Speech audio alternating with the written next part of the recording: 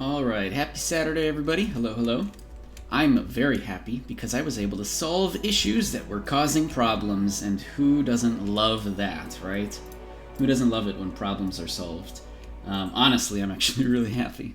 We've been trying to track down this whole issue that I've been having with like the quality being lowered while I'm streaming, and it's always been a weird mystery because there really shouldn't have been any reason for it. And I've been investigating it ever since. Like, I didn't really need a 3080. I knew that there was something else happening because I wasn't using my GPU and CPU to full capacity. Well, we've solved it. It was such a simple problem because my memory was not being overclocked when it should have been. So actually XMP was not enabled on the BIOS setting, and so I've activated that, and it wasn't for a good reason, but that was like 3 years ago, and I just forgot to turn it back on. So I fixed that, and suddenly now I can stream at absolutely perfect quality like normal, while not being, like my performance in the game is not being lowered. So all of those little micro stutters, all of those little issues are gone. Everything's really cool. I'm very happy about it. It should make Halcy actually doable for me, because I can actually go into Halcy now and the performance will be perfect. So I'm very excited about all of this stuff, alright? Today will be a nice test stream of just doing different content and then hopefully not lagging at all, and it'll be really nice. Super excited about all of this. And yeah, so I'm pretty happy about all that. Otherwise, Saturday stream we're going to start up like normal, where, you know, I'll just get Mirage Isle out of the way while the stream kind of starts up and people start hopping into the stream. I don't have any kind of set schedule, you know, so it's like, you know, people kind of just hop into the stream whenever they see it on, which is all fine, totally good. So we'll give it a little bit of time by doing Mirage Isle once that starts up, just hanging out with the chat, answering questions as usual. I'm going to do a little bit of like PvP content if I can. I'll try to do Halcy. I don't actually know when Halcy is. I think it's in like 2 hours or something, so we'll do that.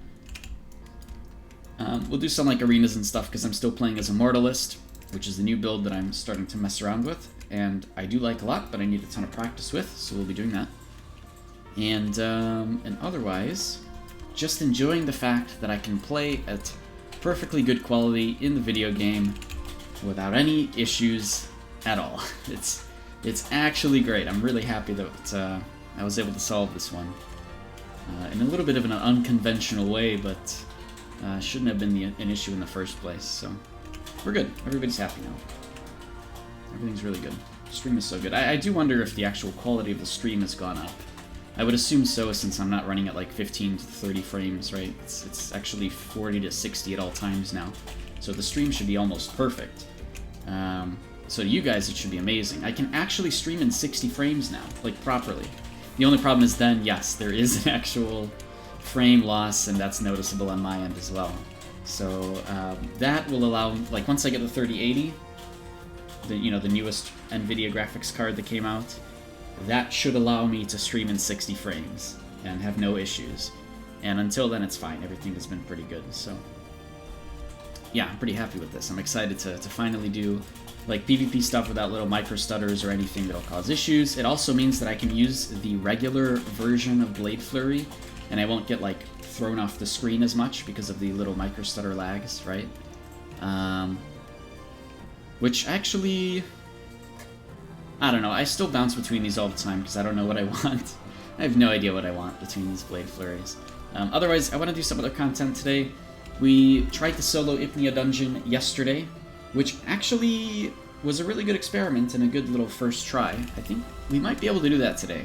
It's not too bad. We actually ran Ipnia dungeon last night with 5 people, and so it doesn't seem too bad. It's just I do need like an archery offset, and that I don't have. So it'd be nice to have that. We'll figure it out. We'll try it again. Maybe we'll do that today, maybe some other time. I do want to run a little bit of Mist-Sung Dungeon as well, because that's always fun. I enjoy that a bit. We'll see if we can find a healer to run that. And I still want my Wraith-Song Axes. And then otherwise, yeah, I want to do a bunch of arenas, because I want to keep sort of stress testing the Immortalist setup. And I know that, you know, the arenas are usually 1v1 that I do, which isn't, you know, the best way to test a raid versus raid build, but I'm mostly just getting used to the buttons right now and the hotkeys and everything and the timings and the cooldowns, and so for that you know, dueling people in Marianople, killing mobs, and doing arenas are really good ways to practice hotkeys and timings and combos and all of that good stuff, right? I think that's pretty much it for the intro. I don't think anything too crazy has happened since yesterday, other than the fact that the stream should be really good now. So let's head over to Mirage. We'll start out this one very nice and calm with some fishing. Hopefully we can just catch a lucky fish again very early and then just go do other stuff immediately.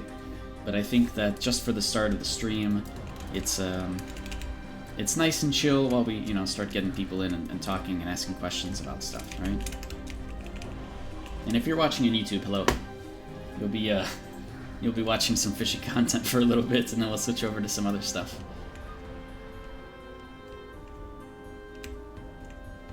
Alright, so this starts in 2 minutes. We're a little bit early, but that's fine. And I have all my fishing stuff, right? I have my boots, that's all I need.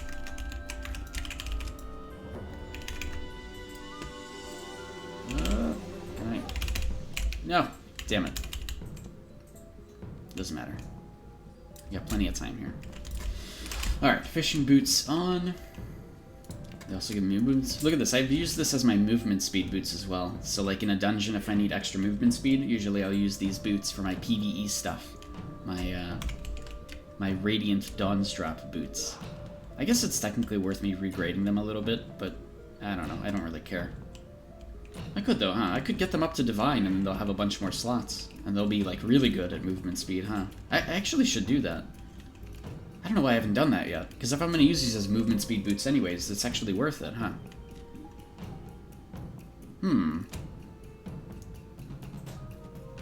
Yeah, actually, the only other boots I have is rocket boots, but those have fall damage reduction, which they need that. So, oh, I didn't think about this. Maybe I should do that. What is it to make a, an armor smithing scroll? What is it called? Armor regrade.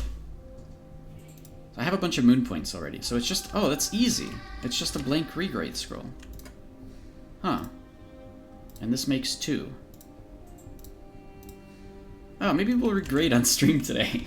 I haven't done any regrading for a while, but we're just trying to get it to Divine so I can socket it up with, like, what is it? 3 more gems, I think? No, 2 more gems. Wait, what? 1 more gem. Wait, I'm confused. I thought it would get 2 more by then. Hold on a second. Oh wait, my in-game sounds are off as well. Let me turn those back on. How many gems would I get? Wait a minute. This doesn't seem right. Feet. And if... So right now... Okay. At Grand, it's 4 gems. And the Divine, it's only 5. Oh, you only get 1 more slot? When do you get the last slot then? Oh my god, it really is Divine. Huh. So I only get 1 more gem slot, which is 2.1% movement speed. I think it's still worth it, especially in the long term. Yeah, okay. Well, we'll do it anyways, because now I've got a little bit of money to play around with since a lot of stuff sold. Which is kind of nice. And I don't... Like, I have gold now, but I don't really have anything to spend it on other than, like, Luna Gems and stuff, so it's all good. Hey!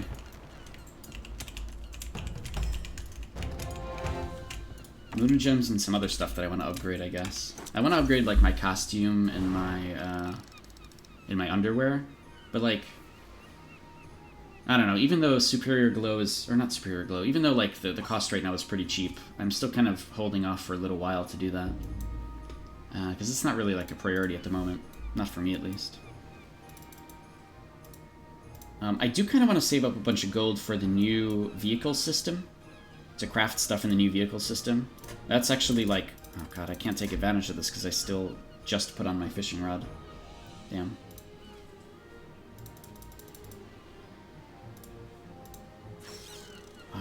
Okay. But yeah, so I'm trying to save up a little bit so I can take advantage of, like, the new vehicle upgrade system and, like, upgrade my tank to look really cool and my cars. So, you know, like, putting away 10k for that might actually be worth it. But I haven't regraded anything other than, like, ship parts since, like, Unchained release. So maybe, yeah, I'll get my... Oh, wait, I'm not even using those boots. What? Where are they? They're there. There we go. Okay, good. Yeah, I want to upgrade these to have one more gem slot, so I need to get them to Divine. We may as well just do that on stream today. It shouldn't be too much of a cost, I hope. Unless we get really unlucky, I guess. But we have a ton of moon points, so we'll just use those. Plus, I think moon points are like 1 gold right now. In fact, somebody bought out the market on them, just in case. I noticed that one. Moon point. Well, I can't type. Oh, there's none. Somebody is buying out the market on them. Okay. Well, whatever. Good thing I have like 30 stored up. Oh, you know what? I wish I had the regular blink for this. Right, so now... Bam! Look at that. Super OP fishing.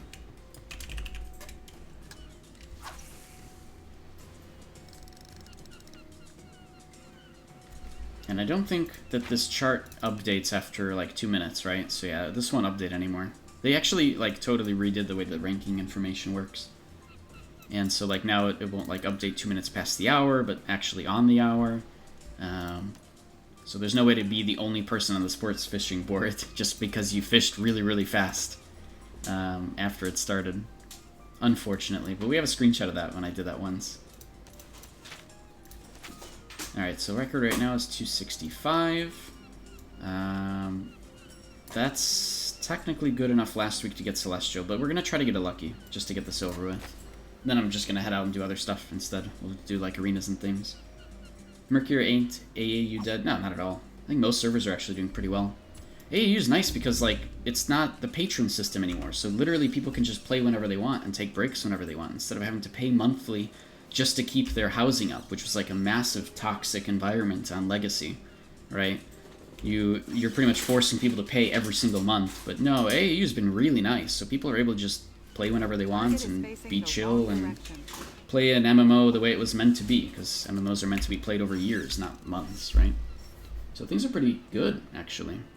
I've been enjoying most of the content. People have been coming out to things. World bosses are getting killed across every server. So yeah. I don't know. It's been pretty nice. It's been way better than Legacy.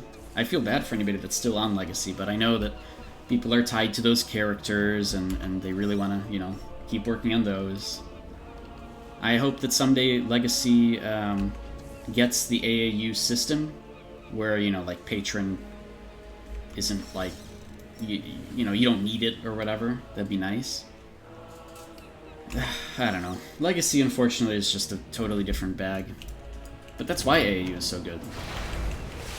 Just better systems overall. Wait, did I not get it? Oh, no! Screwed up. Alright, I'll go back. Why couldn't it let me...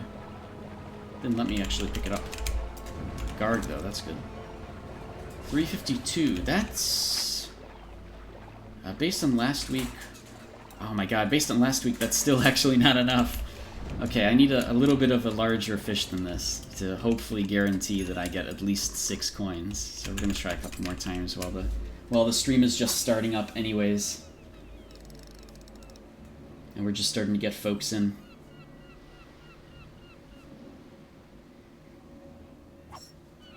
This is actually really quick, though.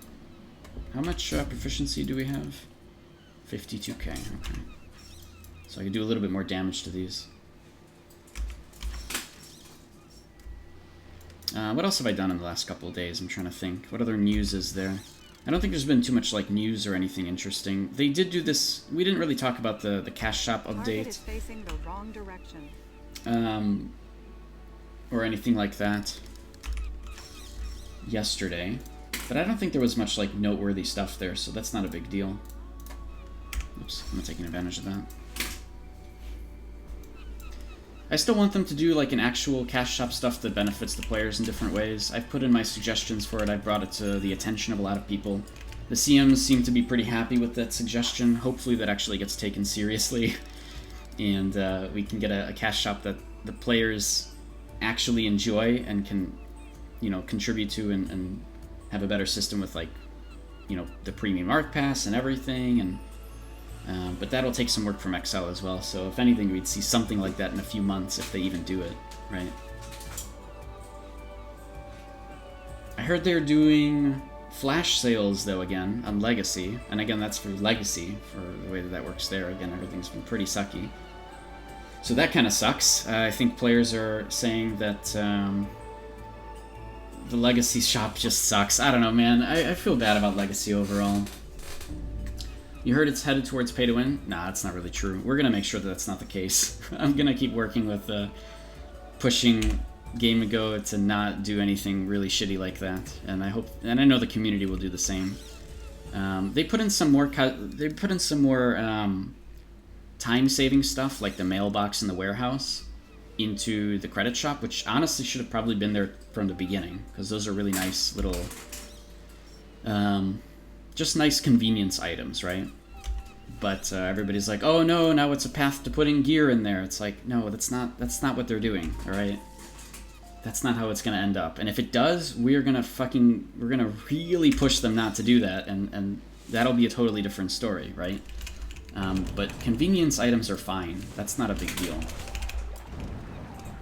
And honestly, if they actually do change the pay system to be more reliable, like the way that I've been suggesting, then hopefully they never do another DLC, and that's not a thing, right?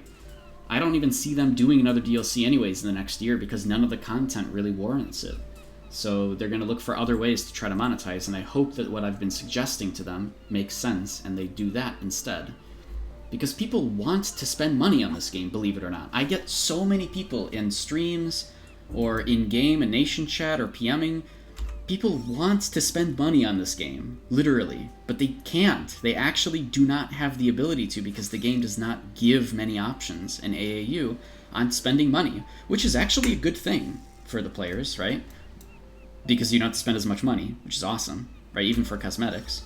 But people want the options, and they want cosmetics, they want cool stuff for their lawns and housing and so, you know, such and such, and the game doesn't give those options, so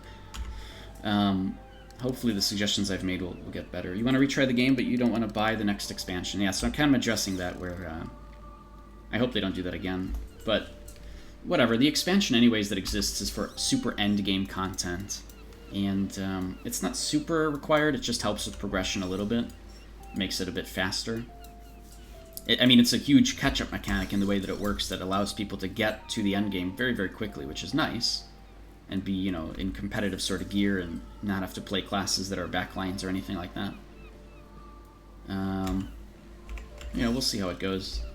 You had a dope question, but you forgot. If you remember the question, Gwyn, feel free to shout it out. Oh my god, fry packs. I just want to be done. Give me a lucky. One lucky, please. I'm gonna go do arenas with my super nice 60... Oh god, this is so good. It doesn't feel like I'm streaming at all now. This is so amazing. You can't buy that. You already bought 2 copies of AAU. Can't buy another. That's fair. I only have 2 accounts. This one and another one. And I have 1 character on each, and I barely use the other character. So, like, I've gotten to endgame without ults, pretty much. So anybody who's saying otherwise... I don't know. People really overestimate progression in this game. Alright, people just gotta chill, right? MMOs are meant to be played for years, not 2 months, alright? Not like 2 months like all these MMO reviewers play an MMO for 2 months and they say, oh, the game sucks. Yeah, of course, you didn't play it. You played it for 2 months, not 2 years, but like... people do that, right? And a lot of people go into MMOs just to win in the first 2 months and then leave and go play something else. That's not an MMO, alright? Go play CSGO or something else. Or a really long Civ game. But yeah, people play that way, and that's fine. It's just a thing that happens, right? People get super competitive in an MMO where you're supposed to progress over years and enjoy the game the entire time instead of paying for an account or paying for something that is against TOS and getting to the end game and then being like, all right, now what? Nothing, because you just literally bypassed the whole point. It's boring at that point. That's not why people play. That's not why people should play MMOs. But AAU has so much stuff in it that people just ignore and forget about and don't even think because, you know, they're trying so hard to get to the end game that they stress themselves out and then burn out on the game. I've played this game for 6 years, most of it as a solo player doing my own thing, just making friends. And I've enjoyed every moment of it because I continue to constantly challenge myself in the way that I play and play in very unique ways. And streaming, of course, has been really nice too because I love you guys. You guys are awesome. So, but people forget, you know, people forget that that's the point, just to kind of chill and play an MMO, right? And explore and do stuff. If you don't buy the new expansion, you'll be moving slow in progression then. I don't know. It's what's going on outside? There's a car honking. You guys could probably hear that. I mean, it's okay. Yeah, you wouldn't get access to the nicer end game experience things to be able to take tier 4 gear really quickly up in grade, but that doesn't matter because tier 3 epic is already decently good.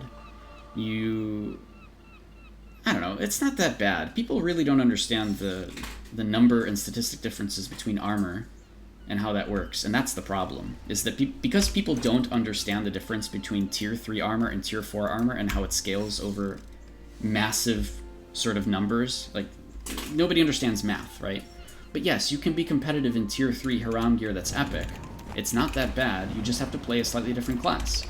And usually those slightly different classes are actually more important than having an extra DPS.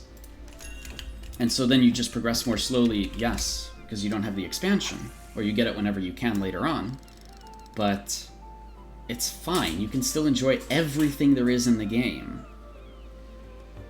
So it's not that big of a deal. It's just people make it into a big deal because they're just looking for things to you know, to yell about or whatever because they quit 6 years ago and they're just laughing at things, right? Look at the Reddit posts, man. People who haven't played the game for 5 years are still on that Reddit and still making fun of things that they haven't played for 5 years. They don't understand how the game works. It's ridiculous, but I don't understand why people do this, but there you go, that's the internet.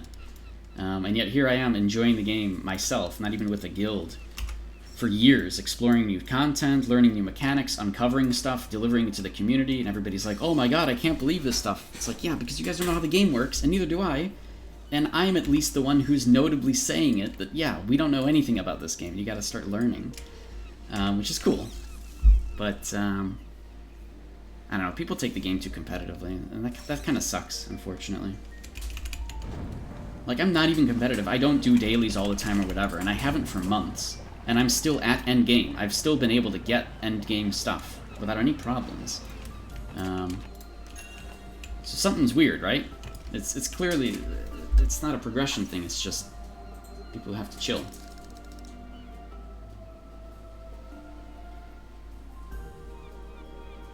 Furno recently returned to AAU. Can you explain how Garden of the Gods is a catch-up mechanic? Sure.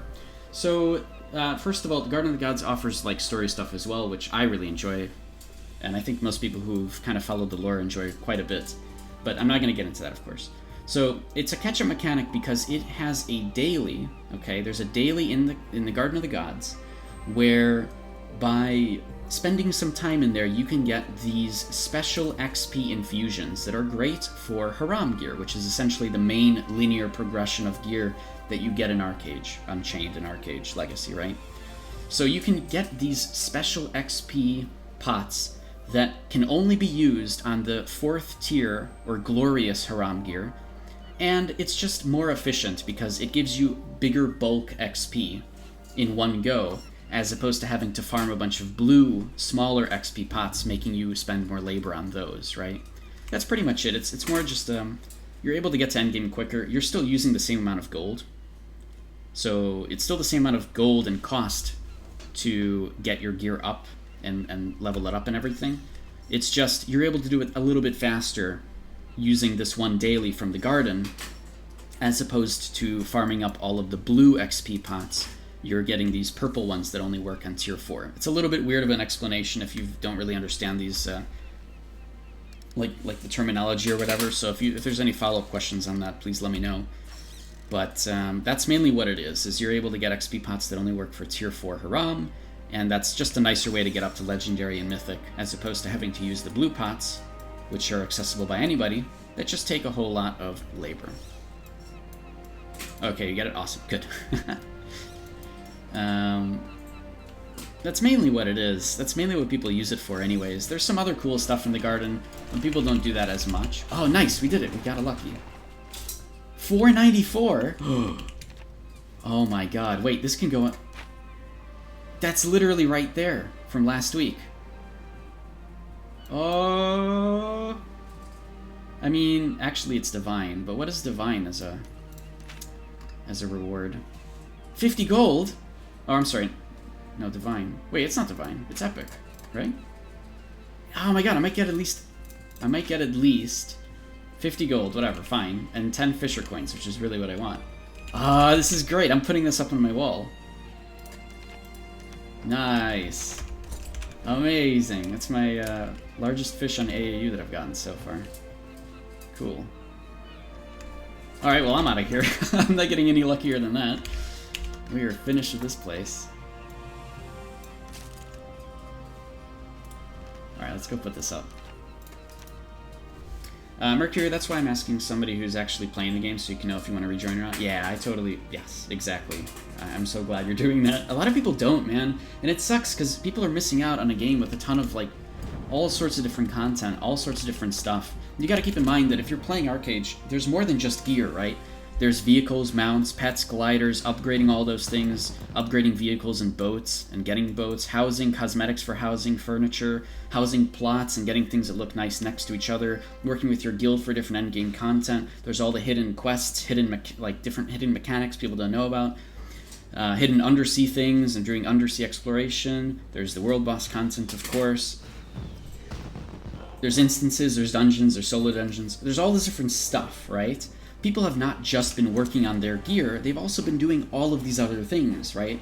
So for the last, like, 8 months on AAU, I haven't just been working on gear, right? Because otherwise it'd be all eternal or whatever. I'm also working on all these other little side things. Look, I have a small wyvern that I can use in PvP really nicely, that's pretty costly.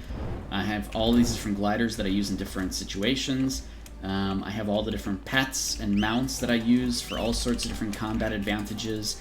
And so I use all these in unison together in combat, in PvE if I'm able to as well, if it benefits me. And the whole point of what this conversation is it's not just gear. There's other things too that people have been working on. And so people can catch up with the gear, that's fine, especially if you play classes that keep yourself alive in combat. Like, as you're getting gear, if you're playing classes that include, like, witchcraft and occultism and maybe like aromancy or something, you can play from the back lines where it's safer. Buff up your teammates with things to keep them alive, like with protective wings or health lift or thwart or whatever, and even crowd control enemies from the back lines where it's safer again in massive ways, like, you know, AoE stillness is extremely good, you know, throwing down bubble traps so that, you know, people are constantly getting crowd control. There's so many things you could do from a safe distance, and in many cases contribute more than a DPS would. And people don't play this way. You know what they do? They go here to the top 100 list, and they look at this and they say, oh, I gotta play one of these classes. But these people who have gear, they do not play classes to keep themselves alive. They don't use aromancy, they don't use witchcraft, they don't use defense. Well, defense was a little... But anyways, my point is that they don't play those classes because they don't need to. They have gear to keep them alive, right? So they don't care about playing classes like that. They just want to... They're just focusing on DPS and that's it. Or they're just focusing on healing and that's it. And so looking at the top 100 list is terrible, because it's not a good way to keep yourself alive.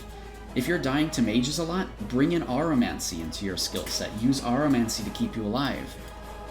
If you're, you know, there's so many things you could be doing. People are just looking for the best, easiest way to play or whatever, and they're not thinking of it as an MMO. They're thinking of it like Call of Duty, which is ridiculous. It's an MMO. It's not the same game. It's a little different.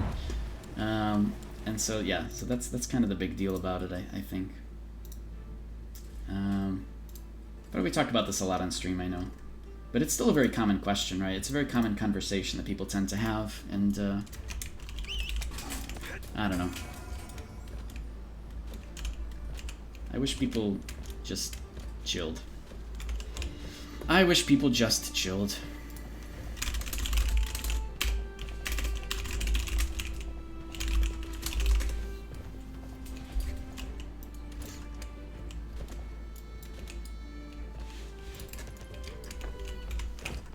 Alright, I wanted to put the fish up, but I already have this one.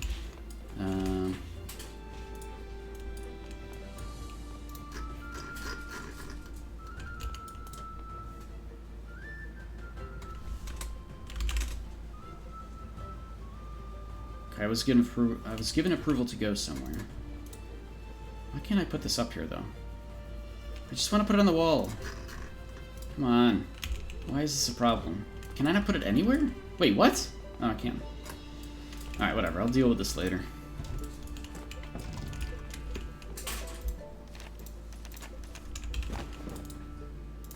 What is happening on the map right now?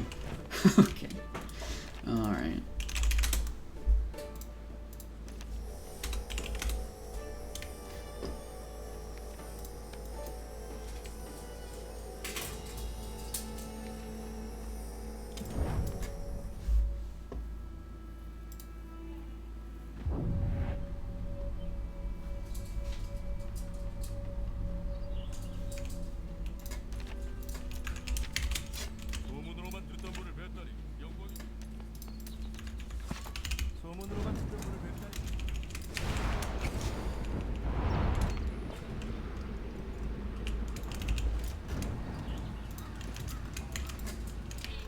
Alright, we'll kill some of these. Alright, anyways, if you guys have any questions about arcade stuff, feel free to ask. We're mostly here just to help answer questions. We'll do a little bit of arenas and stuff later on. I definitely want to, ever since now everything is like super buttery smooth when I'm streaming and playing the game, so I want to take advantage of that. So you can make it as far as Tier 4 Epic and Gear before you start needing the expansion. Yeah, pretty much. Some people will get the expansion early because they want to already start collecting those Hiram infusions or whatever a little bit earlier, but you don't really need to do that.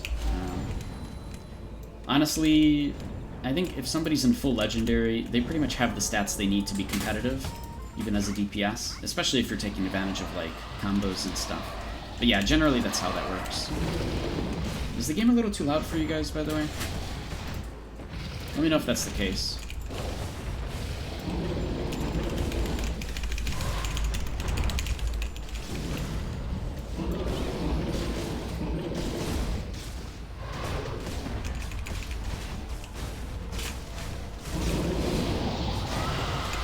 Like, it's nice to get Mythic for the extra gems and everything, but the cost is so high, and the gain is so small, that, and not only that, but not only is the gain small, but, in addition to all of that, like, it curves out. So, like, yeah, you can get some more defense and physical defense and magic defense, for example, but, like, those gains curve out over time anyways. Yeah, you can get some more melee attack, but it still depends on the coefficient of individual skills and how much that benefits stuff. How did this spawn outside of war? I think your system is still the old one on C, Gwyn. This is the new world boss system where they spawn essentially shadow versions, and they happen at any time. They have their own cooldowns. They have a chance to drop gold crates.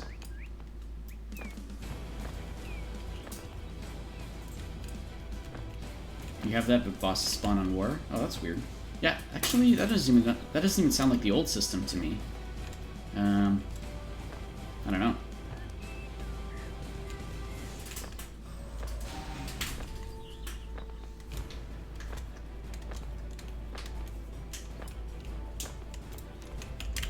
See, now we're gonna get the shadow stuff. They stay up for 30 minutes after zone gets into war? Interesting. No, here the players have to keep an eye on it themselves when stuff like spawns and despawns or dies or whatever. I think both systems are good. I don't know what I would prefer. Oh god, everything is so buttery smooth! This is amazing! Ah, streaming is so much nicer now! Like, actually, this is so good. This is really nice. I can't wait to do Halcy. Oh my god, this feels so great. Okay. That's why we go to push every zone to map 3x3. 3x3? What do you mean 3x3? Yeah, it makes sense, yeah, if you're constantly pushing zones to war to kill off these bosses. Oh, 3 zones at a time, oh my god. Okay. You guys set up raids just for that on C? Yeah, doing the community quest. Oh, yeah. Full raids, wow.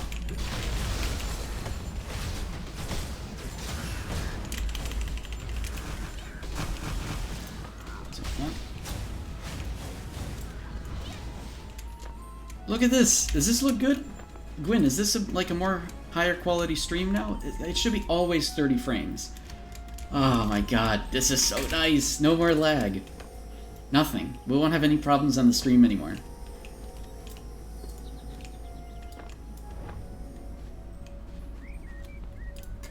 So good. Oh, I'm actually really happy right now. I know, I'm a little surprised too. Nobody had pointed it out. It's a little bit of a common issue from what I understand. The idea is that because you're... So my RAM is actually 3000 megahertz, okay? And it can be overclocked to a lot. It can be overclocked to like 36, 32. I don't know. There's a bit of an overclock. It's designed for it, right? Most are. Oh, this one isn't up.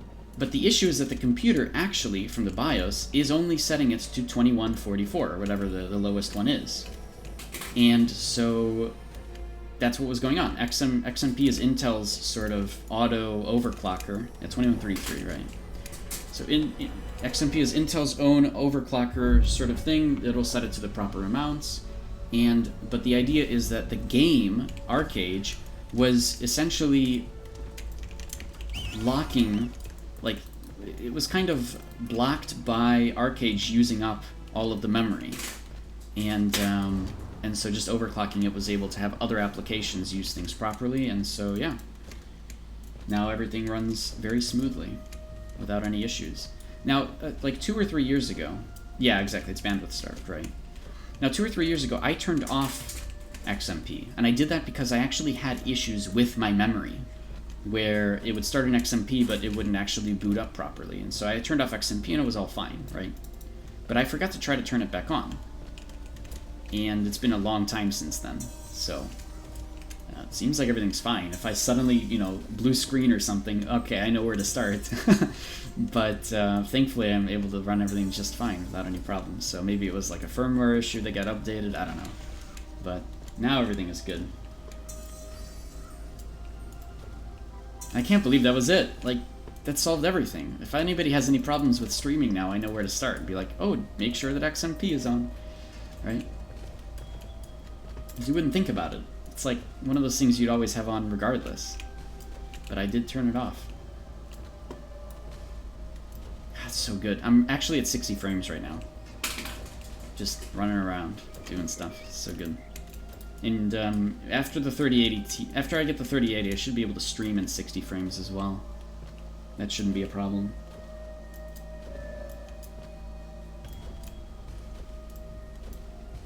Yeah, 48, yeah. Get ready. Alright, are we done? Really? Is that it?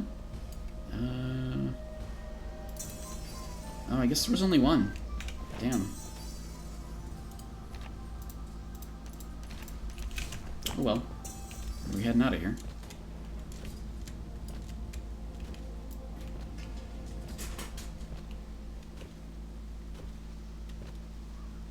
I guess so.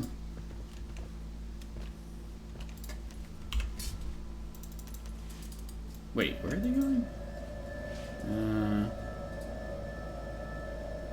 Oh, they're going to Mary. Alright, let's go do arenas. See what we can get. You guys have triple quest honor on weekends? Wow. Why don't we have those? I wish we had those. I wish they did more, like, just double honor stuff events, just, like, for, like, the weekends or whatever. I wish it was the norm.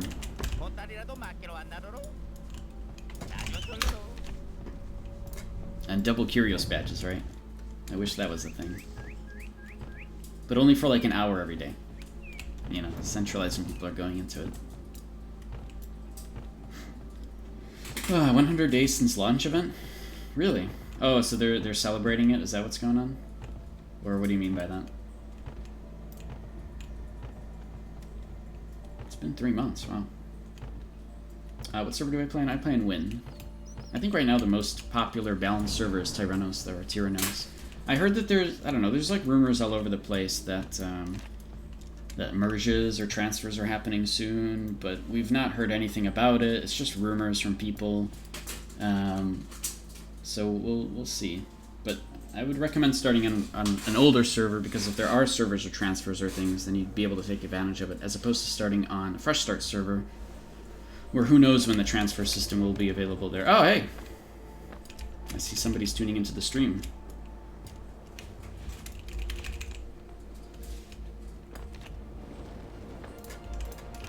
Alright, go play it, by the way, if you are listening in. I want this fight to last a little while.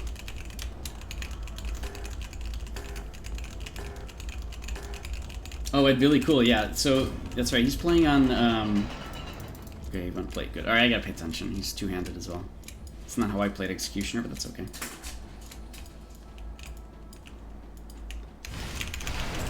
Target is facing the wrong direction. What? Whoa. Big stun. I want him here. Target is facing the wrong direction. Oh, my terraforming roar now! Woo! Oh, crap. I forgot he's two-handed. That's not good, is it?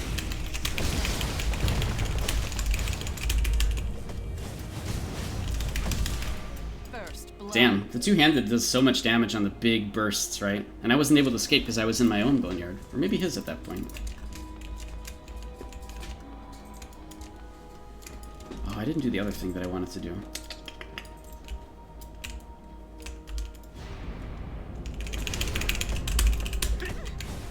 There we go. I did what I wanted to do. Ah!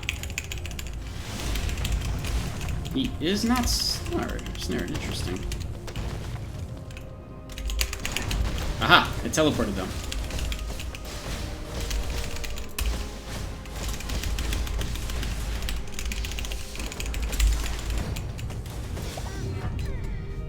Alright, yeah, killing off an Executioner. I used to play Executioner for years, so I know very much how the gameplay is against an Executioner. Not to mention that I used to play two-handed, which was a lot faster gameplay style. So playing against a two-handed Executioner, I know very much what to do. The timings, everything.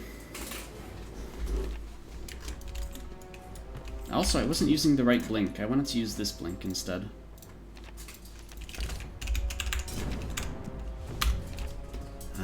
And I'm getting better at using these combos, though. I'm getting better at actually causing Shackle the way I need to. I need to be opening up with...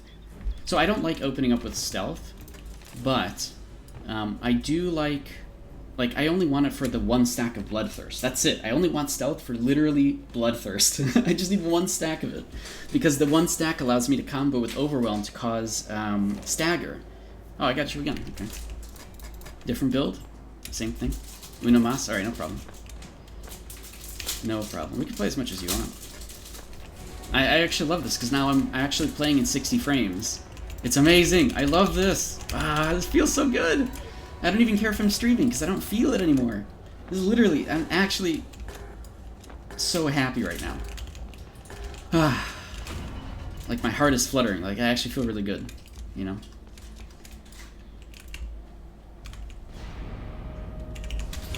Target is facing the wrong direction. Ooh. Ooh. I think maybe he's only starting out as a... No!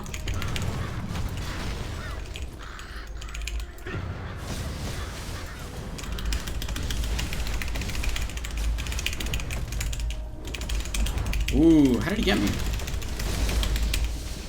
No, the Sun to Earth failed. Damn.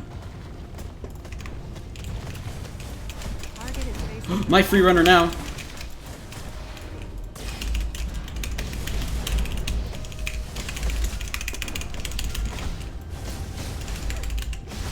Oh, wow. Damn, I'm gonna get killed. No!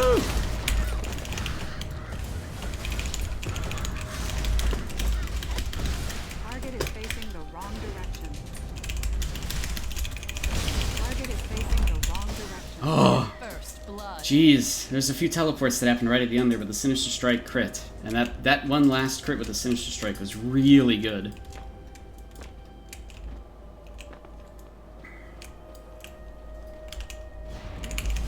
Target is facing the wrong Oh, direction. damn it. I think he is going to be able to get me here, because I don't have Defiance.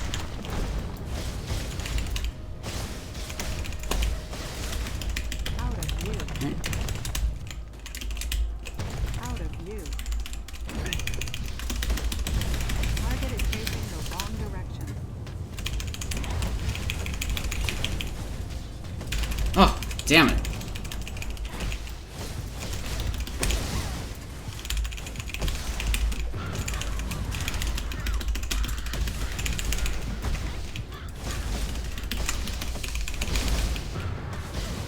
Oh no! He has crows though, he can miss something important. I think he did actually. He missed, well, maybe not. Maybe he didn't miss anything through the crows. I guess it just didn't do a lot of damage. That's interesting. Oh, okay. I wish you could see the, I wish you could see the combat log when you leave the arena. But it like resets everything because it's on a different server, so all the chats reset. I always complained about it. It's very annoying. Oh, was that another bot spammer that just walked in here? Everybody's getting them, dude. Shiran's getting them as well with her streams. It's ridiculous. Mercury, was that a question for me? What am I playing? Because right now I'm playing Immortalist, which is finally I found like an off-meta class that I'm really enjoying. It feels more like a 1v1 class right now, but I need more practice in raid versus raid, and that will help me really understand the benefits of this class. So doing Halcy a bit more, doing world boss content a bit more in PvP, all that stuff will make me feel better, for sure. Thanks for the follow, Priya. Priya Mage, Priya? Wait, actual Priya from like several years ago?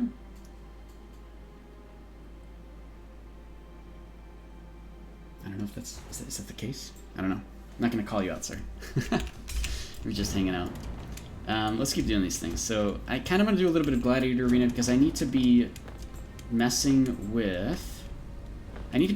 this class in a very fast environment, okay? I need to be stress testing it, so it means I'm going to lose a lot. You've used Pariah since EverQuest, however there are other Pariahs. Yeah, there's a long time ago there's a very famous Pariah who made a lot of Arcade content in the past, so of course I have to ask and be like, oh, is he back? Hello. I like that guy, I miss him. But yeah, welcome to the stream, hello. Anyways, so I am kind of stress testing this class, right? And a lot of the stress testing means I need to test in raid versus raid. I need to make sure that I understand the combos and the timings and the cooldowns and everything. I need to understand if something fails, what's my follow-up? For example, if I use Overwhelm in order to poison a target and it gets evaded, what's my follow-up? How do I notice that happening? Instead of just using Pin Down or Shadow Smite and it not actually causing the correct follow-up. I have to notice this all very quickly. And so this is practice that happens over years, honestly. And I'm trying to get all that in kind of a shorter period of time. Stress testing this class means going into like the really crazy geared arenas and dying a whole lot as I try to make this work, right? And it's hard to do this. It's very hard to do that. It's hard to stress test these things. You played Arcade at launch, but you didn't make content? Alright, that's fair. Not the Pride then that I know, but still good. Good to have more folks around, hanging out. Again, for anybody just lurking, if you guys have any questions about Arcade things, feel free to ask. Mostly I am streaming to help answer questions. You'll notice the stream is a little bit better now, and that's because I've enabled things on my computer to make the game run better, and I'm very happy. So I want to do more content in PvP again and get back into it all. You forgot your question, but it was a good one. What was it related to? Maybe we can try to... You had Billy's question also. Damn, nobody can remember Billy's question. Oh, man. You don't even know what it was related to. Was it like a mechanics question? Did it have something to do with some hidden mechanics or things that I've posted on Reddit about? Or timings or world boss stuff or end game content or equipment or gear. Pets, world boss. Yeah, I'm just naming things to see. Aha. So yeah, see, I'm naming things exactly. I'm naming things in hopes that you suddenly remember. Go ahead. What is it? What was it? Loot. Yes, loot drop rate. This is a big one actually. I think I even have it as a command. Loot. What is it again? Loot drop. There you go. Oh, it's a YouTube video, but there's also a Reddit post in the YouTube video. You said loot drop is based on the percent of the people that can loot. Well, the average, yes, correct, right. The people who are within range of the loot, yeah. What an arc... well, let me answer this first, and then I'll get back to that, have aggro.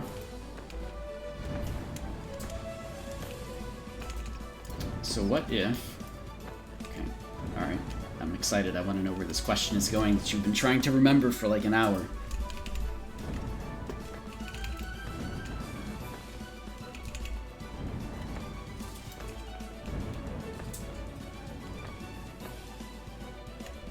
Okay, what if I pop 100 pots? Okay.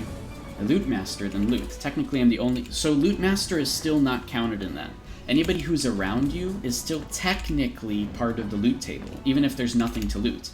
Keep in mind, a loot master will loot, you know, the lootable stuff that the loot master can, but there's still other drops like coin purses or whatever that anybody can get. And because of that, those items are still counted based on all the people around you. Now, you could do it a little differently. Yeah, no 200 EQ workaround, yeah. So you could do it a little differently. Oh, crap. Oh, 1500 Zealot. Whoa. He should be able to kill me because of occultism, but let's see how this goes. And then I'll get back to your question. Sorry, I know it's like... It's a really good question. A lot of people ask that, and I always have a good response. And yeah, Pariah's answer there is also good. Exactly kind of along the lines of what I would say. There's a ton of stuff in this game. But alright, let me do this one thing, and then I'll go back into it. But yeah, so no 200 IQ workaround, unfortunately, Gwen. Okay, insulating lens. Okay, that's fine.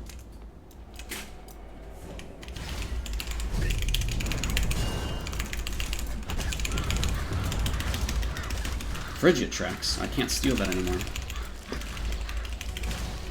Damn. Oh well. Ah. Okay, okay. I need to be able to properly break out of this. He doesn't have Defiance now.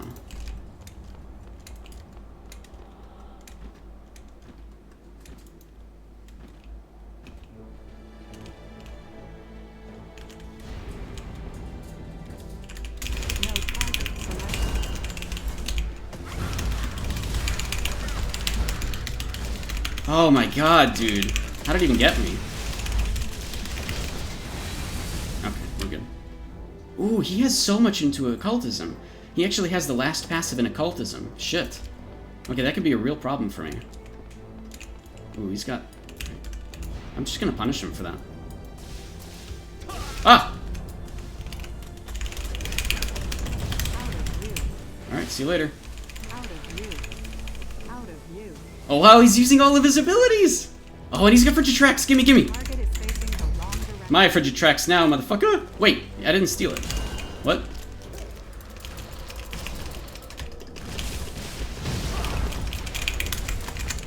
No, there's no way I can fight him! Ah, freezing tracks, man. That's crazy. How come I didn't steal Frigid Tracks? I must have missed, right? Because actually, I don't think he had other buffs on. So I should have been able to steal Frigid Tracks, but it didn't happen. Damn. Oh, I had all the openings and everything, but I think I missed the leech, even with my very small reduction in magic accuracy, since my magic accuracy is like 91.4, so I have a 9% chance to miss. And it happened, I'm pretty sure. I can look back at the VOD and figure it out. I want to fight him again, though.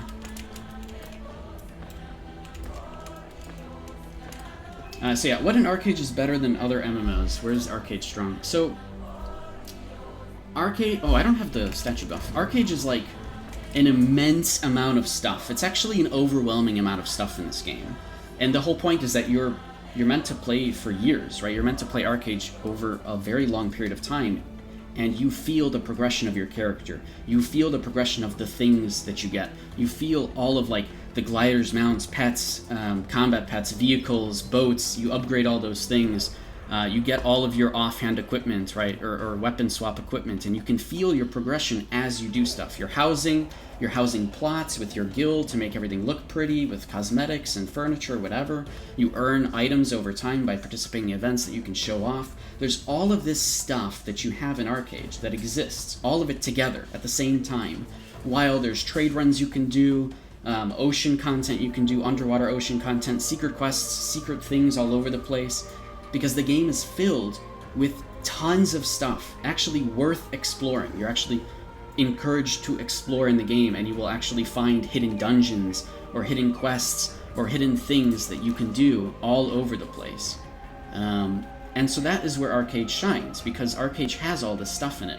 It tries to cater to every audience. You can go fishing and be a fisherman if you want and just focus on that. You can do that in between doing other stuff. You have all the proficiencies, and each one of these proficiencies is actually complicated and has a lot of end game stuff to it if you really bring that proficiency up to maximum. And so, like I said, there's a ton of stuff in this game. They really overloaded it with things, right? It actually does feel overwhelming. You're meant to go through the game and be like, oh, that's cool, I want to get that. And then, you're kind of encouraged to try to seek that out. Like if somebody has a cool car, you can write that down on a list of things you want and then try to achieve it. Be right... Oh, no, I thought I said be right back. He's in Gladiator Arena, though. He should be able to kill me, right? This is Glads. I don't have the statue buff, though. Nowadays, endgame is reached in 2 months. Yeah, exactly. It's actually really easy to reach endgame. And even while you're just getting gear for it in PvP, you can still play classes that are massively good in the back lines where you'll survive a lot longer. Alright, so he should be able to kill me, right?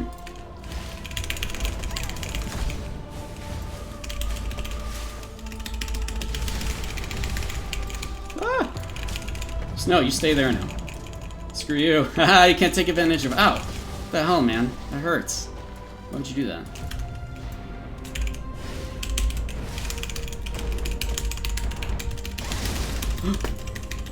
No! Target is facing the wrong direction. Aha! You missed. Target is facing the wrong direction. No, I don't want to go there. Damn it. I was able to... Oh, use Tiger Strike. That's a weird way to finish me off. Damn. So close, though. Very, very close fight. He does have 10,000 more health than I do, and he's in plate. He's got more gear and everything, in general.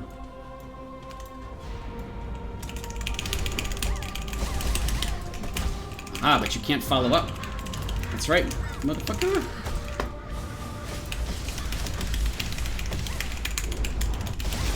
You're still shackled. Give me all your buffs.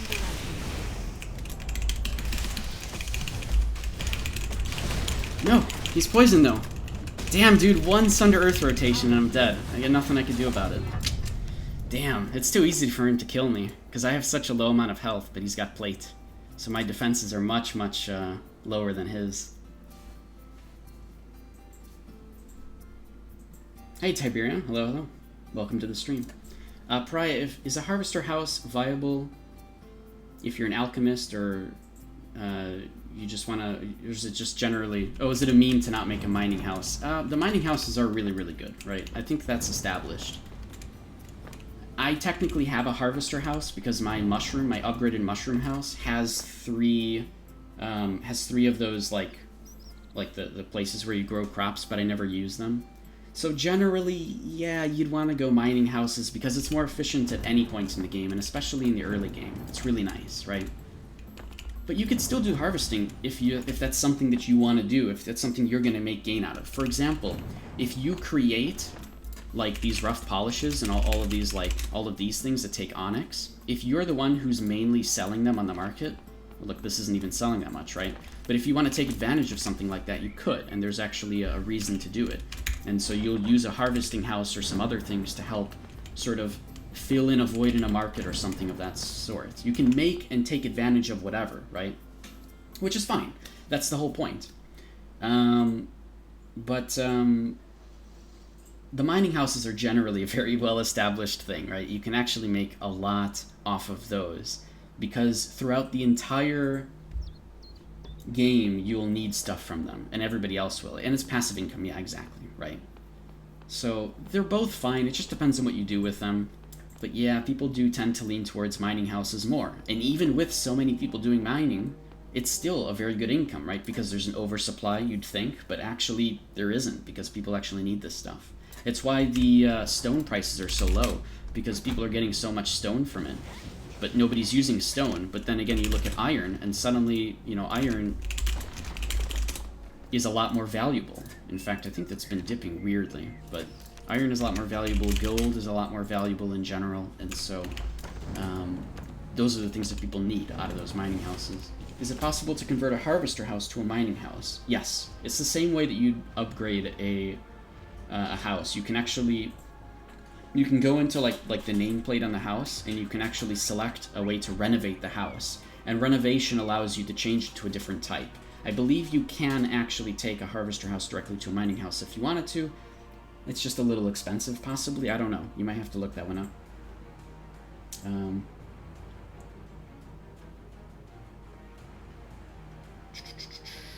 Gear carried? No, Storm is awesome. Storm's whole build is about making sure that physical damage can't do anything to him.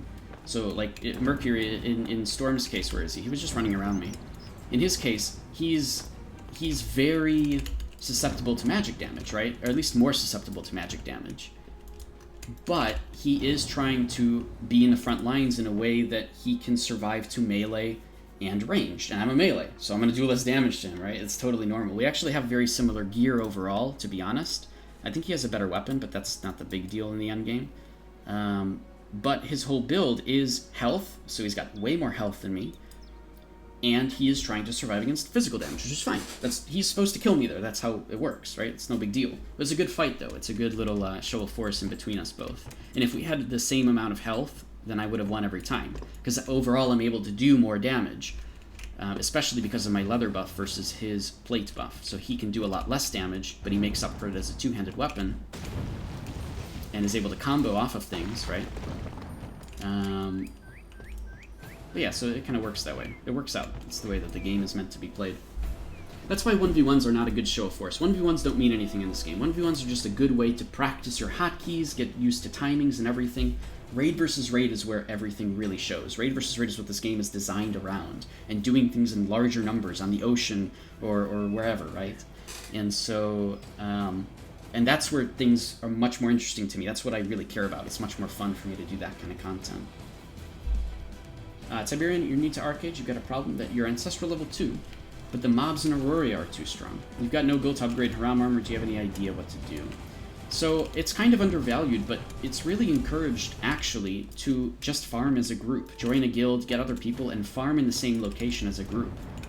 And so that way you'll actually be able to kill things more reliably, and because you're killing things faster, you're kind of making up for the fact that the loot is split between two different people. But it is encouraged to do that, right? So a lot of people will farm in, like, Haram and,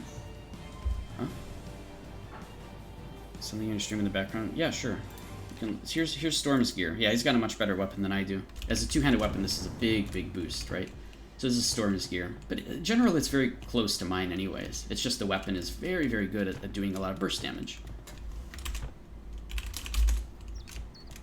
So it's all good. Totally fine. It's actually exactly my gear. Look, he even has just Legendary because he just wanted to get the stats out. So Storm is actually being extremely efficient the same way that I am. And then he just decided, alright, well, I'll get an internal weapon because I got nothing else to do, it looks like. And that's exactly what happened. That's fine. It works really well for a bursty build. That's how bursty builds play, right? In fact, because I'm not playing Cursebrand, I would normally expect burst damage. So I would use Sunder Earth on myself just to sit in it and allow my opponent to do damage to me. Because now, in the side of the Sunder Earth, they do a lot less damage to me, right? And then, after they're done with their burst, I turn around and just massively obliterate them. And so, but I'm not playing that. I don't have Battle Rage in this build, so I can't play around that way. I have to learn other ways to survive against burst builds as an Immortalist. And I like this gameplay style, but I gotta get more practice with it. So yeah, Siberian, I would definitely recommend playing with other people, trying to form up groups to go and farm mobs together if you need to. If you don't want to attack the mobs in Auroria, let's say like you're going around Western Haram or Eastern Haram. Eastern Haram is very powerful. Western Haram, a lot of people will farm around there because you can kill mobs very quickly. A lot of people will go to Aegis Isle and they'll farm mobs here because these ones are really great for XP and to just give you good loot and stuff. Right, Tiberium? The nice part about the Aegis mobs and even the Western Haram mobs is you can keep them crowd controlled for an extended period of time while you kill them. And so what you might want to do, Tiberion, is you might want to actually start working on some other skill sets like occultism or witchcraft that will allow you to crowd control things yourself, keeping the mobs completely unable to do anything for a very long period of time while you just keep DPSing them. And so changing up your build a little bit might be a good way for you to sort of compensate while also building up other skill sets up to level 55. Does that make sense, Tiberion? Hopefully that helps a little bit. Oh, we just witnessed the change in these. Actually, I don't think I've ever seen that.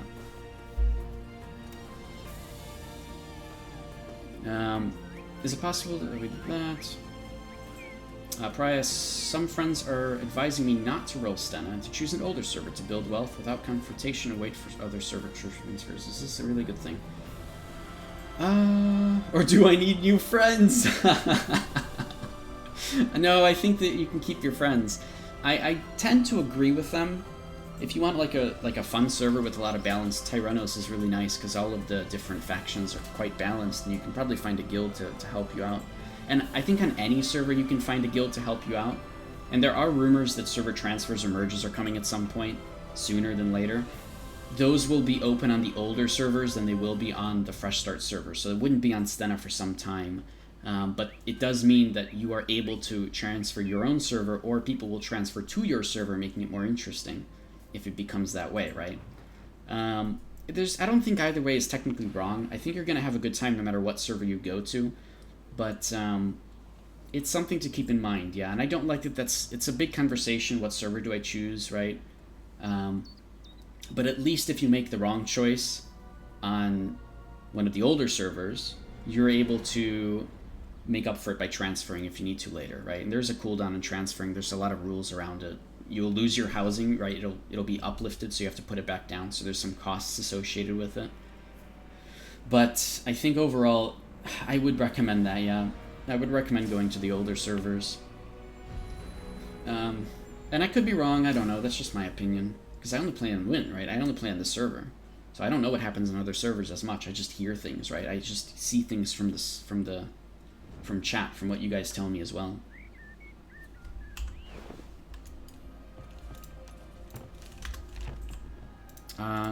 Did Storm have the castle buff? Oh, he didn't. Alright, we both didn't have the castle buff. Alright, let's try sparring again.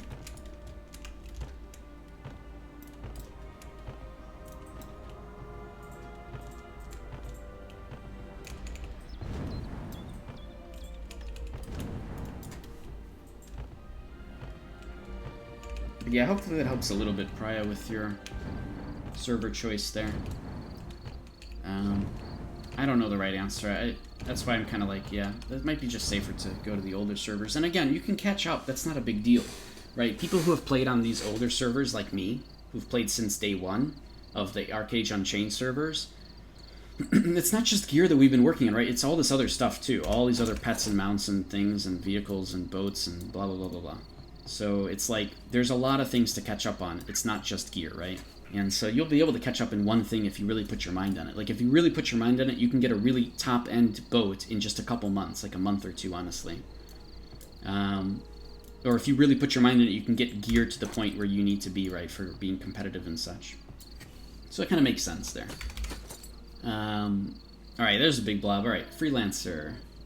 I've been playing for like 2 months now, but you realize the game doesn't have enough content personally like. You like playing games for the challenge, like big bosses, hard PvP, etc. As a melee, you can't really enjoy PvP because it's crazy large fights and you just get killed by AoEs, sometimes from 100 to 0. And if not that, then ranged people can focus me for 1.5 seconds and annihilate me. I see, okay. So, tell me this, what sort of classes do you play, Freelancer, as a melee? What sort of, like, different skill sets do you like to add together as your melee builds? And I can tell you a little bit based off of that, actually, honestly. I can give you some ideas or pointers, because if you've been only playing for 2 months, you might be a little bit under-geared, right? You might still be working on your gear to catch up. And And I'll ask you that first, and then I can sort of tell you what's going on. I think it's a very common problem that a lot of people have. Exactly what you pointed out, actually, and we talk about it a lot on the stream as well. As I've played this game for so long, it's like I know this stuff by heart, but a lot of people don't, and that's fine. That's good. I'm glad that people ask questions like this. So yeah, Freelancer, what sort of classes do you play? Battle Rage, Swiftblade, plus something. Okay. What's your main ones that you'd like to go to with? Like, what do you enjoy the most to play with? With that something or anything? What do you like to do? Probably you started Stena already a few days ago, but now that you're reaching out to come up with items for people who quit, you're getting all this advice. I see. I mean, yeah, you can always restart a different server. So you like Shadowplay or Occultism? Alright, so Cursebrand or Death Wish. Okay, so let me give you some thoughts. Because that's a really good endgame class. You'll actually see both of those all over the leaderboards, right? But you know, people play those classes on the leaderboards because they have the gear to keep themselves alive in combat, so they're not getting one-shot. But if you're not on the top 100, you might want to play as a different class, one that will actually keep you alive for longer. So for example, if you're dying a lot to AoEs, that's magic damage, right? Usually it's magic damage. And you can usually keep yourself distance away anyways from the melees, because your targets in PvP and raid versus raid tend to be like healers or mages. So you are usually taking magic damage. So a lot of the times, people who are not at this top of the gear score list are keeping themselves alive using other skill sets, using things like Aromancy or Witchcraft, in order to keep people from being able to do any damage to them, or applying themselves buffs that allow them to survive in against giant, massive mage balls. Something that you don't see a lot, which is really unfortunate, is Aromancy, literally. In Arcade Unchained, for some reason, people just don't like to use Aromancy, and yet it is extremely powerful at keeping mages from killing you, or just keeping anybody from killing you in general, while giving you mobility and other options. Something with Aromancy that is amazing is Protective Wings. Protective Wings is one of the most powerful skills in this entire game, because it just completely shuts down magic damage, and yet people don't use this to keep their friends alive, because everybody wants to be a DPS. So there are options that people will, there are options for you to be able to stay alive while you do other stuff and learn and relearn the game if you played before, or learn the game for the first time as you understand things. They'll give you more options of different gameplay styles, and there are options to keep you alive longer, right? So that you can actually disable people properly, or spend an extra second or two doing something that might actually sort of tilt the tide of a battle. But people don't want to play those classes, and you're right, it doesn't feel right to you, I get that. Yeah, anything that you play is going to have to require quite a bit of practice, especially with something like Aromancy, or if you introduce Songcraft, or Witchcraft. Any of these things are going to feel a little different, right? And so, but there are a lot of different ways to play, and don't undervalue that fact, because it's actually quite good. For example, let me give you a good example of this. Say you're dying a lot to Crashing Waves. Crashing Waves is crazy because they don't even really need to be targeting you. You'll just die to the AoE, right? It happens to me all the time, of course. So, there is ways to survive through Crashing Waves. You can either A, literally destroy that buff off of somebody by using something like Purge, and get lucky that that's the buff that gets destroyed, or keep you and your entire team alive by using something like Protective Wings, right, from Aromancy, that keeps anybody within the distance alive, especially Flame Protective Wings. If you're in your own backline, everybody will get that buff, and it's actually a really powerful buff. It's actually, it gives you a lot more than what it says. So it says for Flame Protective Wings, it's a 15-meter radius. It's a massive circle. But it says that only reduces 20% of damage. But that actually is not true. It's really more about 50% in reality. So it's actually an extremely powerful set of wings. But it also affects enemies. So you actually do want to use this particularly in your back lines, especially at the beginning of the fight. Because guess what? If this tanks up all of those Crashing Wave hits, and then all of those Crashing Waves go on cooldown for the enemies, that's it. Your team won. Now you're able to just completely obliterate the enemy, right? So doing something as simple as this in the back lines of your own team could have massive gains to keep your team alive. And then you can go in at the end and start to, assassinate people with whatever melee skills you want, burst damage or not, right? So there are other ways to play. People don't explore those options as much. But yes, if you're dying a lot to something, you should try to change your class a little bit to help counter the problem, right?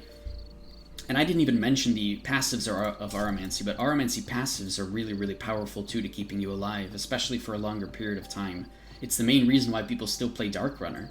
It's because Dark Runner has both of the really nice bursts of Battle Rage and Shadow Play, especially if you have especially if you're a two-handed gameplay style, right?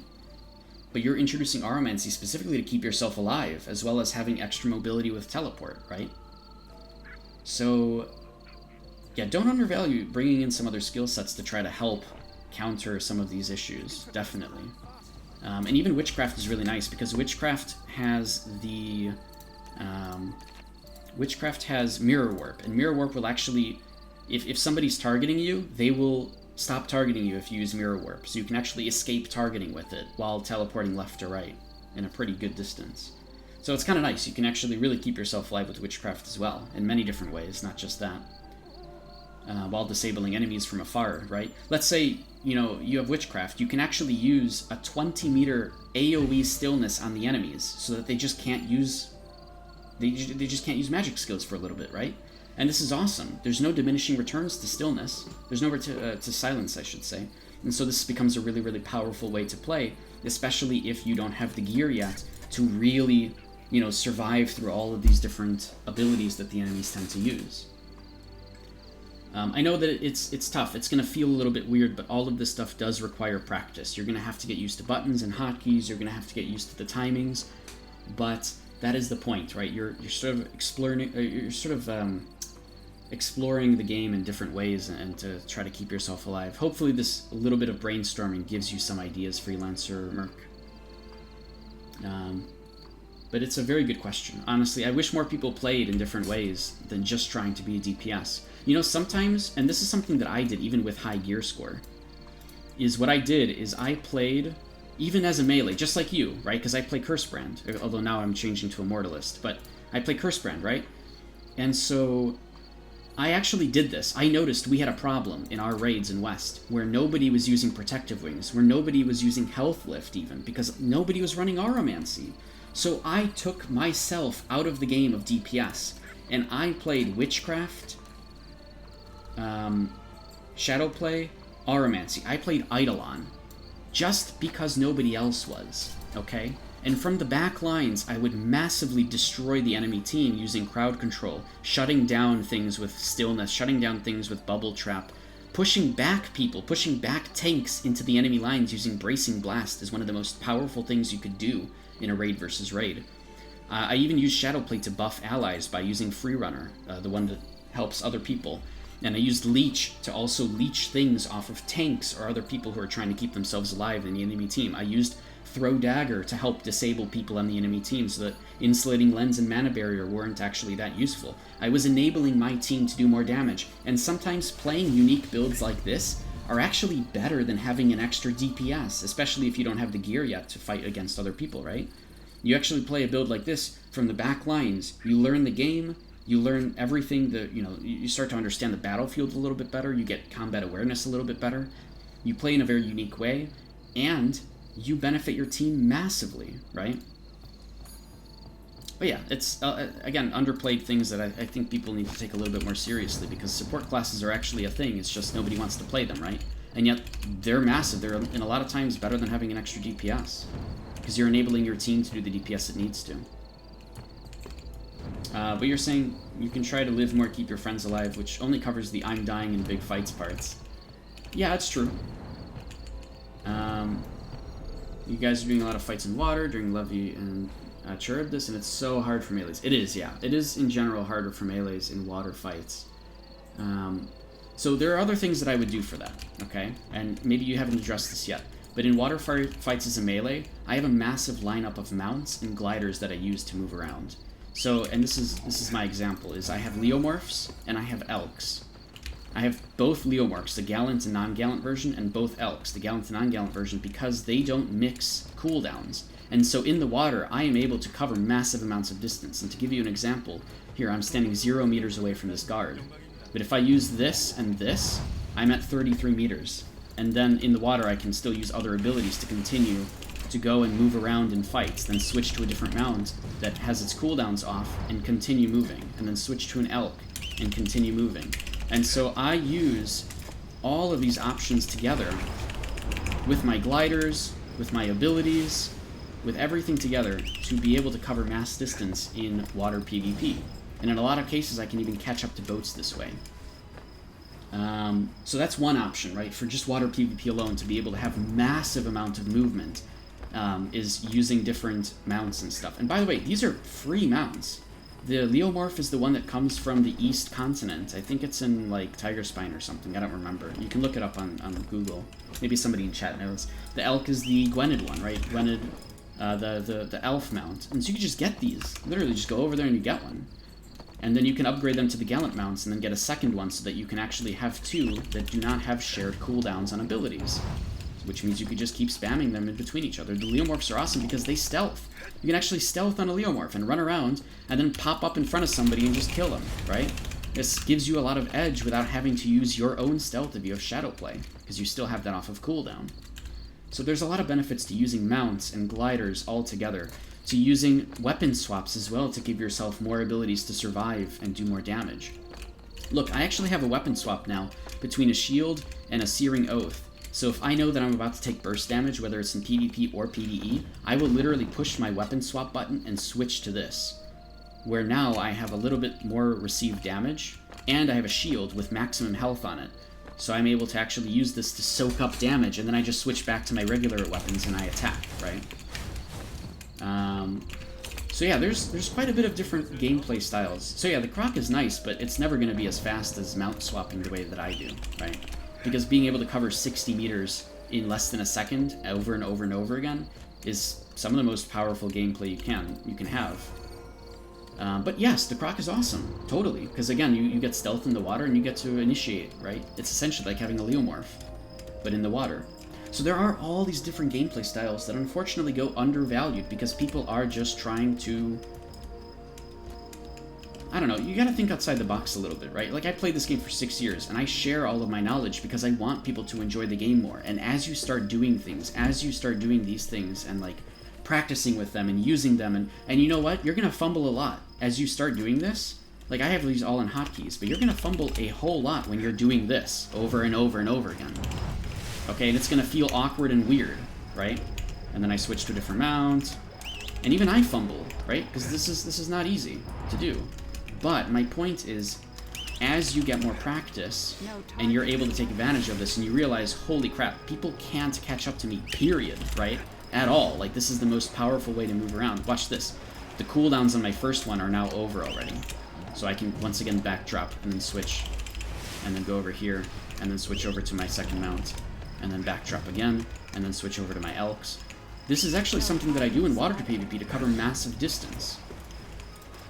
And it really does go undervalued, but this is more fun for me, and I've practiced a lot to make this thing work, right? You're gonna fumble at first, because, you know, it takes practice, just like everything else. I hope that gives you some ideas, Freelancer.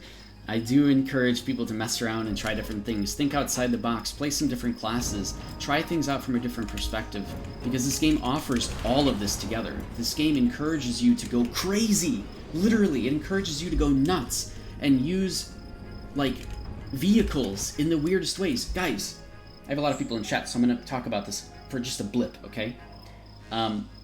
This game has damage, height, increase bonus, okay? We didn't find this out for 7 years.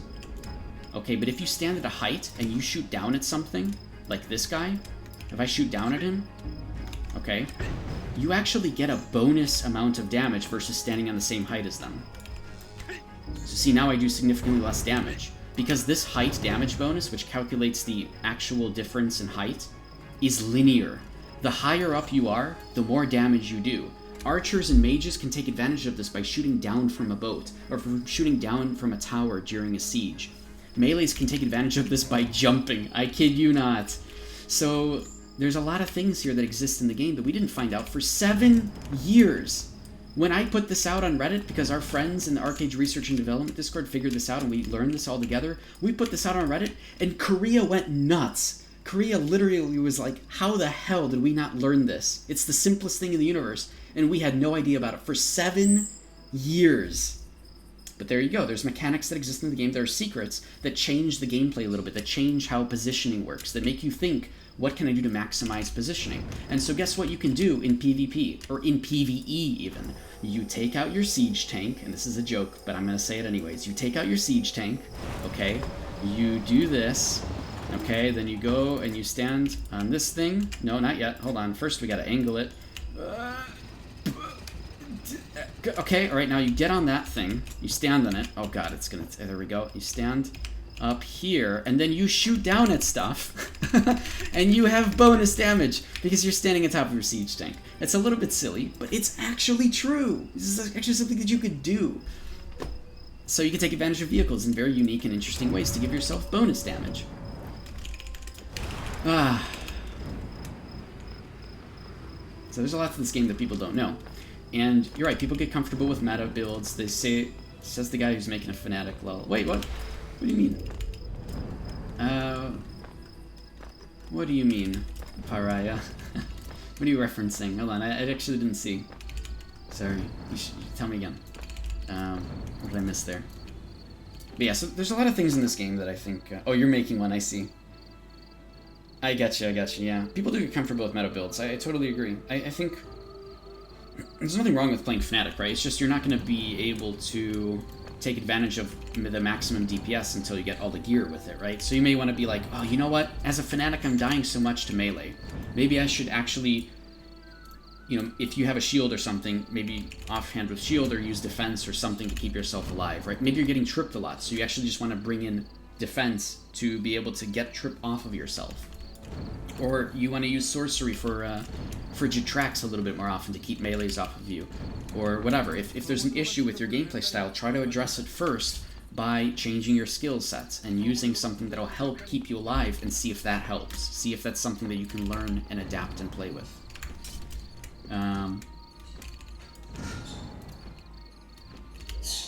No, it's not Freya for a moment. I already tried to find that out, Hugan. Yeah, different Freya. See, that one's a well-known guy. Yeah, it's okay. It doesn't matter, Freya. You're just gonna get that question a little bit. It's all good. Hey, Hugan. Ferno Pinot, you're thinking about playing another class? Would you advise me to do it with my current main or an alt character?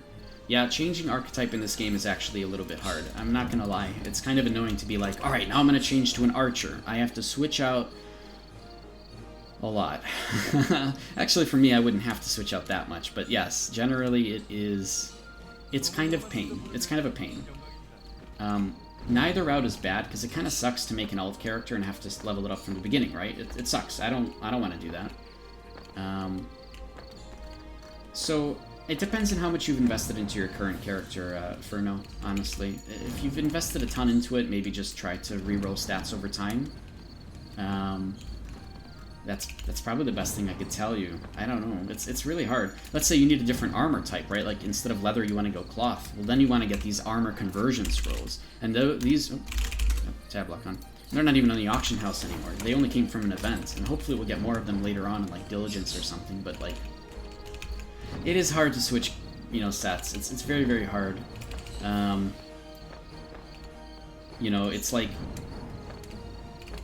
there's a lot to it. It's kind of up to you whether or not you want to just make a new character and try that out, or whether or not you want to actually invest the time and a ton of effort to try to change out equipment to work for a different, you know, a different archetype or a different type of class entirely. I don't know. There's not really a best answer there. It's a little bit cringy. It's tough. It's very tough.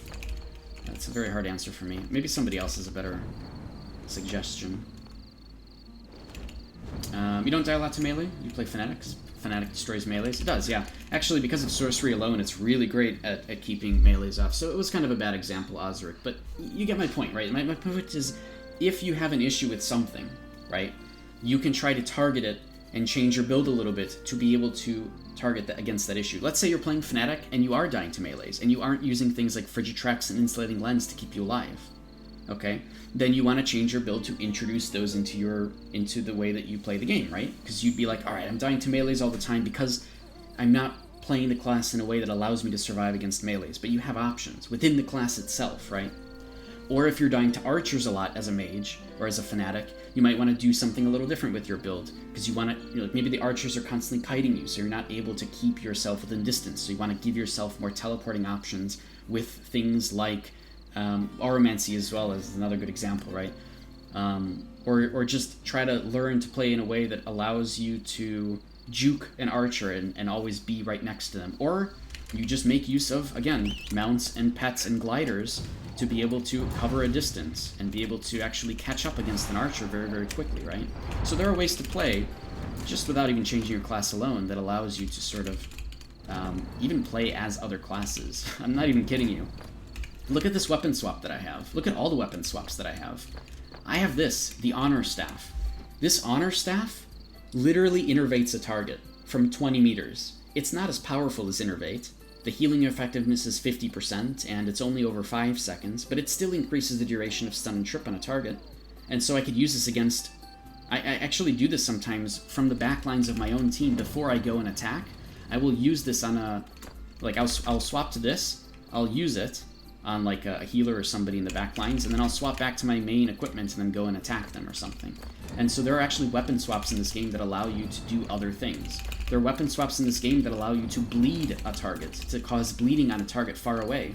You can swap to that bow, for example, cause bleeding, and now, without shadow play, you don't need shadow play to cause bleeding, but you get combos for bleeding, right? You get the Crescent Slice extra damage combo. You get the Battle Rage extra damage on Precision Strike because the target is bleeding. And you don't even need shadow play to do it, and you could do it from range. And so there's a lot of weapon swaps in this game that also help you kind of bridge the gap between different builds and help you sort of maximize damage or maximize combos or so on, right? There's a lot of things in this game where you can do that.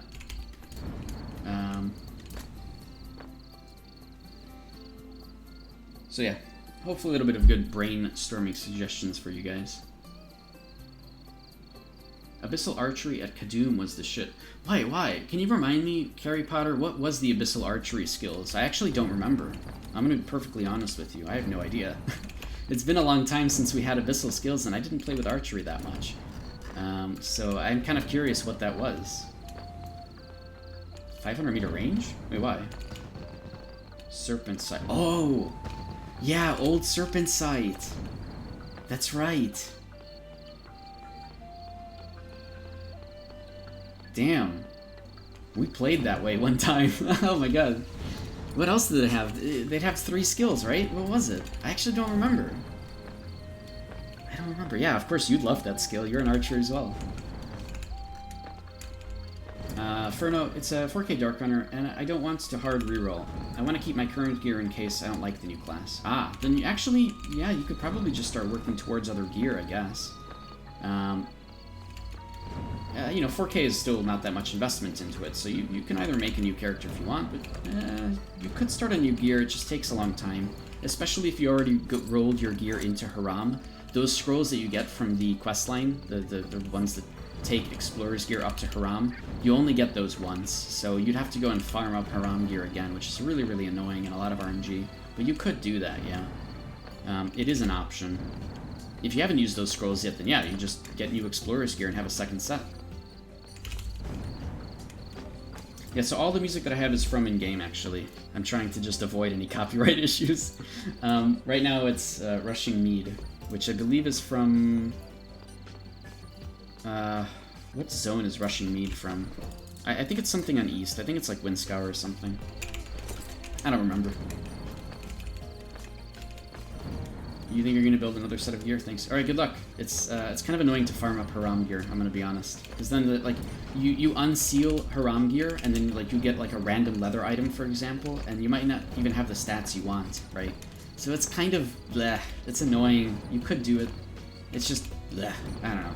I don't like it. You could do it because you'd still be getting stuff out of it. Whoa, what's going on? Why is that being caught? There we go. You can recognize it, but it feels a little shitposty? No. No, you're all good. Yeah, it's from the video game that we play. It's from this game.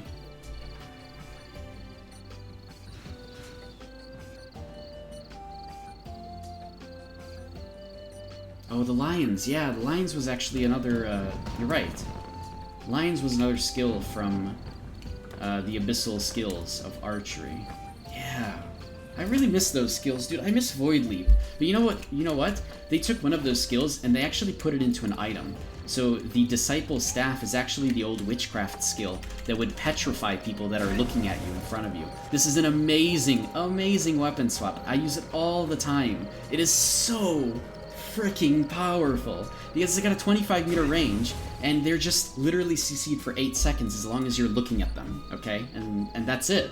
It literally just takes people out of the fight entirely. Granted, those people are almost indestructible. It's very hard to kill them, but you can still CC them, and you get to control when they come out of the crowd control. Because if you're now on top of them, like, you know, I petrify a bunch of people and my team just runs in, and then I look away, they're not CC'd anymore by me, but they are CC'd by everybody else, and now they're gonna die, right? So I control their fate. It's an amazing skill. I absolutely love this Disciple Staff, because I get to control and do this. So like I'll look away and then I'll catch some other people by looking back, right? It's also really good on a boat, because if somebody's chasing us on a boat, or using like gliders and mounts, like what I was saying, right? If somebody's chasing us on their Leomorph and we're on a boat, and I'm on the back of our boat, I literally point the staff at them and they are done. They are not catching up to our boat, period. Because now, you know, they're just petrified when they get really close. So it's such an amazing skill that you can just weapon swap between. I absolutely love the Disciple Staff, or the, essentially it's called the Library Staff. It petrifies enemies that are within range for 25 meters, petrifies up to 8 people, and it does make it so that they take 80% less damage, right? So they're nearly indestructible. But it does remove people from a fight, right? And it's an extremely powerful way to do it, even from the back lines. It's got a 25-meter reach. It's very good.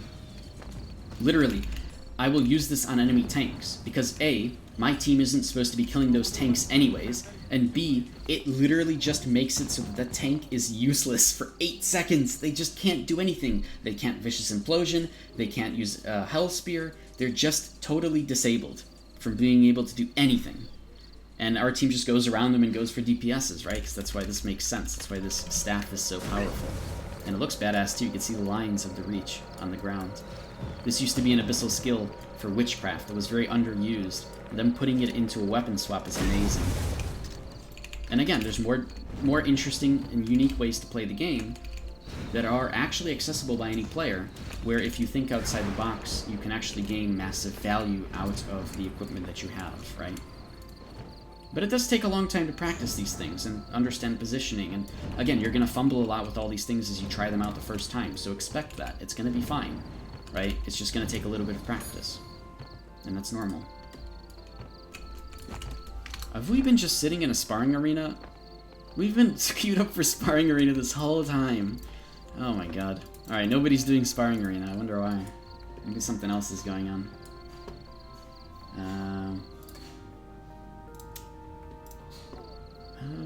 Yeah, I don't think anything else is going on. I think it's just people aren't doing it. Alright, let's go to... I'm gonna get my statue buff again. You can see maybe we can do like Missung Banquet or Missung Dungeon or something while we just continue answering questions.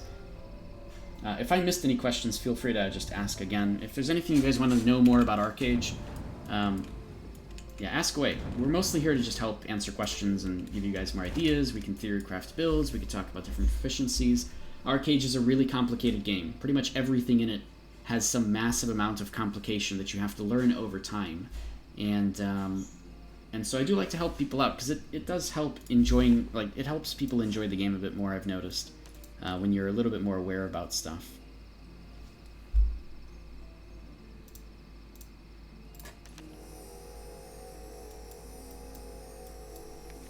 Oh, by the way, my weapon swap, it's not just a weapon swap and a shield. Like, that's not it. That's not the whole story.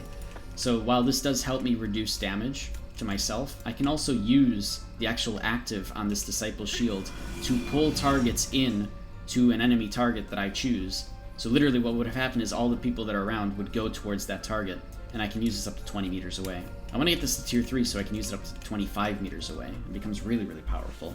But that's actually my off, like, that's my weapon swap, is not only does it make me more tanky, but I could use it and its ability to help bring a bunch of enemy targets together and clump them up so that our group can just AoE kill them or AoE CC them, right? So there's a lot of value that I have in that weapon swap, not just because it keeps me alive. Oh, in fact, against Storm earlier, or Stormvine earlier, what I should have done is, when I was expecting him to use those Sunder Earth abilities, I should have weapon swapped to this. I should have done that myself, and figured out that that was the best thing to do to keep myself alive, to take a little bit less damage. And I didn't do that, because I'm not used to this yet. This is actually something that I've just very recently started to mess around with. And I need a bit more practice myself with it. With the timings, with the global cooldowns, everything. It's going to take a long time before I get very used to using this, like, just mindlessly, right, on a whim, because I understand the gameplay, right? And that's fine. It's just, you know, I'll fumble with it a lot. Sometimes I'm going to accidentally not switch back. That's okay. I can identify those issues and I can fix them over time. It's totally good.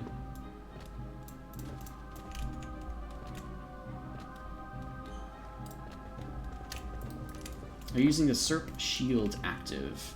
No, I'm not using the SERP shield active. It's tough enough for me to be... I'll be honest with you. I need to be better with using weapon swaps in the first place. Like, even this dagger I just never used, the SERP dagger. The SERP shield is really nice, for those that don't know. It actually gives damage reduction by like 20% or something for 10 seconds. It's really good. I should be using it. Especially as, like, if I'm initiating or something, or if I'm just going into combat. But yeah, I already have a hard enough time right now myself, just remembering to do these things. So here it is, Blitzkrieg Blossom, 21% reduction for 9 seconds. It's really, really good. Yeah, just... I have enough. I have enough to worry about as it is. I already barely use the Nodachi when I should be, which I upgraded to tier 2 to really make myself use it for more damage. And even then, it's just like, I just don't do it when as much as I should be. So, I already have a hard enough time. This was the best way I can make myself make a shield work, is by putting it on with the, like, as a weapon swap. To get the Bloodrinker Blossom to work would be a lot, honestly. And I want to focus on one thing at a time, so maybe at some point I will, but I have to get myself to do weapon swapping more often. That's my own problem that I've been trying to solve for years, actually. Which Nodachi? That is the Tier 2 Mist Song Nodachi. This is the one that gives 10% more melee attack, 250 attack speed, at the cost of 8% physical defense, for 18 seconds, with a 45-second cooldown. It's very good. Very, very, very good Nodachi. There's a second Nodachi, the Honor Nodachi. But this Honor Nodachi, which lasts for 12 seconds if you upgrade it, gives you a massive amount of damage while making you take 70% more damage. It's a crazy Nodachi if you're just planning to die anyways. And I have that one also on my weapon swaps, but I barely use it. I only use it really in PvE, when I know that I'm not going to actually die. And then, yeah, I was able to get my my library shield up to tier 2, which was pretty much where I wanted, but I do want tier 3 now. So I want to try to run the Ypnia dungeon as much as I can, but a little tough to do that. I need, like, a more fixed group in order to make that happen.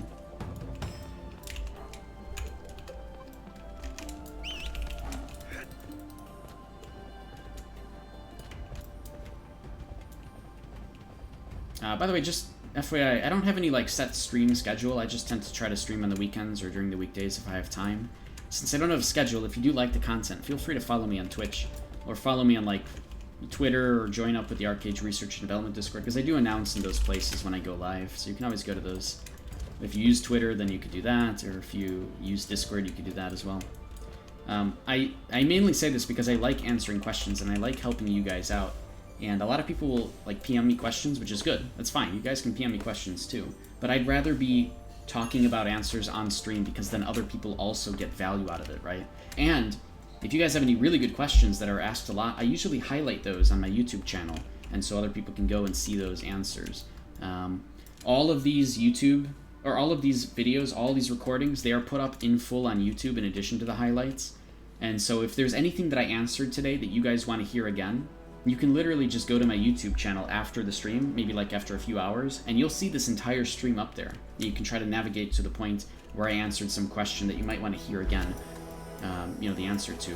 You can do that, right? That's the whole point. I'm not trying to get any monetary value out of all this. It's not like this is my job or anything. I just do this as a hobby because I like you guys and I like the community.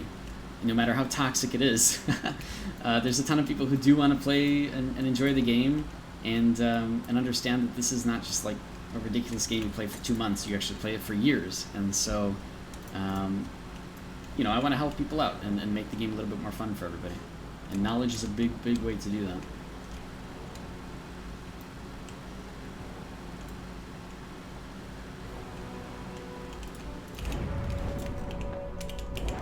Alright, did I do the other quests today? Let's see. I think I did, actually. This one is done. This one is done. Yeah, I've done the other ones already. So that's good. We will put these together into one coin. Do that. And we're good. And yeah, so just to show off this Nodachi really quickly, which I didn't even use against my fights in Storm. Like, against Storm, I should have been using this too. Like, there's a lot of things that I did wrong. And I need to get better at that, absolutely. So anyways, this Nodachi is nice because I can use it, switch back to my main weapons, and then I'm much faster, and I do a little bit more damage, right? My melee attack now goes up by 10%, so like 150, 160 extra melee attack, which does help with all the different skills and their damage coefficients based on that. So I need to be using this more often, honestly.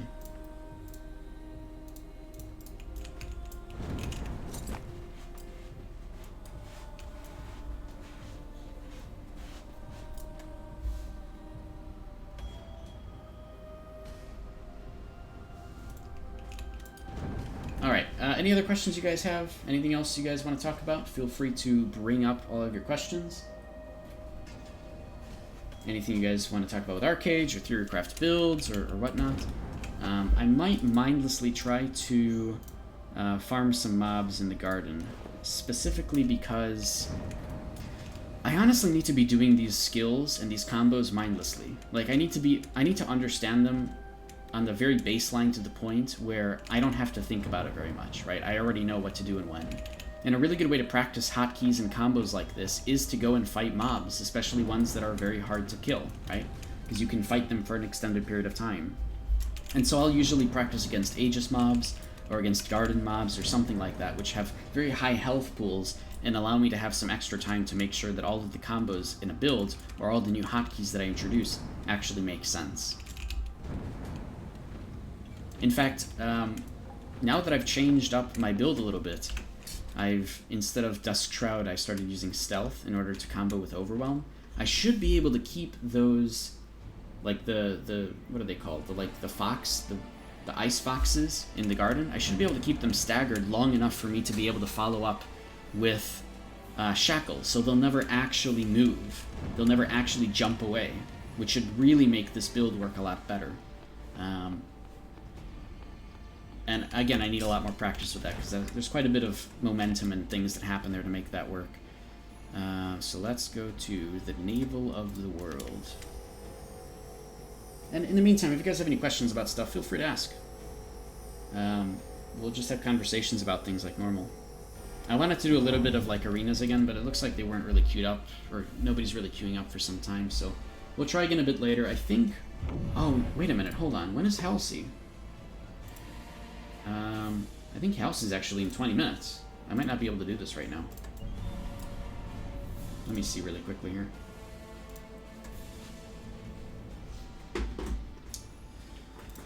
Schedule. Oh no, Halcy is in 50 minutes. Alright, so we've got plenty of time to do this then. Yeah, you're right, Fruck. I don't know, man. I never keep track of the times. I'm really bad at that. Hugin, how do you think PvP is going to change with the next patch? Which patch? Are you referring to the one where stats change? Possibly also they introduce the weapon attack speed on mages and healers? Because if we're talking about that patch... Yeah, and the archery changes, yep. It'll change massively.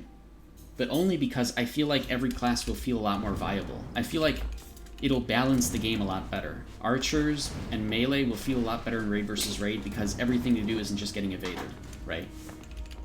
Mages will feel a lot better because they can actually introduce things like Meteor and Arc Lightning into regular gameplay without being just screwed over constantly. People will be using, hopefully, mounts, pets, and gliders a bit more often to compensate for, like, you know, issues with survivability.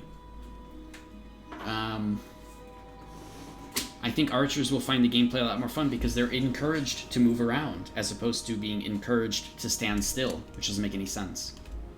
Archers will hopefully start to introduce other skill sets that work with moving around, such as Swiftblade, or introduce some other skill sets that allow them to take advantage of moving around in some way. I think the gameplay will change. I think it'll feel a lot better for everybody. I think that Malediction will still be as powerful as it is right now. It'll still feel ridiculously overpowered. I think Swiftblade will still feel as ridiculously overpowered as it is. And, you know, people will have to try to compensate for those by killing mages, which they'll be able to do a little bit better, or by disabling melees, which hopefully they'll be able to do a little bit better. So we'll have to see. We'll have to see how things kind of turn out. I think archers will have a blast, though. No pun intended. Alright, let's go kill stuff. Hopefully nobody tries to kill me, but it doesn't matter, honestly. I don't care. I'm just in here to practice a little bit, and maybe I'll get some value out of it as well. Let's go this way.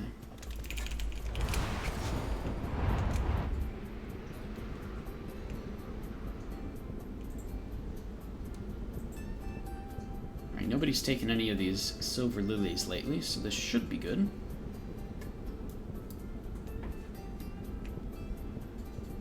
Although, to be honest, I actually need these. I need everything.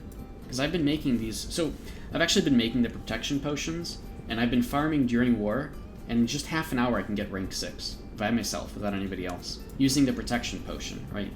So even if somebody did find me, they would just... I wouldn't lose any points for it, so it's all good. And the protection potion gives more points from killing mobs, in addition to war giving more points for killing mobs. So overall, it becomes really, really good for farming really quickly up to rank 6. I've only done that twice, honestly. I don't really enjoy it too much, because I don't really care. It's like, it's not something that I'm actively seeking right now, because I don't need to really progress my gear that much more. I'm pretty much where I want to be. Maybe I'll get my legs up, but whatever. It's not like super crazy at the moment. Alright, so let's actually level up my bear and this snow lion. And we'll just leave him over there. What? Bear? What are you... Oh, okay, I guess that's fine. Let's use this one, and then we'll mindlessly start doing this. While you guys can continue asking questions and stuff. Feel free to ask all the things you want. Oh, nice! It didn't... Wait, why? Actually, maybe you evaded? That's weird. I don't think the poison worked, but maybe it's just because I didn't use it fast enough, honestly. Yeah, I think that's it. I think I just didn't use it fast enough. Let's try again. I got 10 seconds until stealth, so let's see if we can make this work. Let's go for you, actually, because I can try a silence rotation with him. Ah, silence.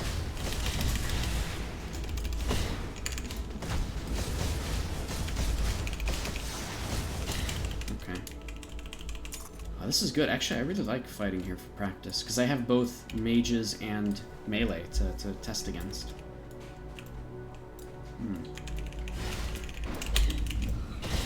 Yeah, this is so nice. Ah, this is so good. I love this. I can really make this build work a lot better than I think.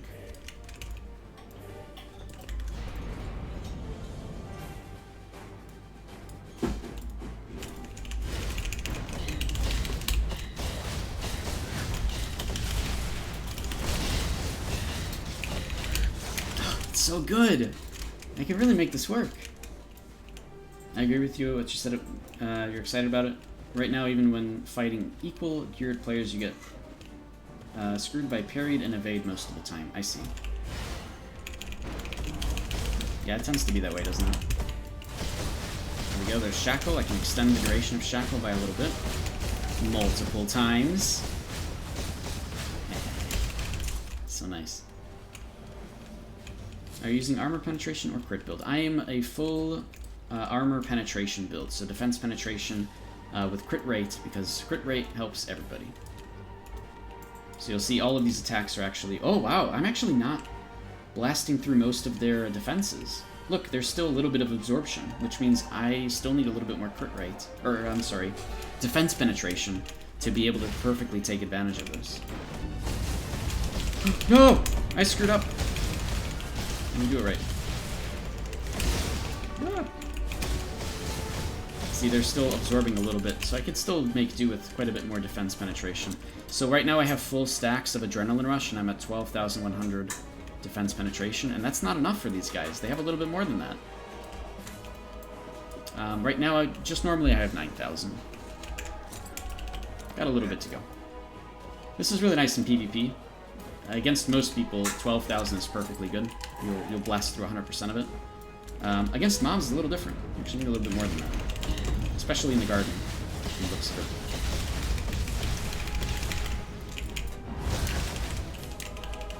And look, like, I'm actually using Shadow Smite as a way to shackle. I'm not using Lightning Shadow Smite. I'm not trying to do damage with it. I'm using it as a disable. Wait, where is this? There he is. I missed out. No, I didn't. Whew. I didn't know if I was going to be able to poison him in time. There's not nothing to steal with Leech. But I still have to get used to pushing the button and the global cooldown. You think they have damage red? And that's why you see that? Oh, damage reduction? So damage reduction does not appear in the combat log. It's calculated before it gets into the combat log. So you will never see percentage damage reduction in the combat log. It's completely impossible to see these values in there. The only thing you can see there is toughness and regular damage mitigation from physical and magic defense. Based on my Korea character, sadly, they even removed Absorb entirely. I'm not kidding you. They really don't want to see metrics and numbers. And so it seems that in Korea, they've actually completely removed all absorbed values that you see in the combat log, period. Making it extremely impossible to actually try to test things for yourself. So yeah, us uncovering all the information now is good enough, I guess. And we'll just deal with that. If they really do that for us later, then it's gonna suck, because we can't really test anything after that point. I hope they don't. Maybe they didn't like the fact that we've been revealing everything about the game. Like, damn those NAEU people constantly using the PTS to learn. Let's screw them over. They'll not be able to learn anything at this point. Haha. Yeah, it's absolutely true. I feel like that could actually be it. They're just addressing the issue that we know too much.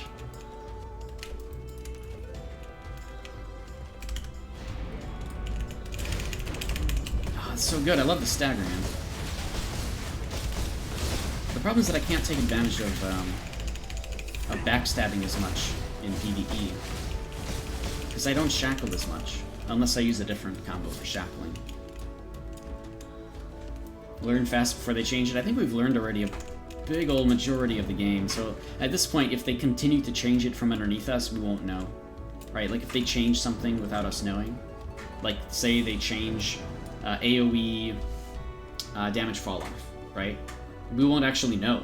We won't know. There's nothing that'll confirm it or deny it, and it's going to be extremely hard to test. Actually, that one won't be that hard to test. There's still a lot of things we'll be able to test, even though we don't have the metrics, honestly. It's going to be harder, right? That's the main issue.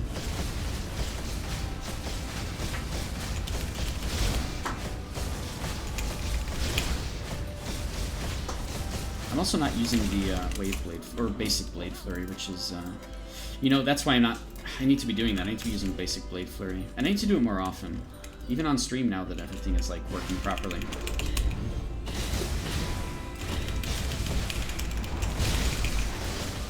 God, it feels so much better to use Basic Blade Flurry. I need to do this more often.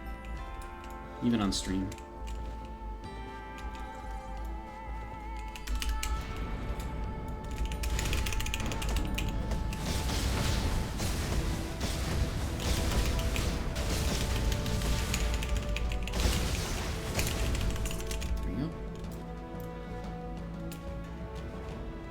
Hey, Shappy. What's going on, man? When are you gonna actually play the game actively again? I miss you. We gotta do like dungeons and shit and actually like play the video game. Where are you at? You back in West yet?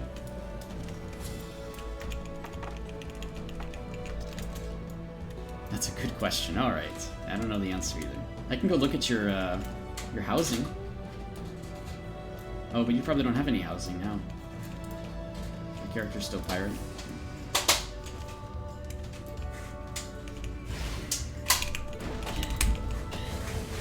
Reality switch.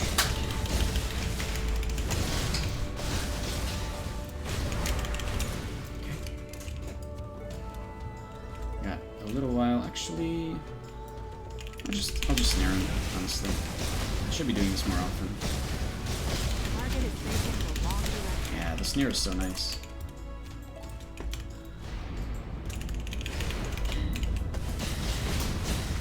Oh, but now I don't have Shadow Slash. So I actually have to use other abilities to CC this mob.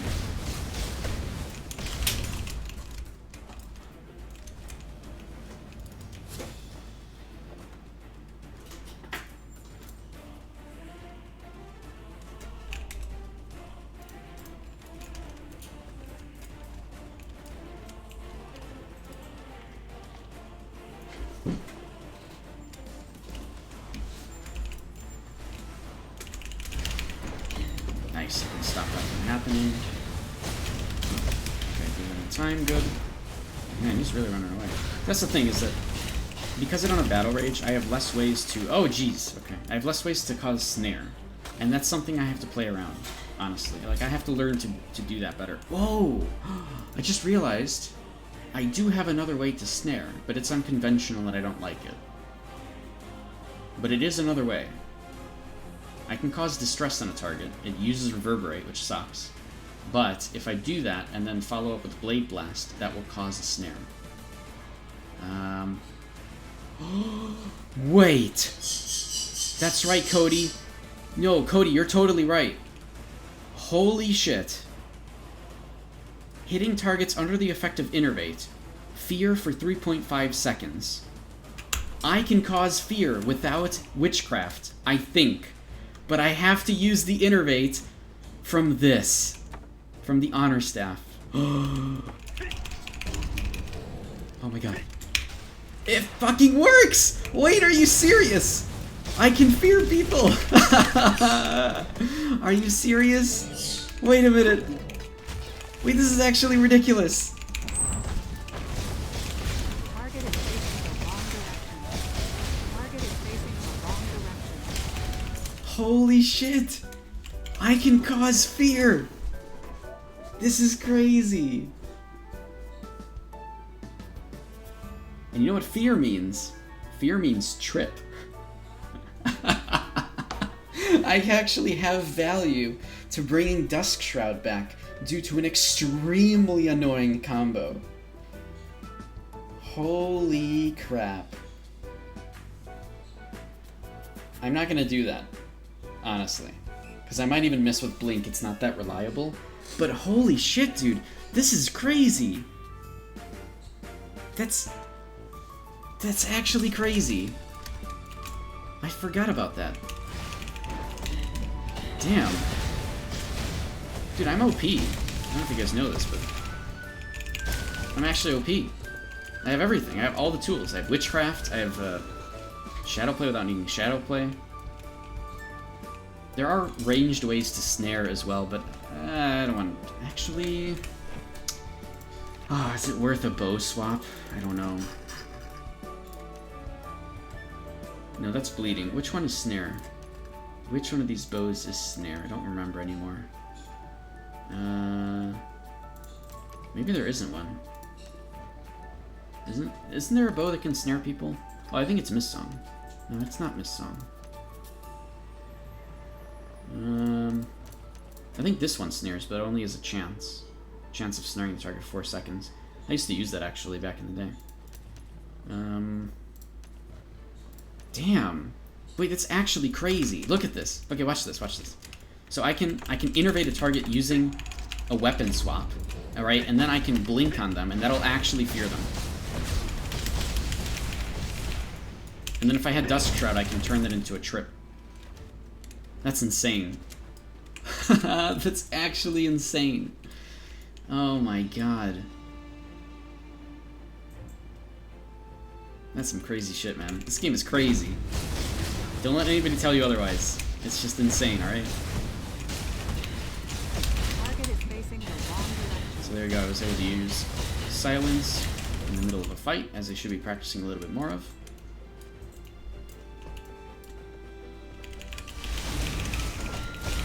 No, I'm not gonna do this right. Damn. I screwed up.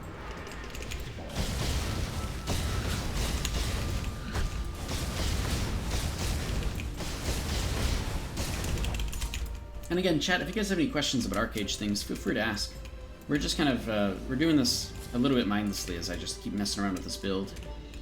If you guys have any questions about Arcade things, or you want to theorycraft builds, or whatever, this is a really good place to ask those questions and learn a bit more about stuff. And I'm really just keeping myself open to you guys, and to be here to answer things. That's my whole point. That's why I'm here. That's why I'm doing this.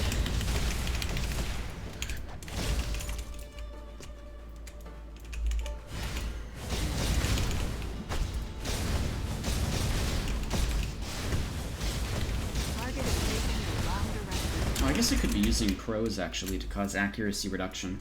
So even if this Boreal Witch thing is going to do something, there's a very high chance that it misses.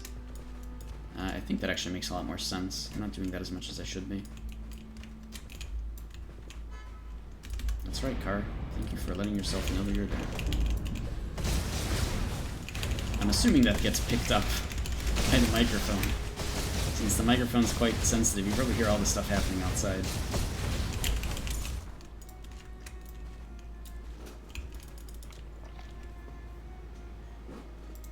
And the fact that there's no lag anymore is amazing. Like, it just feels so good.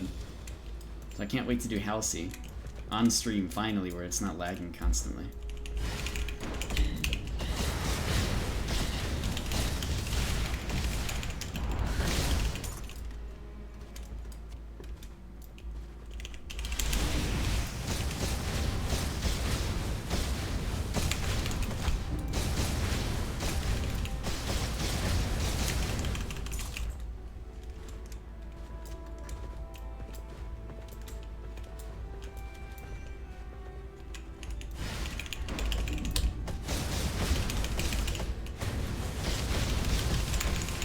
Uh-oh.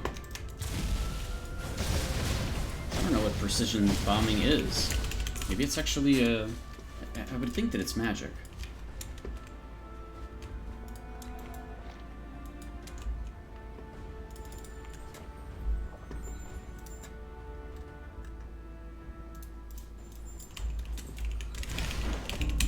Oh, no, I used the wrong one.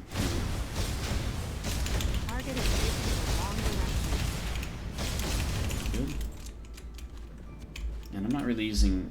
I need to be doing this Bloodthirst thing. I need to be getting Bloodthirst stacks. I don't like stealth, man. I don't like having to use stealth as, like, anything to engage. But I do like it for the Bloodthirst stacks so that I can make Overwhelm work better. But then, like, I have 2 whole points invested into making this whole combo work, which is... It's okay. The cooldowns are kind of low, so it's okay, but... I don't know how I feel about it. I still have to, I don't know, I have to play a lot more with Immortalist in Raid versus Raid to really feel if this is actually working for me or not. Instantly.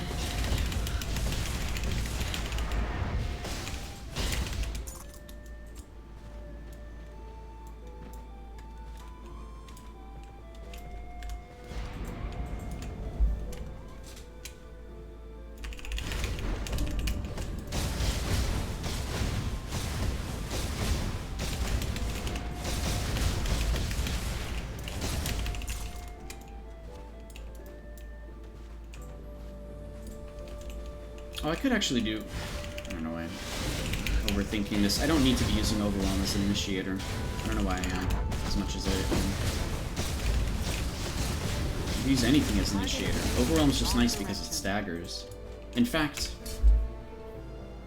Yeah, it's really just a way to not have to use Blade Blast. It's like kind of like a replacement for Tiger Strike to get to an opponent. So that's why I kind of use Overwhelm. The stagger's great, though. Maybe I should change how I open up with things. So instead of using Overwhelm to open up, I use like Entangle or something. Because Entangle I can actually use as like as a slow combo, right? So all these messages I'm getting. Oh my god. Something in the auction house just fell off, I guess. No idea what it is. I know, the mail bloops. They just keep coming. I can't see what they are. I'm getting so many mail bloops. 10. I have no idea what that is.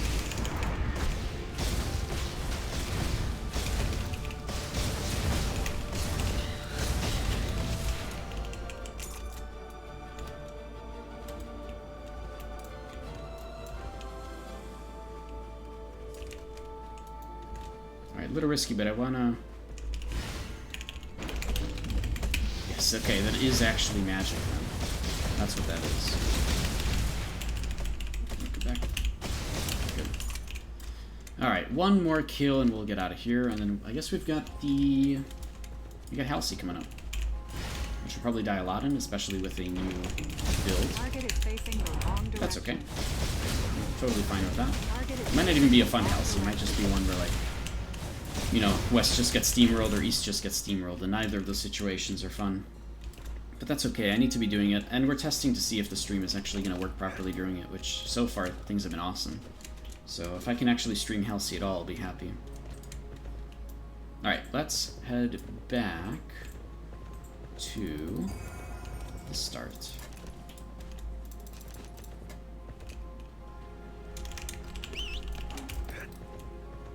Ah, damn it, they share the same cooldown on run, so I already used it on a different mount. Oh well. Oh wait, did I get one of these? I didn't. I didn't get any botanical specimens from all that? Okay, I just got really unlucky. Let me collect one of these. Hopefully nothing aggroes me.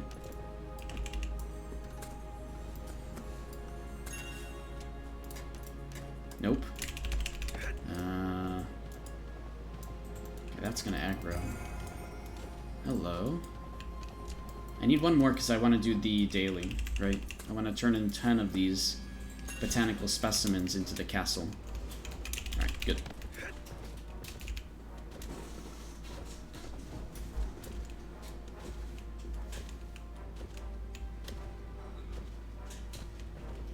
And yeah, I'm just turning in rank 2 because I don't really care that much. I just want to get something done, a little bit of progression.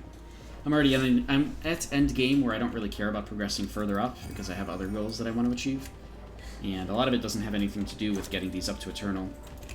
I mean, I'll maybe get this up to Mythic, but... I mean, it's okay. I can actually do this right now, to be honest. I have the gold for it. I should have enough labor to at least get me a good portion of this up to Mythic.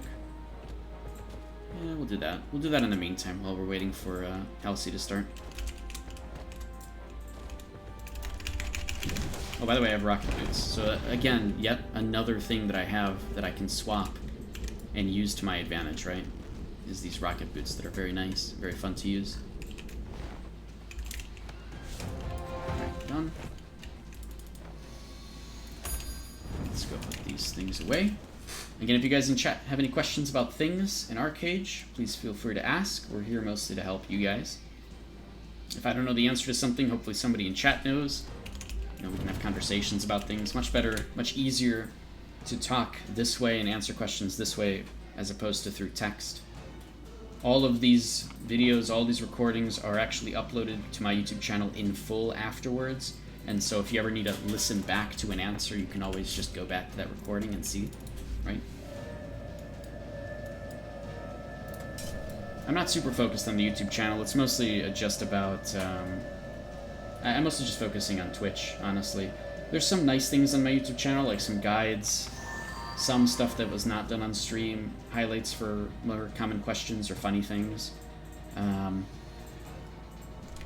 But yeah, mostly I'm just focusing on Twitch and the Twitch content that I provide. Alright, let's go turn in the castle quest, and then actually, we'll do that whenever. That's honestly not that big of a deal. What I want to do, I guess, while I'm here, is we can start to progress the pants a little bit. Right? I don't know, man. I have 11,000 gold, and I have nothing that I want to use it on. Like, I honestly have no idea. So I guess it's fine. I'll use... Like, what are the actual differences? Hold on. If I go to Runert, and I go back to the bottom of the list, and I find somebody with... Yeah, Mythic Pants. Perfect. The difference is 8 stats. 8, like, strength. Like, 20 resilience. Probably, like, 20 health. And the main thing is really, like, a gem slot. That's it. I'm paying, like, 4,000 gold or something for a gem slot. I don't know. What is the actual cost? Let's see. Let's just take my pants off. What is the actual cost of it? It is... Yeah, it's like 3,000 gold right now. Which is still a lot. Well, whatever. I guess it's fine. Maybe we'll get lucky as well. Oh, what did I just do? I just completed the labor one. Okay, good. I guess I gotta do it at some point, right? I have the opportunity to do it now during the synthesis event, so I may as well. What is it, like a 15% actual... Yeah, 15% reduction in cost.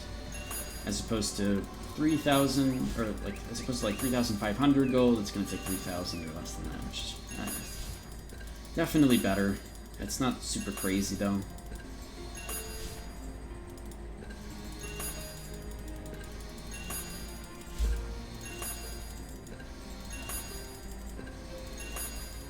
And so, for those that were asking earlier about why the garden is a bit of a catch-up mechanic, it's because these infusions that can only work for tier 4 gear, they just have a lot more synthesis XP, so it's much quicker to farm these up than it is to use blue ones. The blue potions are okay, but they're not as big as these ones, and so you'll end up using a lot more labor on the blue potions to level something up than just using these exalted Haram infusions.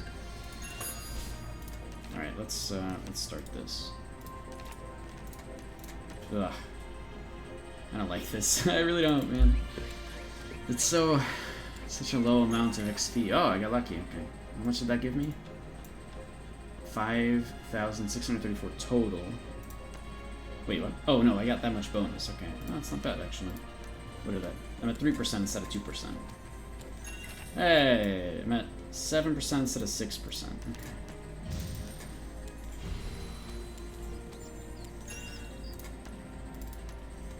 I didn't really get lucky with these epic ones, though, huh?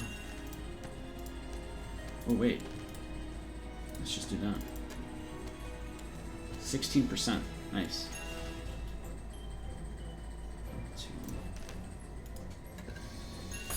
I'll use a couple of these labor rechargers, honestly. I still have tons of other labor things as well, so this isn't too bad. Somebody's probably like, no, don't do it, you only have 6 left. Yeah, it's fine. It's not super crazy. We're gonna do Halcy anyways in a little bit here. We'll get an extra one from that. I barely use them to begin with. I've only been using them because I wanted to, like, get other equipment up, or because I just wanted some proficiencies to be a bit higher. Or because I've been making, like, gems and things.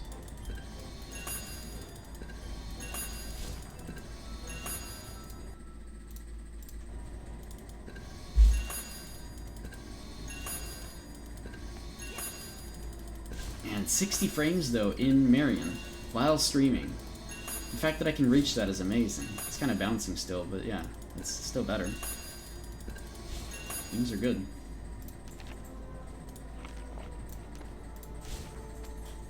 Alright, 19%. So now we've reached over 20.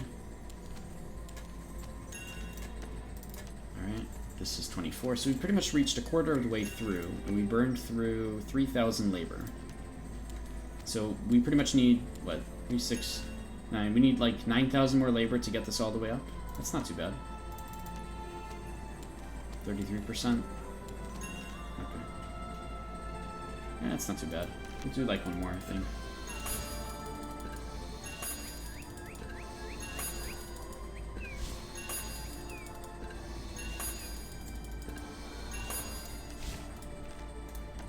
And we already used about 800 gold. Yeah, something like that. To go about a fourth of the way through. So yeah, I think like 2,000 more gold and this should be done. So generally it should be fine. I just need more labor for it. I'm not super crazy about it. I did use half of my pile of Exalted Haramen fusions, and I only got up a third of the way. So I will probably need to do the daily like once more, and then I should be okay. I don't want to use blue ones because they're very labor inefficient for me, and I have access to these ones, so I may as well. But again, I'm not really rushing this upgrade. It's not that big of a deal to me. Alright, let's put this stuff away. Put my pants back on. And then, yeah, we got Halcy in a little bit. So, yeah, if you guys have any questions about Arcade things, now is a good time to ask. If there's any mechanics you want to hear more about, or maybe there's some Reddit posts that I put out that you guys are a little bit curious about and you want to learn more about, those things are all very good to ask on stream, or we can actually have a conversation about it. If you haven't seen some of the more recent and important Reddit posts that I've talked about with different mechanics or hidden secrets and things, you can go to my Reddit profile there, and the really important stuff is pinned at the top. So like how loot drop works and is calculated, how AoE damage fall-off works, and how target prioritization works is all very important. Height damage bonus is a really big one. And what is the last one that's pinned up there? I don't even remember at this point. I don't know, there's something else. I can only pin 4 things, so I kind of have to pick and choose which ones I wanted. The 4th one is height no, I did that already. Oh, weapon damage type with enhances, that's right. That's right.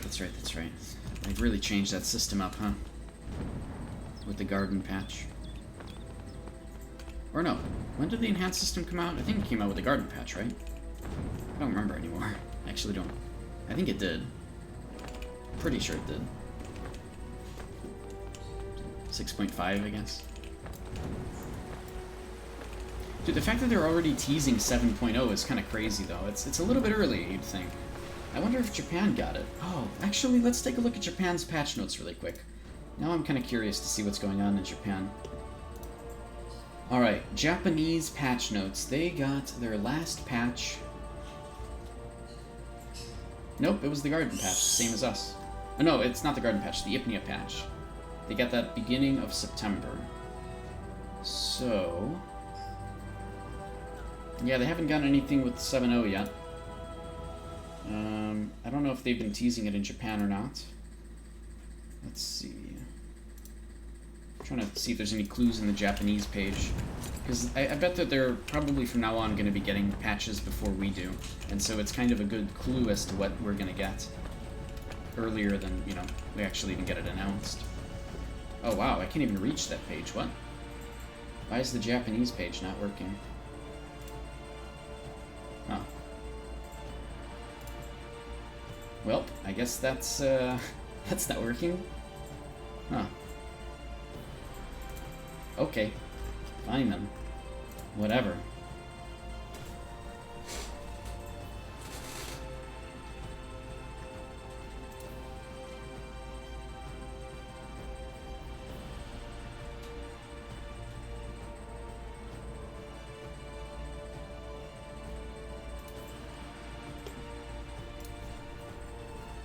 Okay.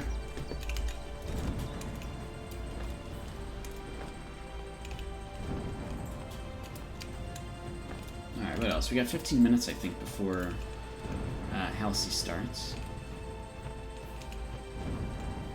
Anything else you guys want to talk about? Any other questions you guys have in the meantime while we're just chilling?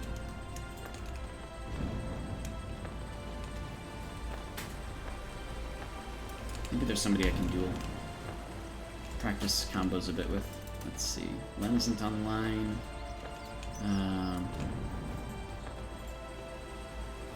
That's so cool, though, that I can actually cause fear. I don't even have witchcraft, and I have both innervate and fear. That's actually crazy. What else combos off of fear? Is it just Dusk Shroud? Let's see. I'm pretty sure it's just Dusk Shroud. But maybe something else will surprise me. Let's see. Fear. Oh, I don't even have it selected here. Okay. Great. Wait, what? Wait, what? Why is this one popping up? Why is Shadow Smite? Oh, because Shadow Smite will still work if you're stealthed by Dust Shroud. Or, Blink for that matter.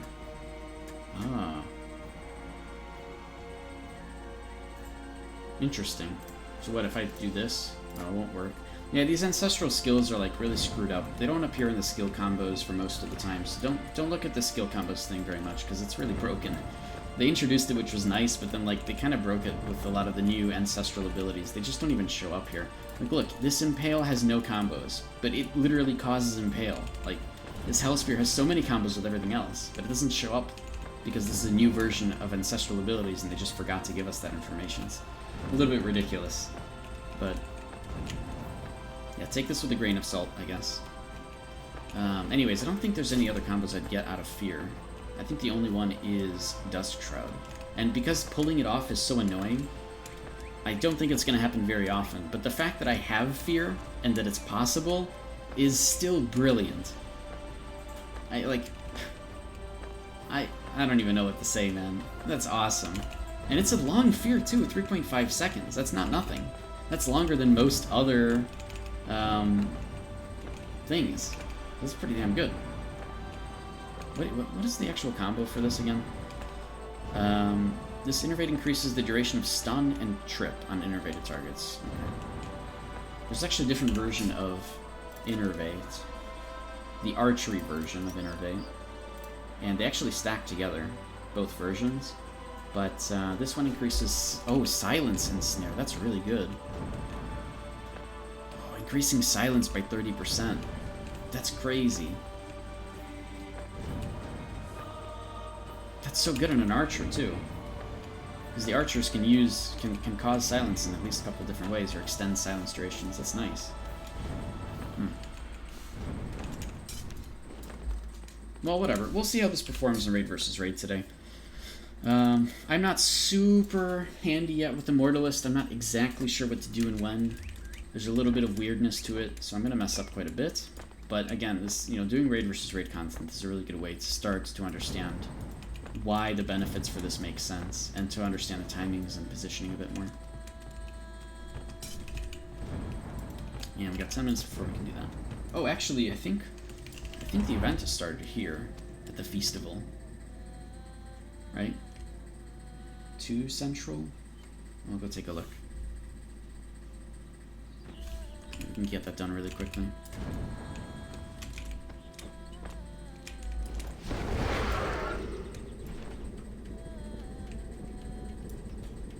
Oh, actually, what's on this tower? I bet this is like an exploration achievement. Oh, it is up. Wow, the event is up right now, by the way. For anybody who's doing the Feastival event or wants to get this done, go first get into this tower, because that's an exploration achievement. And then you can just go run over here and do this event.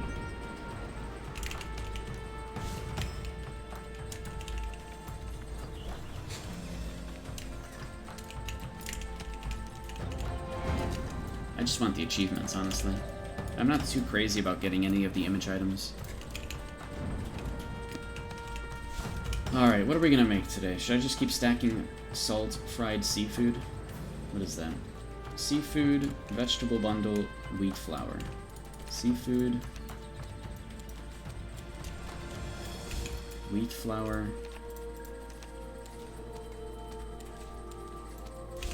vegetable bundle. Oh god, I'm stuck. Vegetable bundle, there we go. Alright.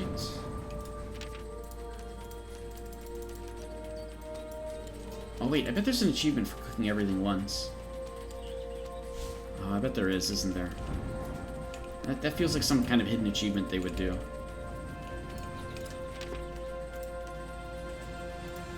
Alright, now what? I need to cook this thing. Right? Go here. Cook the thing.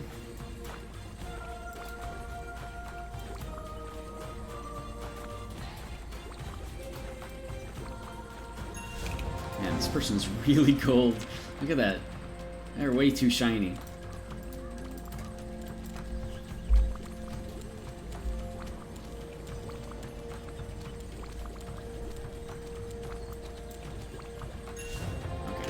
Got my extra Feastable coins.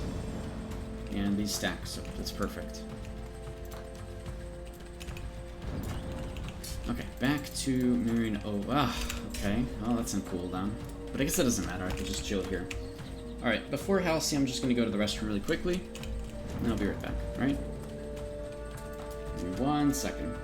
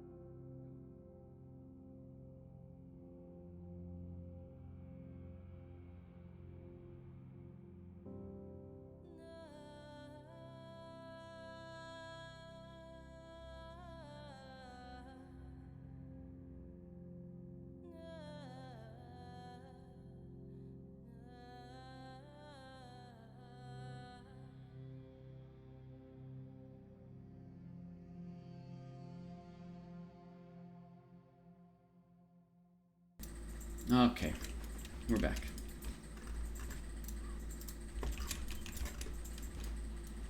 Who's this? Who's jumping around me? I have no idea.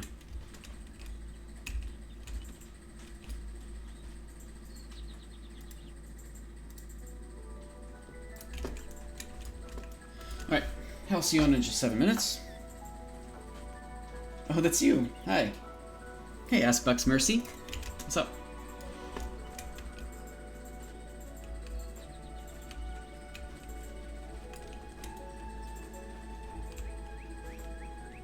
I wish they had one of those festival machines here. They usually put them at events. I don't know why they've stopped doing that. Now you have to go to Mirage. Yeah, that's right. Feastable stuff. Yep. Are you going for any of the image items? Because honestly, I just want the achievements. Yeah, exactly. Mission These two in Legacy, accomplished. right? Hey, thanks for subscribing with Twitch Prime, Fruck. Appreciate that.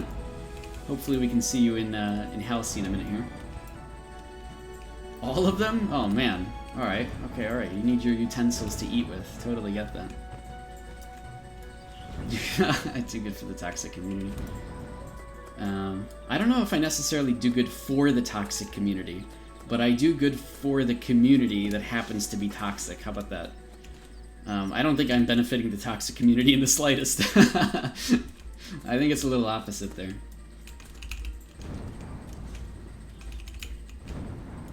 Pretty much nothing else you want on the alt, so why not? Yeah, that's fair. You know, honestly, I just sold an image. Like, the other day, I had the glowing candy cane, like the unused one or whatever, because I could change it to whatever one. And in trade chat, I was like, alright, does anybody want to buy this thing? And I got, like, fucking 10 people PMing me instantly. What is it? How much? What does he want for it? Like, it went, like, people went nuts that I had this glowing candy cane still. So we actually did, for the first time in 6 years, I saw an actual bid that I hosted in trade chat to make that work. Sorry, to make that work, what does that mean? To actually literally sell off this image, and it actually went through, and I got, what did I get for it? I got 3,100 gold, which I think is fine. I was expecting 200 gold for this thing, and I ended up getting 3,000. So, yeah, that's, yeah, keep your images, man. You might be able to sell them at some point, honestly. Actually worth. Somebody wants a giant fork in like, January, you got them. You got them. No problem. Just talk to Mercy. You'll be there on your alt? Alright, no problem. I'm one of the very rare people in this game that shares knowledge. Mostly because I'm not in a guild. I don't have any... Nobody's, like, Like, people literally make fun of me for sharing knowledge, but like, I have literally nothing to lose. And I understand that the game is more fun when you understand things. So honestly, I try to educate people because I wish people educated themselves and educated each other more often, but it just doesn't happen. People treat this game like a crazy competitive game instead of like an MMO. And yeah, it can be both, totally, but if you're not gonna play this game for years, and you're just here to play for a couple months to, quote, win, then you're not gaining anything out of it, right? It's not how MMOs are really meant to be played. By design, they're meant to be played for a long time.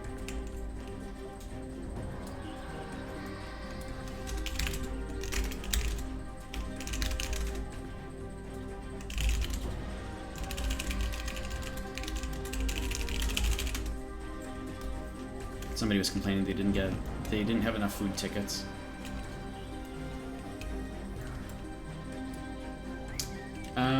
You've been watching since Legacy. Oh, wow.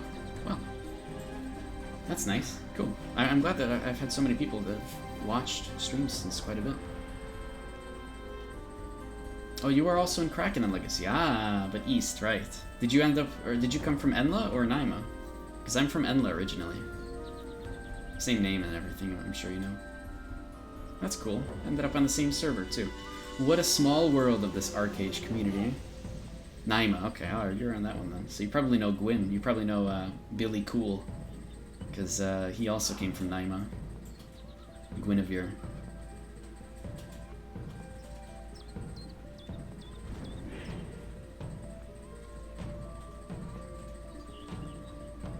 Oh, wait, I should be paying attention to this. Naima Master Race, get out of here. Enla, man, it was all about Enla. But every server was great back then. I really miss those times. I mean, we talked about this before. I miss not knowing about the game. I miss learning things. I played the game for so long, you know so much. It's like, I miss when I didn't know anything. That was good times. Oh, you started winning East too? You rerolled West later. Oh. There we go. Okay, good. Well, West has been crazy and win, so politics are all over the place. I'm glad to not be a part of those. People can say whatever they want about me and giving away things. I don't give a shit. I like talking to people and hanging out, chilling. Oh, you're in Tribe. Okay, that's cool. I don't actually know. I don't remember what your main is in Tribe. But if you don't want to like dox yourself or anything on Twitch, I get that. That's fine. Dox your main character's name. Oh, Yvain. Okay. Yeah, I've seen you around for sure. No, you don't care. Yeah, I don't think most people care, but I still have to be like, I have to be the courtesy person and think, oh, maybe this person doesn't want to say something, or maybe they don't want to say anything, but now they feel like they have to. I gotta at least, you know, keep in mind not everybody wants to know or wants to be seen or whatever. I don't know. Oh wait, Halcy. Let's go. Okay, no lag, Halcy. Finally, this will actually happen.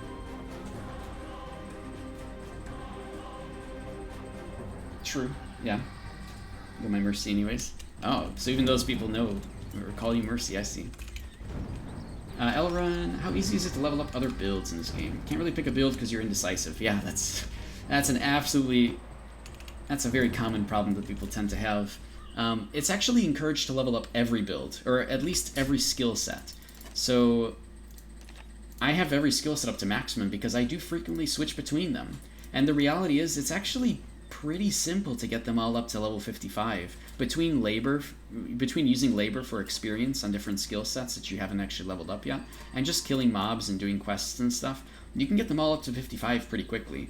And yes, at that point you might already have your gear sort of pointed in one direction, like you're just going to go melee, you're just going to go archer, you're just going to go mage or something of that sort, right? Or you're going to go tank or frontline or whatever. In general, at least, you have the options of messing around with different skill sets willy-nilly, right? That's the whole point.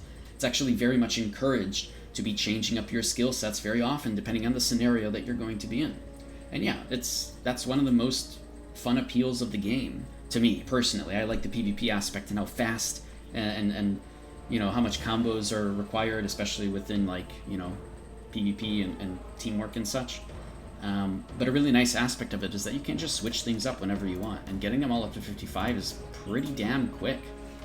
What I used to do, what I really encourage is get up a couple skill sets that are good at farming. Like, Battle Rage is really good at just constantly doing damage. If you're that's if you're a melee, right? If you're a mage, you want to do like Malediction or Sorcery or whatever. Like, get some big hitting skill sets. Get those up to 55 first, and then your third skill set will always be something you haven't fully leveled yet. And so you'll always be leveling up at least one skill set until all of them are level 55, while using, you know, a couple of other skill sets just to help make that go by a little bit faster, if that makes sense, because you'll be able to kill mobs faster and such.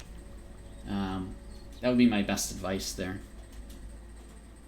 I'm going to be honest, the beginning of the game with, like, getting gear and stuff, especially if you're a little bit indecisive in how you want to play, it's a little bit rough, and I really do recommend checking out some... Oh god, it's not laggy at all! Ah, oh, this is so cool! Oh my god. I'm so happy right now. Anyways, sorry. Okay, so there are really good resources on YouTube about the beginning of the game and coming up with ideas for gear and stuff and maximizing efficiency. They're all on YouTube. You can search things. You'll find some videos from like Paradox Gaming Network or Jalan. You'll find videos from oh no, I'm messing up names. I hate this because I love all these guys. They're so good at the videos and things. There's really good ones. Okay, and I can talk about different suggestions as well, but they put together awesome videos on YouTube about these things, so you should definitely go check those out. And I know some of these guys, they don't play the game anymore. Bellamy Prime was the other one I wanted to say. I don't really agree very much with some of the stuff that Bellamy Prime says. I don't really agree with some of the stuff that Jalan says. They're amazing people. I love these guys, right? We can have disagreements. It's fine. It's cool. We're on the internet. It's fine. But they put together some amazing videos about the game and learning and teaching people how to play, and I definitely recommend those videos to sort of learn and understand things a little bit better. You want to be a healer, but you also like the deeps. I mean, healers can be crazy DPS, by the way. They are quite there's some crazy stuff that healers can do, man. And no, I'm not a bot, Quack, so I couldn't get the 3080. I am not a robot. I'm not a robot confirmed now, by the way. Like, in case you were wondering before, am I a robot? Okay, but it's confirmed. I don't have a 3080, so I'm not a robot. So I'll get one at some point. You know, it's fine, though.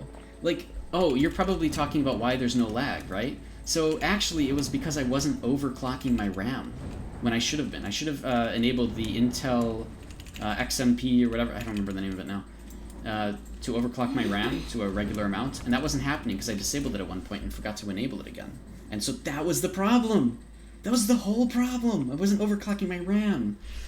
And now everything is smooth and buttery and amazing. And it's so good. Like, actually, I don't need the 3080. But I'm still going to get it because I really want it. And the 3080 will allow me to stream, theoretically, it will allow me to stream in 60 FPS without any issues or anything. So I'm pretty excited about that for you guys, right? I'm already getting 60 frames in a lot of cases, but for you guys to be able to get 60 frame content would be awesome. And so at least for you guys, I want to get you guys the quality that you guys deserve, you guys. I don't know why I went off on a tangent using that, but whatever. I'm tired. It's been a long day. I'm really, really giddy and happy that I can actually stream Halcy without any problems here. So, you know, just give me a break, right? This is the quality of jokes you get. Yeah, hey, you guys. Alright, we're chilling. I don't even know if this Halcy's gonna pop off. We'll see. For anybody wondering, the AFK people in Halcy, I don't believe that's what causes Halcy to fail. I believe just imbalance causes Halcy to fail. So if there's too many west or there's too many east, then it will actually cause the whole Halcy to fail, and then you have to go and try to re-queue. I'm pretty sure that's the problem. Not all these people being AFK at the start. But maybe somebody else has done some more research than me. That's just my guess.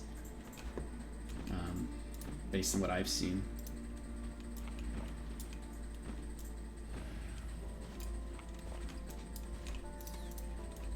So yeah, I'll be doing Halcy for a little bit. We'll answer questions then afterwards for a little while. I want to stream for another hour or so, because this is great. I want to do some more PvP stuff as well, but it might just come down to doing arenas. And honestly, this Halcy might suck too if people aren't really trying to do anything. West lately has been like really inactive for some reason, I've noticed, or at least in the Halcys that I've been to. They haven't really been participating in stuff, which kind of sucks. I don't know why, but you know, it could be boring. But I don't care. The fact that I can actually stream this at all is great. That's all I care about right now. I'm just happy to be here. Participation trophy for actually streaming Halcy and doing it with a decent quality without any like ridiculous 5-frame lag or anything. Oh god, this is so cool.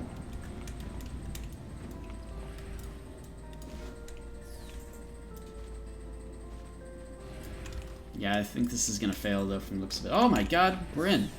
And I have all my UI disabled. Amazing. And I can't turn it back on. Are you kidding me? I literally can't go into status display to turn on my UI for my raid. Alright. Great. I don't need that anyways. Whatever, right? Who needs raid information?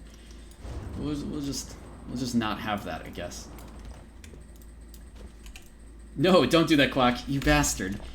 Alright, fine. No UI. Fine. Whatever, man. I don't need a UI. I didn't think this was gonna, you know, be my first Halcy or anything that I can actually play on stream. And no, we'll just do it without a UI for 5 minutes. That's cool. Alright, it's 38 past the hour now. Wait until 42. Control R. Yeah, my button for that. This I can't show you now, but it's not there. It's not showing the. God, I can't even get off my mount. Wait, yes I can. I have it all bound. Who is the enemy though? I have no idea.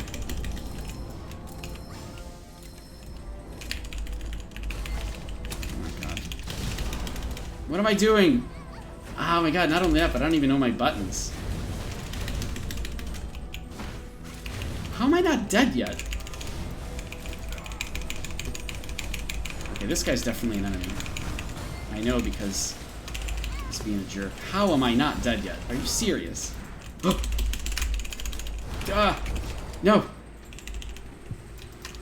Well, now I'm definitely dead. Go this way. Are you an enemy? I have no idea. Oh, now I'm dead. What the hell just happened? Oh, I need to use this to go back. That was the weirdest shit ever. Wait, we're winning! Oh my god. I can't use the cursor. The cursor doesn't even show me if they're an ally or not. I'm not even kidding you. It doesn't change. I have all my things on hotkeys, though. Oh, I don't want that one. I have everything I have on hotkeys, even mounts and pets, so we're good. Okay, but I don't know who's an enemy and who's an ally. I think I saw a red icon. No! I don't. Well, we'll go back and we'll see, but I didn't. Who's this guy? Okay, let's just make sure. Okay, I wanna know for sure now, just for myself, actually. That's an ally, right? Yes. Okay, so that guy. Look, it doesn't. Oh, it does kind of, doesn't it? Oh, it actually does appear. Okay, well, I don't want to be up there because apparently nobody else is there. Damn. Okay, now I know. Oh my god, that's an enemy.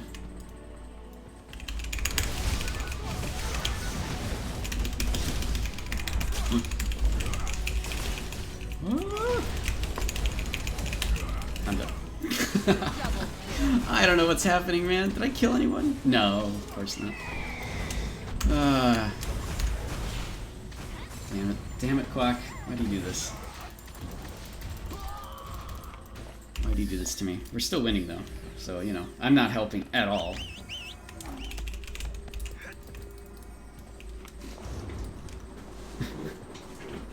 Well, whatever, man. Comedy, right? It's entertainment. There's entertainment value out of this. Alright, no, don't follow up. I'm not going to do it. Because I actually want to play this a little bit. So we're not, after this 5 minutes, we're not doing the UI thing for a little bit, alright? The rest of the Halcy is immune to UI disabling, okay? That's how we, ah, that guy's an enemy, right? Maybe it's actually, oh! Wait, what? He's dead, right? Or he's sleeping. I don't know the answer, and that's not my mount. My mount is dead. What is my hotkeys for Death Maw? Is he an enemy? Oh god, he's not, okay. Wait, is he? No, there's no way. Okay, get another minute. Nothing happening, though. We'll do one more fight with this, with the UI disabled.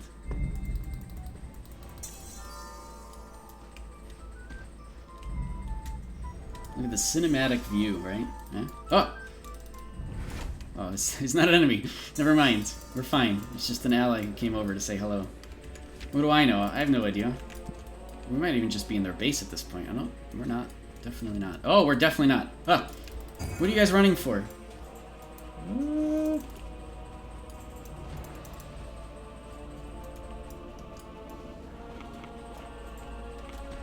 my god. Oh, I guess, yeah, we are going in, huh? Okay. Oh, whatever then. I don't know, man. How many people are in there that are us? All of them? Oh, I used that early. Oops.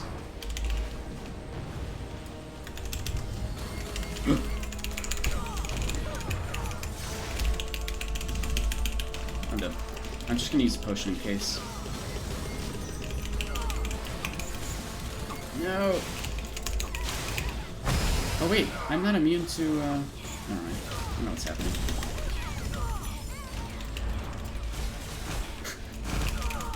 What the fuck is going on? What is going on? I'm not even kidding. Oh, I can do something! Wait, I know what I can do. I can... Disciple staff, haha! Look, that person there is frozen now, and now I'm gonna unfreeze him so he dies. Did he die? Oh, he's dead! Oh my god. Alright, now I'm dead, right? I'm dead now. I'm dead. Oh, 2 kills though. Oh my god. 2 kills and an assist. Alright, UI done. Completed. We did it. Oh my god. What the hell, man?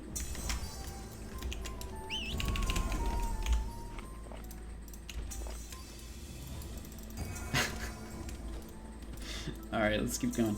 This is so fun, dude. I'm so happy I can stream Halcy now again. This is so great. My favorite thing. That's not my favorite thing, to be honest, but like it's a lot of fun, especially when. Actually, this is not the most fun Halcy if we're just winning like this. So technically, this isn't that crazy. But I really do enjoy the Halcys where it's like super, super balanced and like you're really fighting for the last kills, you know? We've had a few of those lately as well, which has been really fun. Oh! I want to be up there, but I'm not up there. So there is 2 ways I can get up there.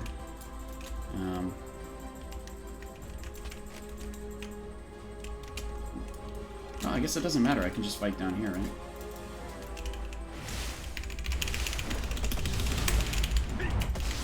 Okay. I was gonna die anyways. Hello. Double kill. Triple kill. Oh! Target is at a different elevation.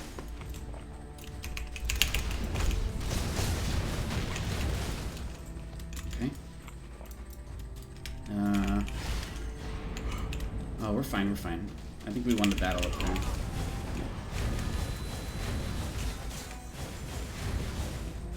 Alright, back to mount. Alright, anyways, I need to be practicing my actual build. Double kill. So, you know. Let me try to actually disable people properly using Shackle. He died too fast, but, you know, gotta practice at least.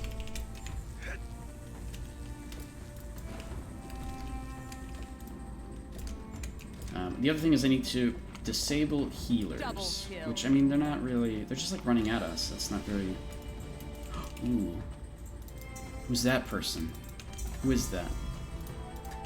I want to click them! Let me click them! Oh my god. Oh. Who is that? Why are they marked? I can kill them. That's my whole thing. I could do that now. Oh. Double kill.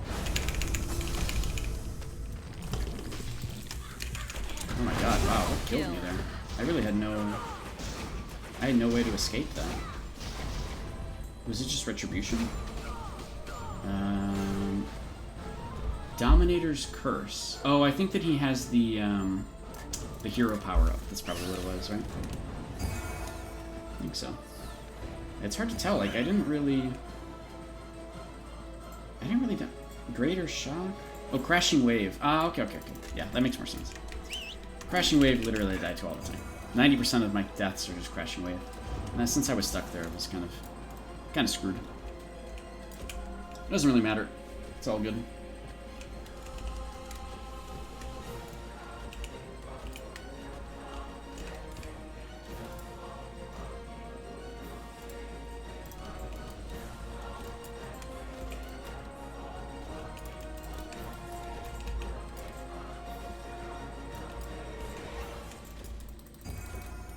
Alright, so getting off this horse is tough because I need to do 6-1 6-1-R or 6-1-G. Those are my kind of buttons for shackle or silence, and then I can follow up in different ways.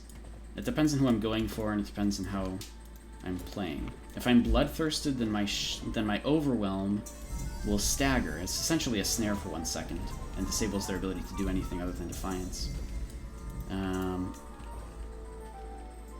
So there's a few different ways I can play this on an opening. I can also just go in and Hellspear, right? And then follow up with poison or something else. It's also technically AoE poison if I already have poison on. There's a lot of different openings that I have with this build, but I just haven't gotten used to them yet, and that's the problem.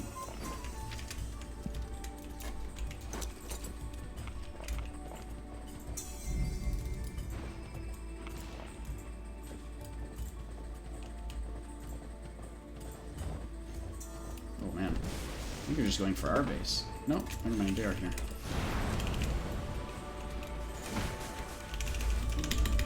Oh! Wait, what? Oh no, I'm back in a really bad spot, huh?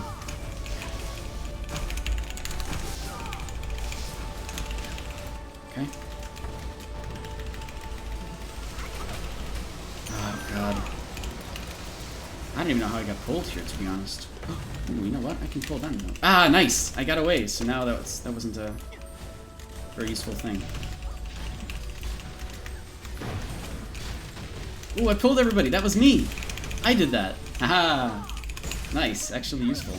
I just did that with a Disciple Shield. That's so good, actually. I did that. Haha. Alright.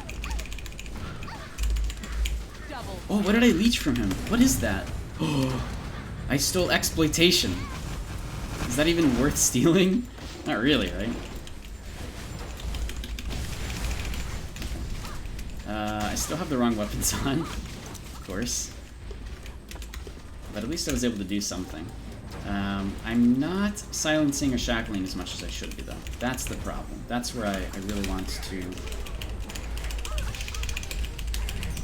Well, I killed him with Shadow Smite instead of shackling him with Shadow Smite. So that's not that great. I can silence this guy, though, eh? It didn't work. I must have evaded it.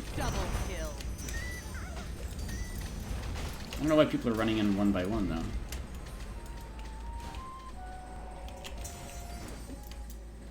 Okay. Ooh. I can use my Disciple Staff too, or Disciple Shield too, by the way.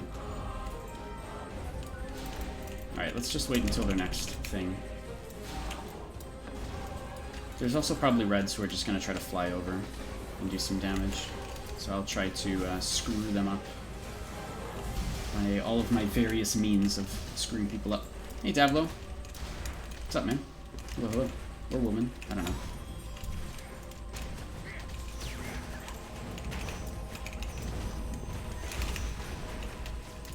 Wait, somebody took a car out in here? Somebody's saying something about a car. Alright, so first we're going to screw people up with this to stop initiators, except for that guy, he got away with it. But everybody else is screwed. And now I'm going to just stop that, go back here, weapon swap, and then use this. Oh no, I can't. I already used that. Never mind. Alright, so we are going to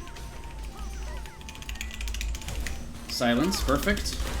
He still got to full health, but that's fine. I wasn't using Absorb Life Force. I still have that option. I'm gonna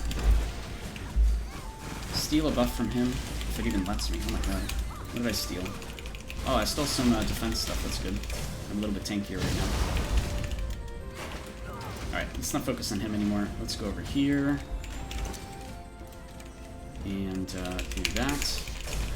Lower everybody's accuracy by 60%. Kill off another person. And then if I can, try to run away. And I'm still really stunned just because somebody died. Double kill.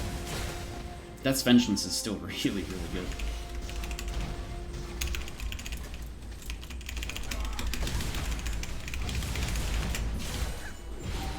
Ugh. Man.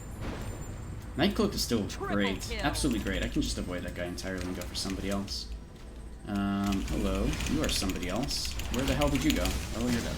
Double kill. They also had Death's Vengeance. Man, everybody has Death's Vengeance. Okay, fine. You're going up in the air. Or not. Double kill. Okay, let's do stealth. We could kill them off. Unstoppable. I might be able to. Okay, yeah. And I actually did silence them there, but I don't... What was the point of that? Target is facing the wrong direction. Okay, let's just stop you. Aha! They used their glider. Amazing.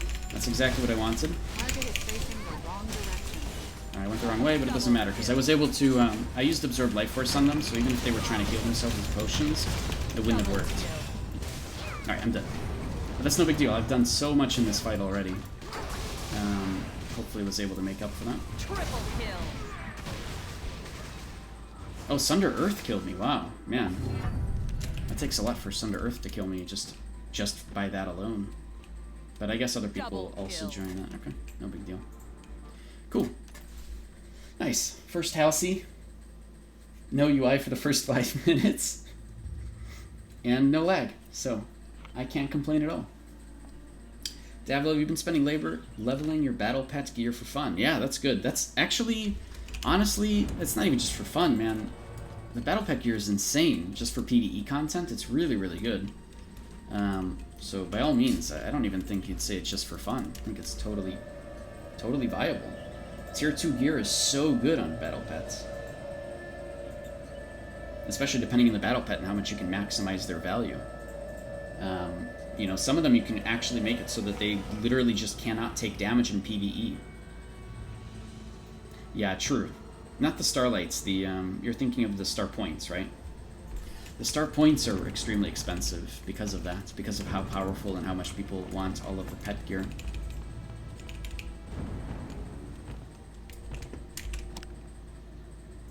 Okay, apparently I sold a bunch of stuff. I'll take it. Oh, good, people are buying my equipment. Amazing.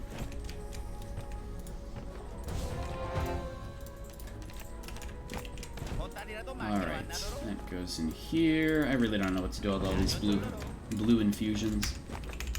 Davilo, your question is, what Lunafrost and gems should you put into them? Oh, I see, because you are...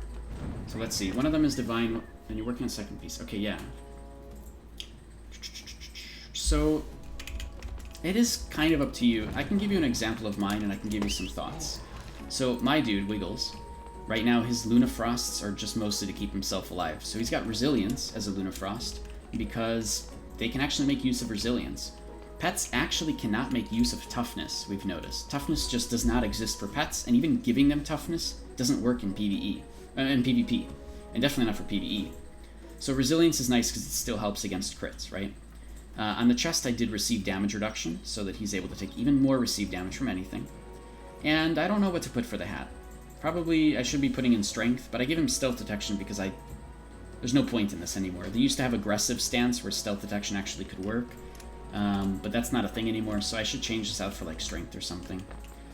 Gems, you actually get some good options. You could put in gems for damage if you really want to min-max it for how much damage output they get.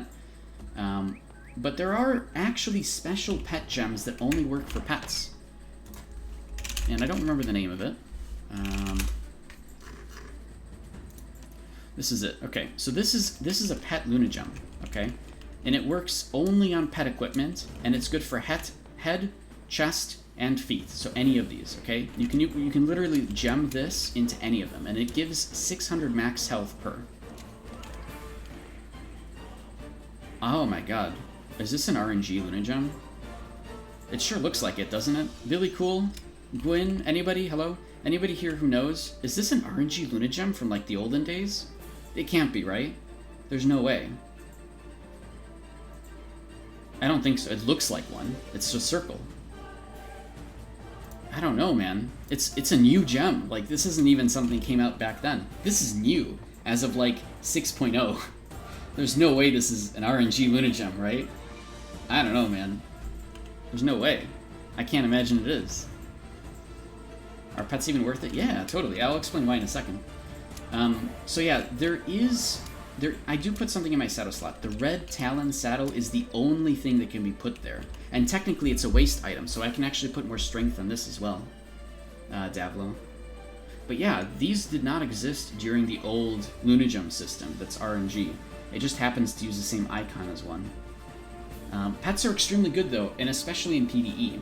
So the tier 2 pets, the tier 2 pet gear, have extra equip effects. So look at this one, for example. This is the rare one, the basic, essentially the first one you get at tier 2 is rare.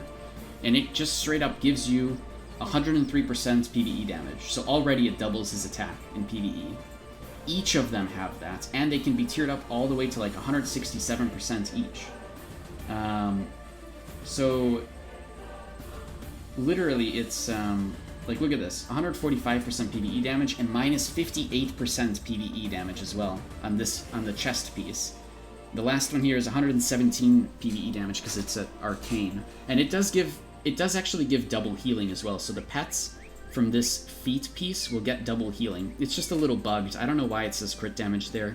Maybe there's some crit damage it gives as well, but it says +0. It's some weird bug with tier 2 right now. But they essentially have double healing. So if they have low life, this 4,000 healing will actually give 8,000, or any kind of AoE healing that's around will double the healing on your pets. The pets are extremely good in PvE. They can actually just kill off garden mobs by themselves. And you can, of course, help boost that with your own gear and your own songcraft abilities and such if you wanted to. So a healer can make very good use out of these pets. But yeah, so I was able to put the Red Talon saddle into it. I think this one from Serp is the only one that can go into a saddle slot on combat pets, so it's just a little bit of extra stats is all. And I guess technically extra Luna Frosts and Luna Gems, but I don't know any Luna... I guess you just put melee for Luna Gems if you wanted to, or whatever, right?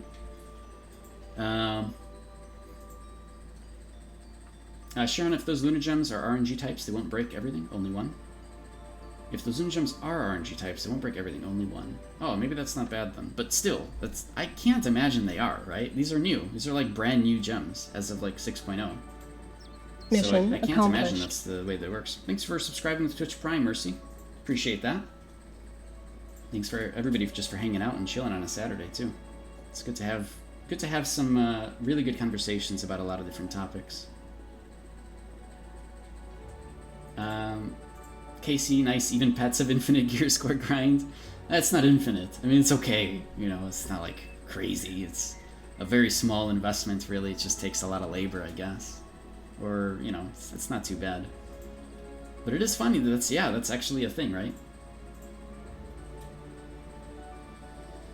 So share an example, you have 2 gems in the slot and get bad luck. The third gem will break, but the 2 will remain if it's an RNG type.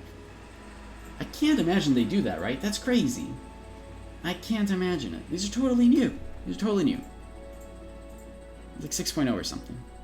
I don't know, man. I'm gonna try it. At some point, I'll just give it a... Yeah, I could test it. Yeah, alright. Fine, we'll just test it. What does it matter, right? I don't actually have Superior Globe, but... Hello. Thank you, Market. Let's do this. What the hell? You guys are right. Let's go. What else am I going to use my gold for, other than helping learn and teach the game, right? And testing things out. What is the max tier for pet gears? So actually right now it is tier 2. So the 1 Awakening Scroll, the Pet Accessory I can't spell. The 1 Pet Accessory Awakening Scroll is the one thing that takes it up to tier 2. And then that's it for now. And I hear that there's a tier 3 coming out. I don't know if that's true. Does anybody know? I think there is actually a tier 3 coming out. I think Korea has it maybe as a part of 7.0. I honestly don't know. Anyways, I should look into that, huh? Wait, where is this one? Basic. Look at that. Battle Pet Luna Gem. It's right here. And it's actually pretty cheap. Wait, how much labor is... Aw, are you serious? 500 labor per gem? Alright, well, we're doing this for science, I guess. So, fine. We'll do it.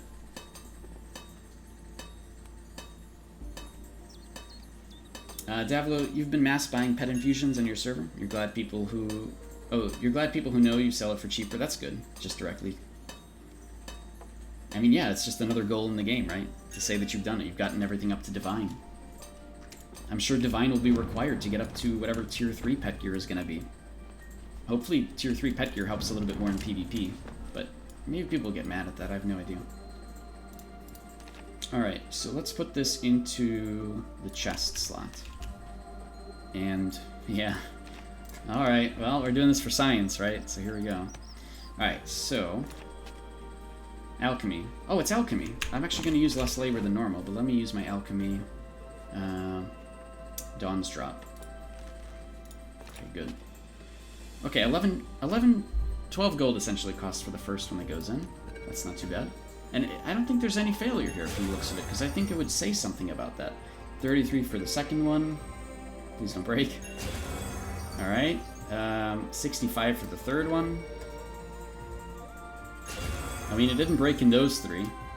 So, I know, I kind of wanted it to break just to know, but I think it's okay. I think that it is part of the new system. So now he's got an extra 1200 health, right? Now Wiggles is a little bit strunk. Look at him. His big ol' muscles. Great. So the reason Davlo is because we actually used to have a system where the Luna Gem system was entirely RNG. It was a very old system, a very archaic system at this point. The reason why I bring it up is because those Luna Gems actually had this icon. Or some of them did. Some of them had this icon. So for me to see this icon again, immediately just like, I'm just having like repressed memories from 2015 of just breaking things and being very sad about stuff. So of course I'm like, oh shit, wait a minute, hold on. Is this that system? But it doesn't look to be the case. I don't think it would be.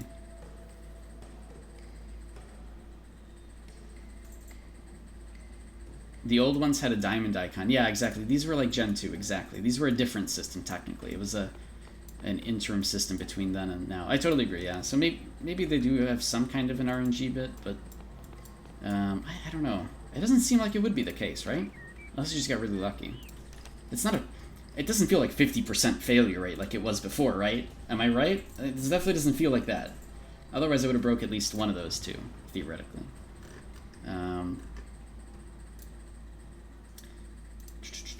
Casey, I wish I could play AA. You just hate crafting and wish that there was better catch-up mechanics for gear. Such a cool game. I mean, right now it's all the Haram gear. There's no crafting involved. I mean, it's a lot of doing quests and hanging out with people during the daily raids, right?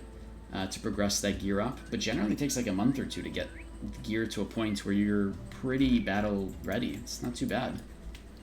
None of that is crafting. In fact, a lot of people are sad because there's not as much crafting involved.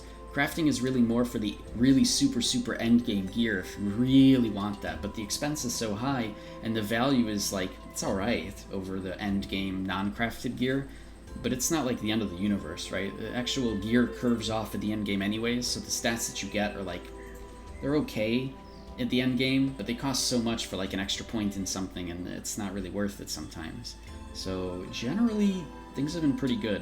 Later patches will even make this better, curving off stats themselves and making the game even more like feel good for most of the archetypes in the game. Archetypes being like melee, archer, healer, tank, etc., right?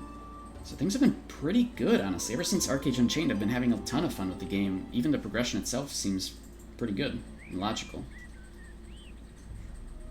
So far you tested Polar Bear. So let me go back to that conversation. So far you tested this on Polar Bear, Miner, and the Wolf. You prefer the Wolf so far. Try the Cat. See if the Cat's any good.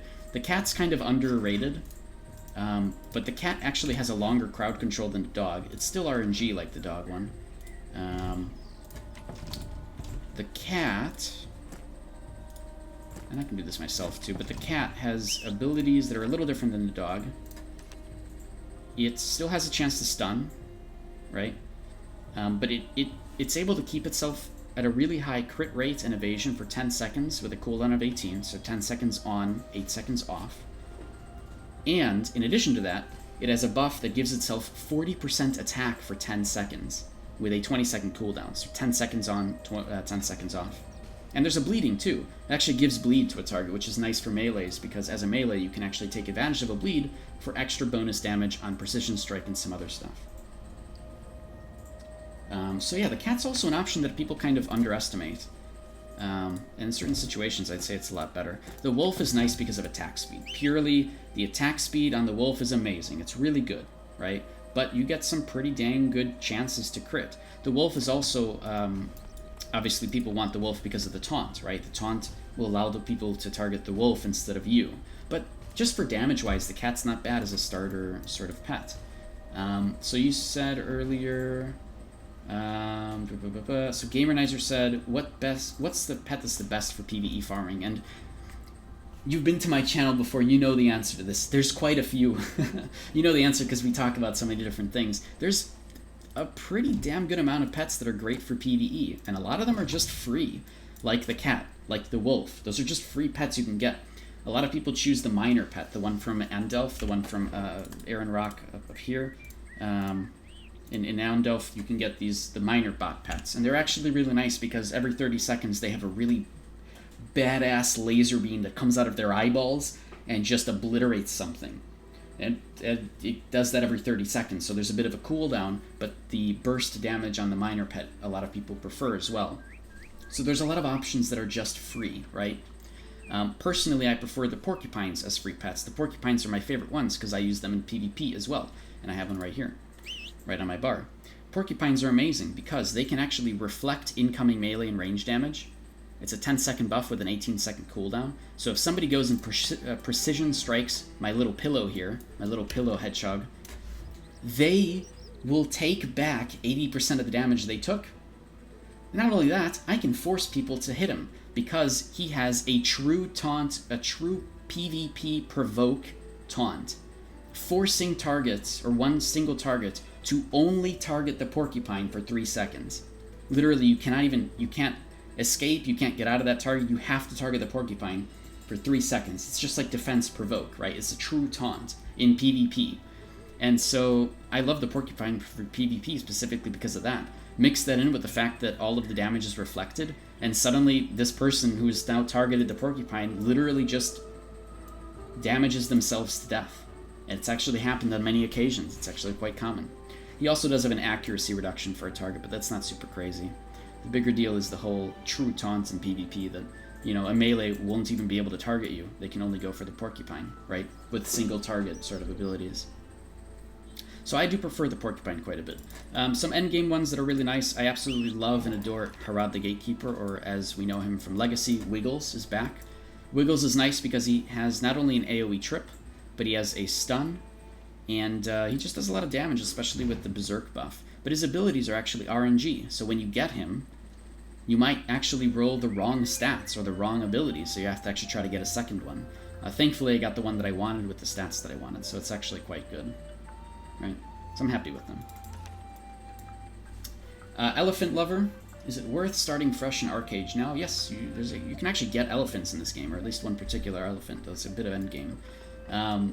Yeah, Arcade is, like, everybody always talks about it being very notorious for, like, gear issues, but ever since, like, 5.0, or whenever Hiram came out, we've had so many catch-up mechanics in the game itself that are just built in that allows new players to catch up quite nicely. And keep in mind, people have been playing for like 8 months in Arcade Unchained. They've not only been working on gear, they've been working on pets and mounts and gliders and boats and upgrading them and vehicles and housing and all these other things and cosmetics. They're not just working on gear, so if you'll be able to catch up just fine. The whole point is that Arcade is meant to be played for years, right? You can see the progression of your character as you collect more cool stuff and fun items. as you get more like weapon swaps and things, and mess around with the game and try out different classes and do all the sorts of different things and hang out with the guild and be social with people and stuff, right? There's a ton of stuff to do. You can start at any time, it doesn't matter, right? You can catch up just fine, which is kind of nice. Arcade 2 probably is going to be out for another 2 to 5 or more years, so that hasn't really changed anything. No, Arcade Unchained is quite nice. Honestly, I think the population across most servers is pretty good. There are definitely servers that people prefer. For NA, Tyrannos is the big, balanced server where all the factions are very much equal in strength to some degree, and it's kind of fun there, right? But there's other servers too with different balances on them and different populations too. There is a fresh start server out per region, but if they do enable transfers and merges to different servers, those are not going to be on the list at the start. So you may want to choose one of the older servers instead of one of the fresh start servers, honestly. That's my personal preference, I think, but I don't know. I don't know. It's hard to say. Because it's still nice to be in a fresh start, right? It's like 3 or 4 months old. You're able to kind of catch up a little bit faster because, I don't know. It's hard. It's hard to answer that question. Server questions are very tough to answer. That's why maybe the older servers are better, because then you're able to at least transfer to a different server if you have to. Or at least, use the time first to catch up and stuff, and then transfer later. I don't know. It's all rumors about merges and transfers. We don't even know if that's true yet. But yeah, don't let people stop you from just playing a video game. Arcade's just so much stuff in it. People just forget. People get so competitive or like, oh man, I need to do all the dailies every single day or else I'm not going to catch up. You just chill. Alright, it's going to be okay. You are actually going to catch up. We get catch-up events on top of all the catch-up mechanics all the time. And right now there's massive catch-up events happening literally all month. So, and we just had another one that just ended. They're so frequent. They happen all the time. They really are there to help people catch up, right? And get to the point of the end game faster. And they happen all the time. So, yeah, people can play at any point in time. You'll get there. You'll get to the end game. While you're getting to the end game, you can play different classes in PvP that are a little bit off meta, that are a little bit more survivable, that you can just stay in the back lines and dish out crowd control and buff up your allies with things like Barding or Songcraft or Aromancer, just different skill sets. Mess around with things and learn the game from the back lines where it's safer while contributing positively in PvP. I mean, you don't even need gear for that stuff, right? If you're just working on your set off to the side in PvE, and then in PvP, just until then, you can work on other classes that will also help, sort of boost the power of your raid and contribute quite nicely in PvP in the meantime. People don't play enough classes like that, which kind of sucks. But like introducing Witchcraft and Aromancy is a great way to do that. I actually played Wispwalker a couple times. I really enjoyed it quite a bit too. There's a lot of different variety that you can play in support classes that are just underplayed because everybody wants to be DPS or everybody wants to be a healer or whatever, right? But support classes are actually, in many cases, better than just having an extra DPS. Especially if the DPS doesn't have the gear yet to actually contribute as a DPS. You'd rather have somebody like this, playing different classes that are more support from the back lines.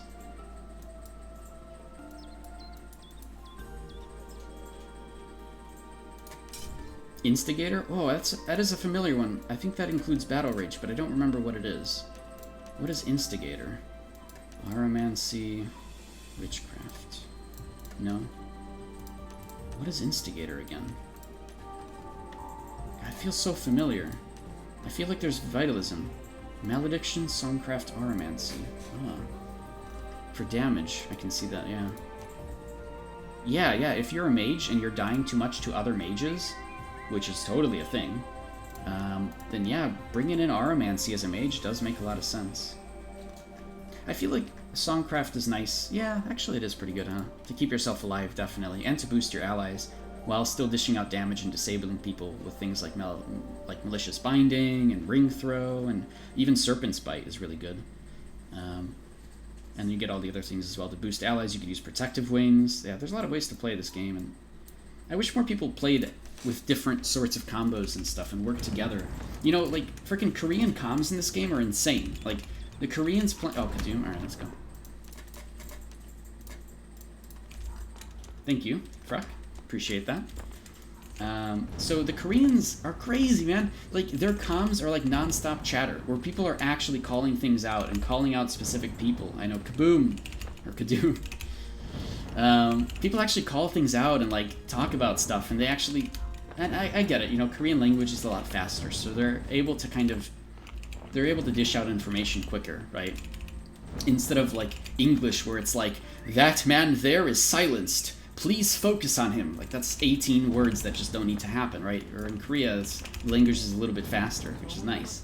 And so they're, you know, they do have that going for them. But I wish people were as loud and as efficient in comms for North American and EU raid versus raid as well. Calling things out, focusing targets, talking about like who's debuffed with what, and so on. It's really cool that the game encourages that sort of gameplay, but people don't take advantage of it as much.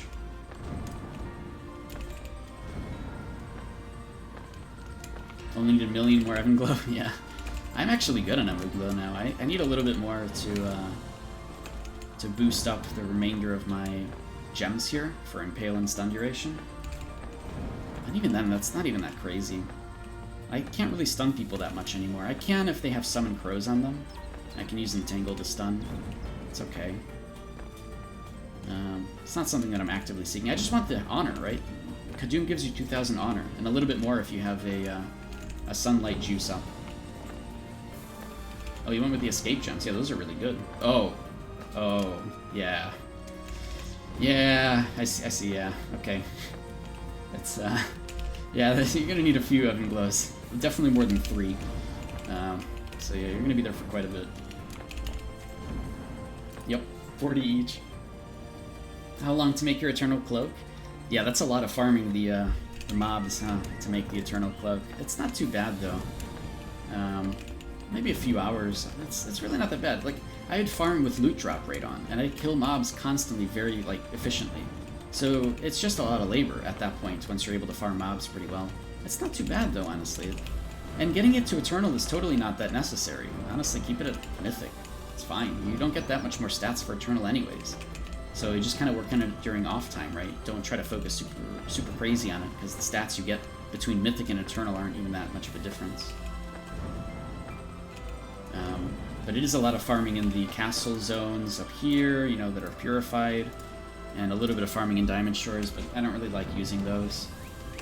I'd rather use the blue gems or the blue synthesis stones from the castle zones that drop.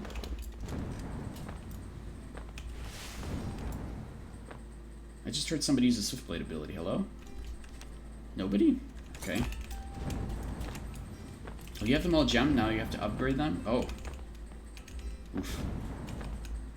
I mean, so you got the 2%, right, from each one? I think it starts with 2, right? Evanglow. That's not too bad already. Oh, but they were already... They're 40 just to make one. Holy crap. Jeez. But it is 2%, which is nice. So at least you have that. Minus 10%, right, in total? Because you get 5 gems. 2 for 5. You get 6 gems, actually, with the Eternal, right? Wow. And then, yeah, 75 for each upgrade. Jeez. Oof. Where's the upgrade one? There it is. Oh, man. Oof. And 50 freaking Luna Charms. Jeez, man. Oh, 75. Oh, that's crazy. Alright, well, yeah, that's a thing.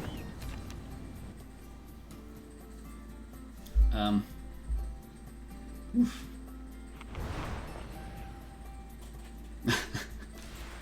I'm sorry. I know, yeah. See, there you go. Long-term goals in this game. Just, you know, do Kadum. Hopefully you can kill some garden mobs or garden bosses. Get some more from that. What else drops it? Thunderwing Titan? I think Thunderwing Titan also drops it, yeah. It drops a couple.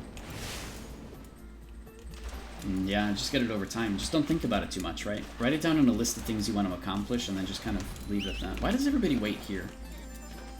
He doesn't even, like, do anything. He spawns over here. Everybody can actually go here. It's okay. It's gonna be alright, but I need to switch a couple skills. This one. Yeah, perfect.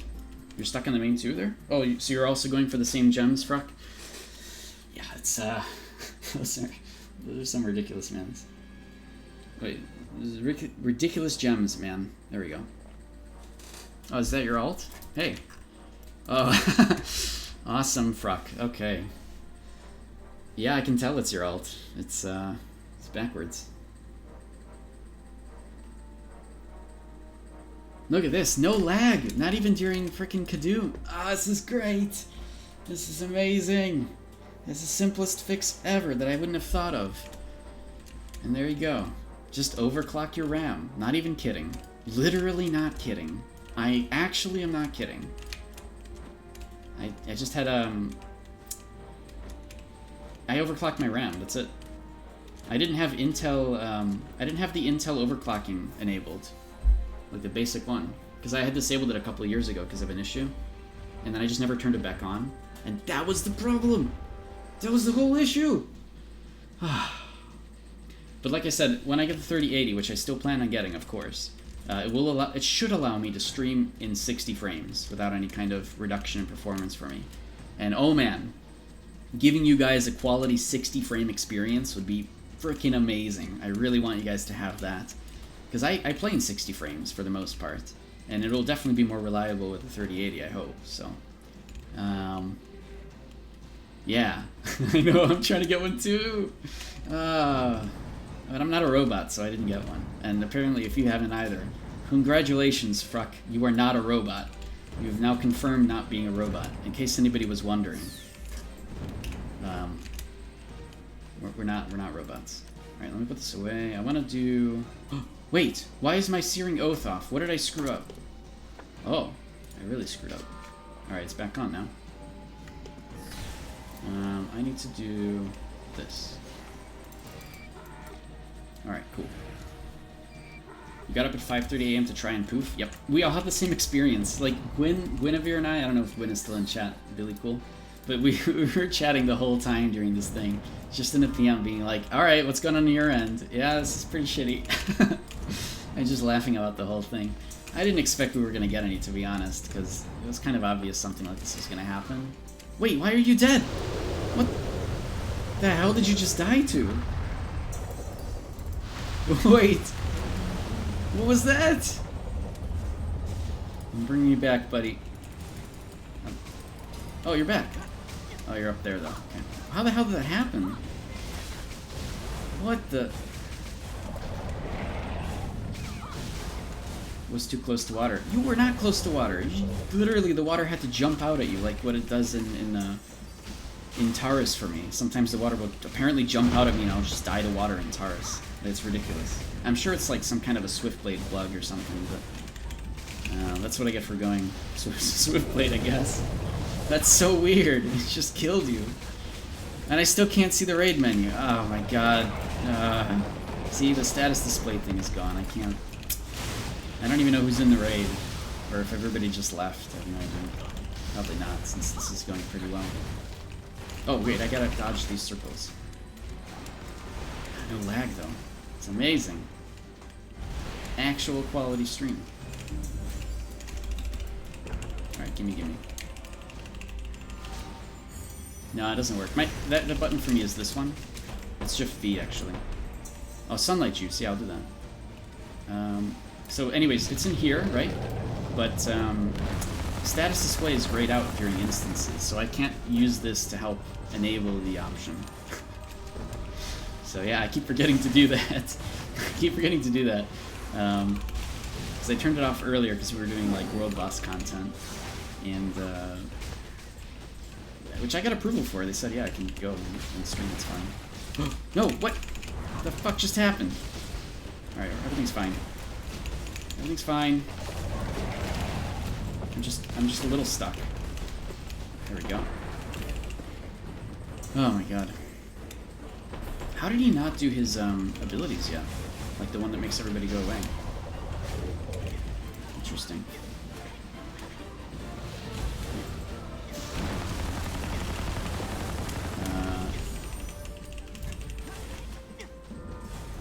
There we go, now he's doing it. Okay. Alright, where's his head blow? Head blow, there it is. Away.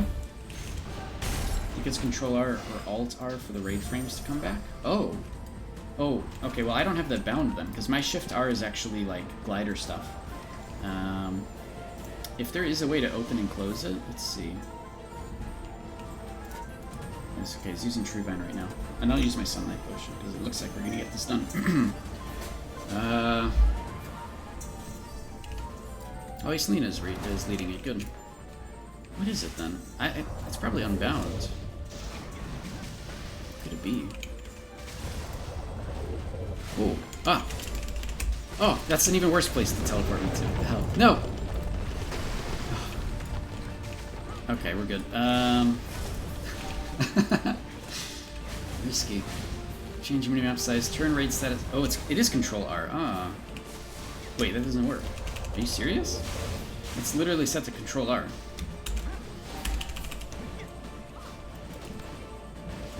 Thank you. Thanks, video game. Turn raid status on off. Change minimap size. That's weird. Why is it like that? Name display. I did debind that because I don't like that. Huh. I don't know. That's weird. It is lagging the game every time I push it, though. You guys don't... Maybe you see this, but every time I push Control R, it lags the game. But... I don't know why. That's weird. It's not doing anything. Well, whatever. I guess I tried. We'll just leave it at that. That's not a big deal. It's not like I need the raid frames anyways right now, right? It's not like I'm a healer. If I was a healer, this would suck. There'd be no way that I'd turn it off ever. I'm not a healer. The only reason I'd use raid frames is to actually shadow step to somebody. Which on many occasions I do. In fact, I should be doing that more often. I should be picking somebody as a track target and just shadow stepping to them if I'm ever in some kind of an emergency.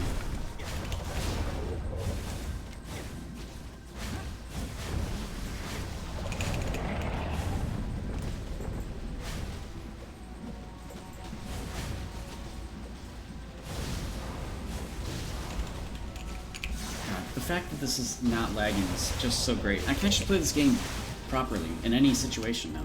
It's great. Alright, ground explosion, get out of there.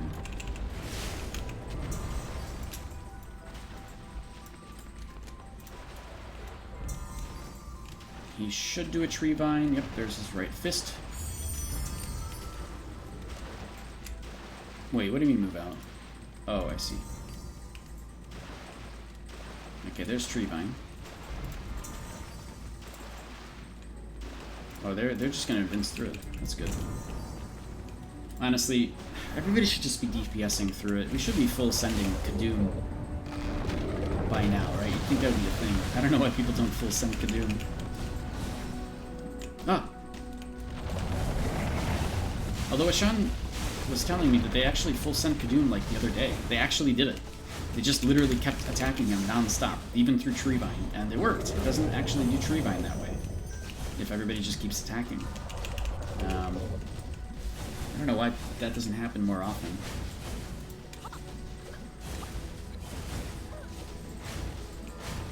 Yay! We did it. Okay, we're out of there. Nice.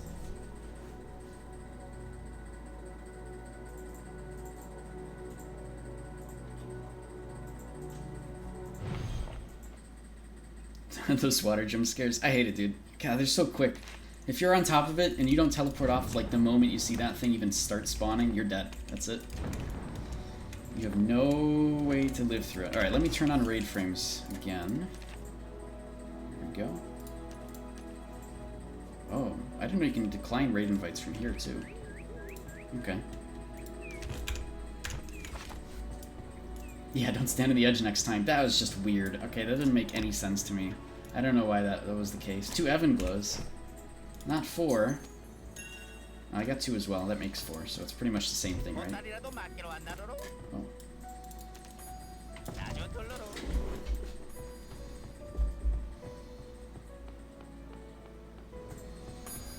Oh, actually, what was that thing? Oh, my bow! It didn't sell. I think I'm done with the image game. I've been trying to sell all these images, and at first it actually sold really well. Like, all the images that I did on stream that one time, so many of them actually sold for like 100 to 200 gold. I'm not even kidding. But now it's been a little bit less... it's been a little bit less common for me to sell these images. pretty much things that I'm getting out of the unidentified gear from like, you know, like different mobs or whatever. You have to feed a squirrel? Alright. That's cool. Is it like a household pet squirrel, or... Alright, well, I guess we'll find out more information later. Wow. Cool.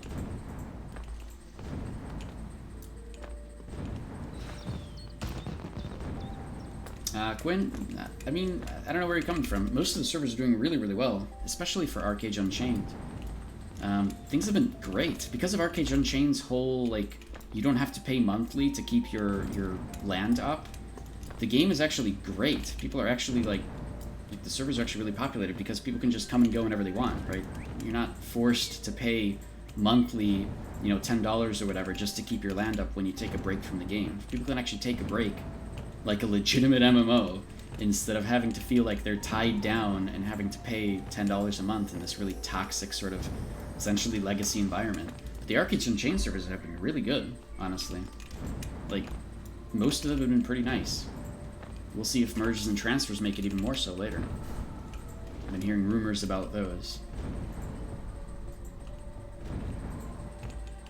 Oh, you also got 2 Fruck? Oh, maybe that's just the thing then. Maybe we're just that unlucky. Alright, well, I don't think I can sell this, but...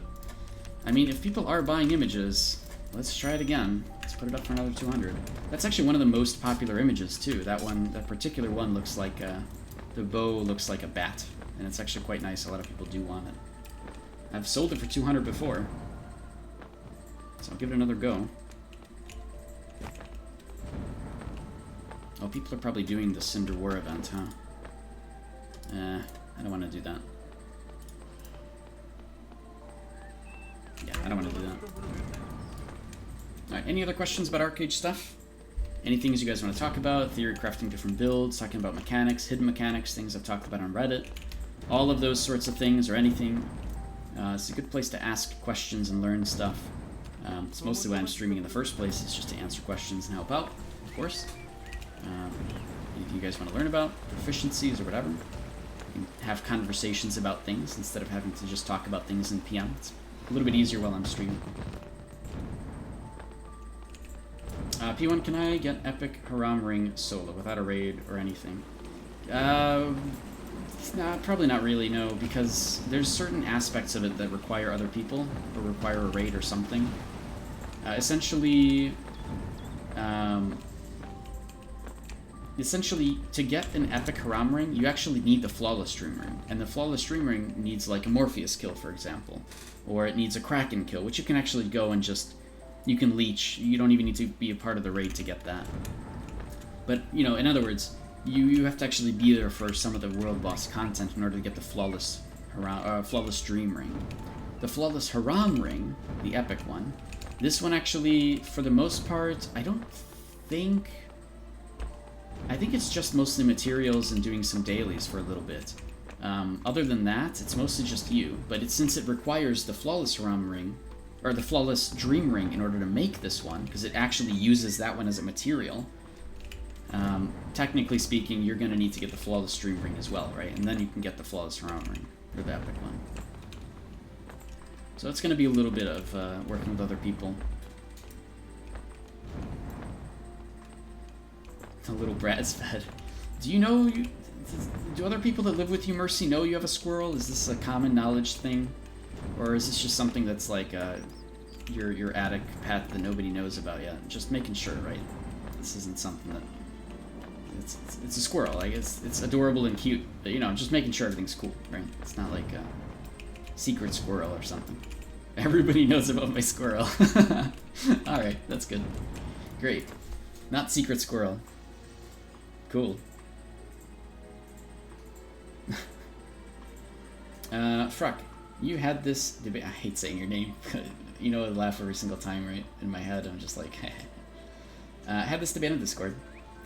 Can you get someone below zero? Below zero? No, unfortunately not. If you overkill somebody with defense penetration, you are bringing them to 0, period. But that is the whole point, right? If you're not bringing them to 0, then you're not doing as much as you can. defense penetration curves massively, massively. So even if you can only bring somebody down to like 1,000 defense, okay? Oh, that's a bad example. 1,000 defense, they still have 17% defense, like, mitigation. So unless you bring somebody to absolute 0, right? Look at that, even 387 defense, which I'm guessing I'm getting from something. I have no idea actually where. But anyways, even this gives 4 or 5%, right? Just a small amount. But if you bring somebody to absolute 0, then you will get the full value out of the defense penetration build. So overkilling somebody is okay. Like, overkilling somebody with defense penetration is fine. Because as long as you can ensure you're getting the 0% defense from the opponent, you're golden. And of course you'll know this because you'll see it in the combat log. The opponent will not actually, there's nothing here, but the opponent will not have any absorb, well, they'll still have absorbed damage because of toughness. So never mind, you'll still see toughness in there, because you're not going to be able to, go through that. You can still lower somebody's toughness, however, with the Hereafter Rebellion necklace. It's actually an AoE ability, and they actually buffed it. It's quite good. I should be using this more often, huh? I don't know why I'm not. Anyways. Yeah, so there's no real value in getting it below 0, because there is no sort of below 0. You can do a little bit of testing, though. Quack, you wonder if Morph is soloable? It's been soloed before, yeah. Morph isn't too bad, but you have to actually tank through most of the abilities. Generally, the ones that can solo Morph are any class that can heal itself while still dishing out damage, right? And yeah, it's not bad. Now, new Morph that comes out later on, that Korea already has, that's a little different. I don't think that's very soloable, and from what I understand, it actually has mechanics and stuff to the fight, so that's pretty cool. In theory, 14k M defense is enough. I mean, it's... sure. Against most people, yeah. Right? But think about this. I have 12,000 defense right now, and that's okay. I think most people have about 14,000, but in Raid vs. Raid, those people will also have Bulwark Ballad on them, right? And they'll also have, like, other buffs from other things and extra stamina, so they have a little bit more defense. Extra stamina coming from, like, food and things, right? And so, generally, people will have a lot more than that, especially with buffs, right? Especially with raid buffs or Songcraft buffs or whatnot. They'll have a little bit more. Defense buffs, for example, will give a bit more actual physical defense, on top of everything else. So, yeah, maximize it as much as you can. Definitely. But there's actual... not only that, but there's merit to doing that in PvE. In fact, a lot of mobs in PvE, especially endgame mobs, have tons of actual defense that you can burn through. And we just saw that earlier today in Garden. Even with my 12,000 physical defense penetration, 12,000 because of the Swiftblade buffs, right? I'm still not fully penetrating through the defenses of Garden mobs. They still have like maybe 14,000 or so defense. And so I'm almost there to doing maximum damage to them, but not quite yet, right? And so there's actual merits in PvE to do the same. He comes by and taps your window for food. Oh wait, it's an outside squirrel. You don't just... oh, that's so cute. Wow, smart squirrel. Now just train it to spy on the neighbors and steal stuff, right? Like if they're having a barbecue and the neighbor is like cooking some hamburgers or something, you gotta tell the squirrel to go and grab one for you, okay? Then you've really done... you've really made your squirrel an efficient little hijacker. No barbecue, you live in the city. Well, alright, that's fair. I guess not, then. You can steal other things. You can have it rob a bank. Does a mixed hybrid of defense penetration crit work? Not really, and let me tell you why. There's a couple of ways to look at that, Mizzy. It's actually a very good question. It's an extremely good question, and it needs to be talked about, actually. So, a hybrid of defense penetration crit doesn't work for two reasons. Number one, the value that you get out of a little bit of crit damage is lowered massively in PvP. And the value that you get out of a little bit of defense penetration is lowered massively in PvP as well, okay? So what people will do is they will take a massive amount of one and a small amount of another, but not if you're talking about crit damage as a small amount. Here's why. Resilience is extremely powerful in PvP, okay? In PvP, resilience will lower... So my resilience will lower somebody else's crit damage and crit rate. But crit damage can only go down to a minimum of 50%. So my 66% crit damage against almost anybody in the game is just going to get lowered down to 50%, right? This melee crit damage that's here. What this means is that I'm always definitely going to crit 50% damage. And I use this as a defense penetration build to always do 50% more damage to somebody, and in addition to that, hopefully 50% more damage from penetrating through their defenses entirely, right? But if I went a mix of both, say I had 150% crit damage and 6,000 defense penetration, the value that I get out of both just almost goes down to zero, because, yeah, maybe I have 150% melee crit damage, but if somebody has the regular 10k resilience, that's actually enough to take that all the way down back to 50. As if I had 66%, it's the same thing. 150% goes right down to 50% anyways. So again, all of that extra points you put into crit damage doesn't make sense, because it's just getting reduced in PvP down to zero, right? Defense penetration is very similar. So defense penetration, you can imagine like a graph, and the more defense you have, the less value you get out of it, okay? So it curves off massively. This means that you might be able to take down some... Here, can I, like, draw? Let me do something here. One second. I don't want to do it. Okay, whatever. So you can imagine a graph, right? So the more defense you have, the less value you get out of it. So again, say you can take somebody down to, like, 1,000 defense, okay? That's still going to give him 11% of actual defense mitigation, right? But if you take them down a completely, to zero, then it will give you 11% more damage on top of that, right? Essentially, compared to having somebody with 1,000 defense, right? If you can take it to zero, that's a massive boost. So a defense penetration build also wants to maximize their actual values to the absolute top amount, because the whole point of a defense penetration build is you're either taking that person down to zero defense, or you're really not getting much value out of your defense penetration. So here's what happens in reality. Say you're a crit build, okay? And you have everything in crit. You have 300% crit, maybe you're an archer, and it's crazy. You have all the crit damage in the world. But there are some items in this game that you just can't put crit on. You can only put defense penetration on. And a good example of that is the Soul Liberator, or the Hereafter Rebellion necklace. You can't put crit damage on this, but you can put defense penetration. So say you're an archer and you have crazy crit damage because you're a crit damage build, you're still going to put defense penetration on this because, well, it might only help you do, like, 5% more damage, or not even that, maybe like 1% more damage, 2% more damage, but that's still better than nothing, right? You still get a little tiny bit, 1 or 2% more damage that you may as well take, right? You may as well have that.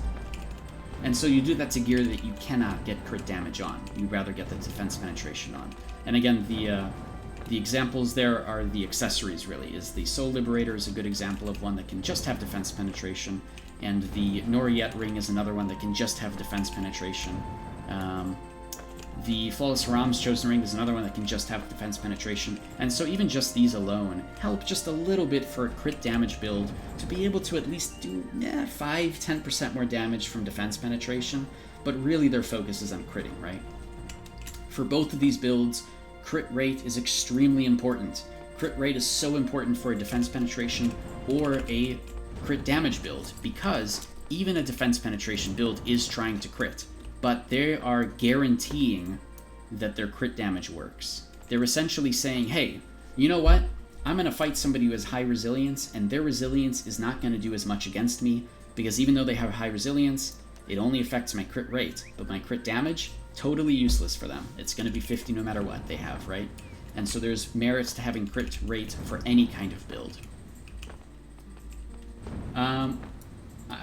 Yeah, I hope that answers the question, Mizzy, ex-Mizzy.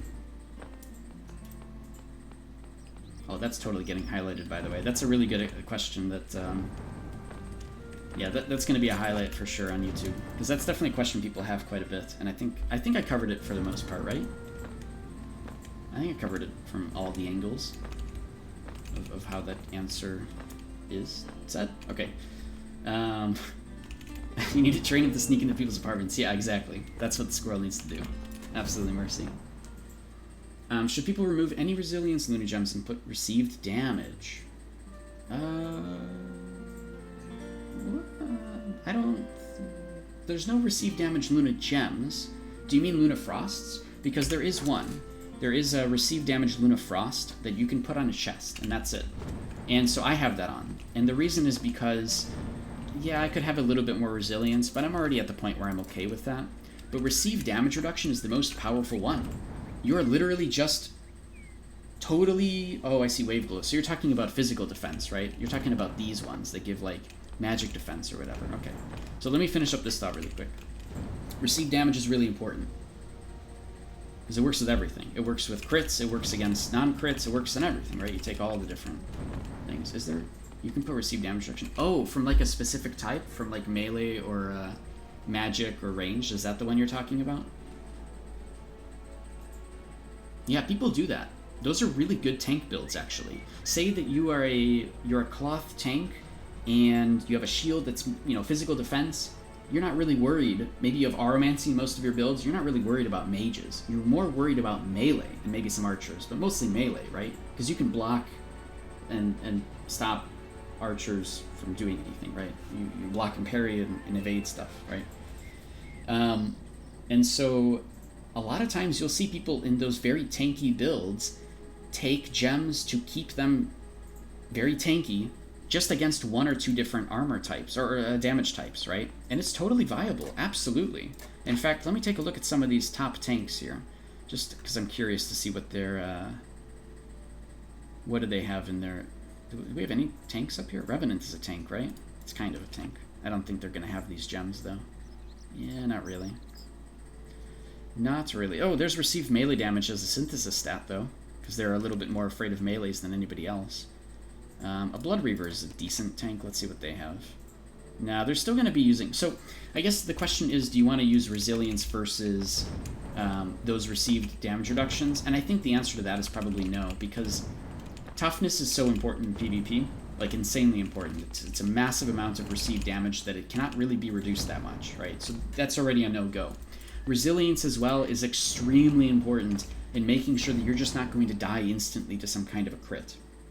And so usually you won't see people taking very many of those wave glow gems and putting them instead of the resilience for even any specific type of damage reduction. But I have seen it before. I've definitely seen it before. I don't think people at the end game tend to do that. I don't think people at the end game tend to do that with their gems. But I really can't give you any examples, because I don't know. I don't know. I don't know the answer. Like, you'd rather... Like, here's the thing. Resilience helps against any crits, right? So it helps against mage crits, it helps against archer crits, it helps against healer crits, it helps against melee crits. So resilience is a global, amazing stat you can have.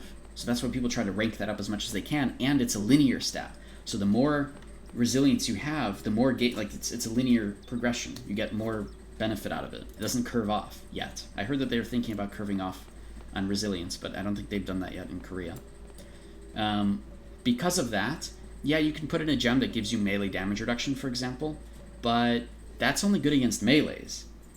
Whereas you can have a stat that helps against anyone, right? And so there's more value in taking resilience over some of the other gems.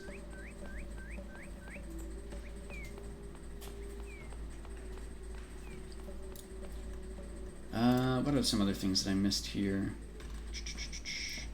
P1, I was thinking about a crit damage rate build and a little bit of defense penetration. Can you check if it's viable? So we kind of talked about that in that discussion as well, is that most people, they'll either choose crit damage and crit rate or defense penetration and crit rate, right? They'll do both, like, they'll focus on that.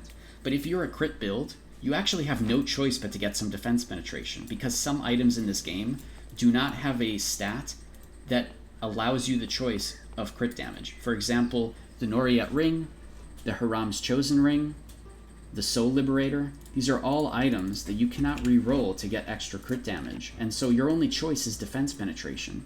Those little bits of defense penetration are good enough to give you, like, 5-10% more damage on top of, that's also guaranteed, right, depending on who you're attacking, as opposed to, sort of in addition to the the crit damage that you're doing. So you're just getting a little bit of value out of defense penetration. You can't do the opposite, though. You cannot be a defense penetration build in PvP and have a little bit of crit damage, because the crit damage will always just be reduced to the minimum, which is 50 anyways.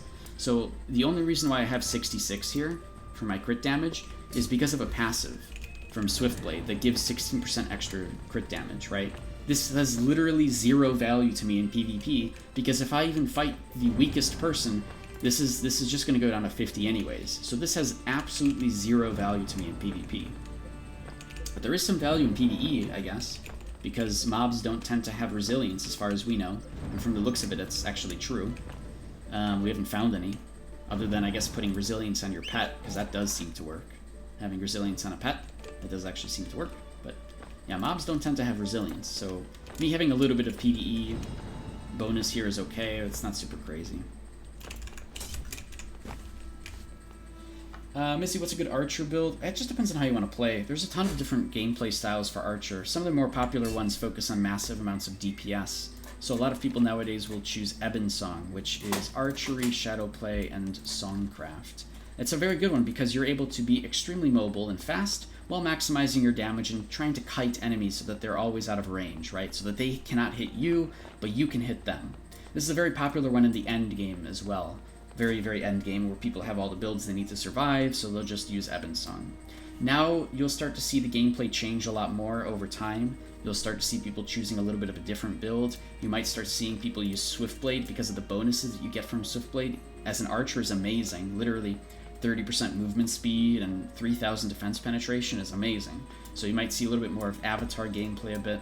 You'll see some people switching it up, maybe using a bit of Witchcraft. You'll see Trickster sometimes. Trickster is really nice, even in PvP, because you can start to somehow disable people, or even lose, have people not target you because of Mirror Warp, because it's a teleport that actually forces anybody targeting you to stop targeting you. They'll have to retarget you manually in order to hit you again, right? And so Trickster is kind of fun. A lot more people use Trickster in PvE. It used to a long time ago as well. Nowadays, not as much. And sometimes you'll still see Auramancy, which is Primeval. Primeval is nice because Auramancy allows you to survive a little better. It gives you a lot of survivability bonuses from the passives and from the abilities. You can use it also to keep your friends alive if you want, but generally it's great against fighting mages, and it's great just, you know, for survivability overall. So a lot of people still bring in Auramancy to some degree. Most people will take Shadowplay, though. Shadowplay is nice because of the extra damage bonuses you could do, because of the Free Runner ability that allows you to just have a lot of movement speed and attack speed. Attack speed is very good for archers because you're able to get more endless arrows off in between your other attacks, and so you're able to be a little bit quicker, especially as a dual wield, as most archers tend to be. And so Shadowplay is a pretty common sort of, you know, people will pick it. It's a very reliable sort of build, but you can mix it up still, right? Bring in Songcraft, be a Howler. Bring in Swiftblade, be a Zephyr. There's different ways to play regardless if you want to, if you don't want to use Shadowplay. But generally, Shadowplay is so important because of a lot of the abilities and combos that you get from Dropback. The ability to maybe cause poison and bleed, but not so much. Overwhelm is used by archers to actually create space between you and a target, because the Lightning Overwhelm version has a jump. You actually leap over the target and then go 18 meters past them, which is amazing. It's a really good way to actually create space, where you know, it's normally an ability that's a gap closer. So there's a lot of answers to this question of different good archer builds, but the best thing is you have to just try one and start practicing with it. See what feels good to you. Try out different hotkeys. Mess around a little bit, because there's a lot that goes on with these builds. What? Where are we spamming? I'm so confused. Okay. Hello, Edon. Hello, hello. We don't need to spam chat or anything.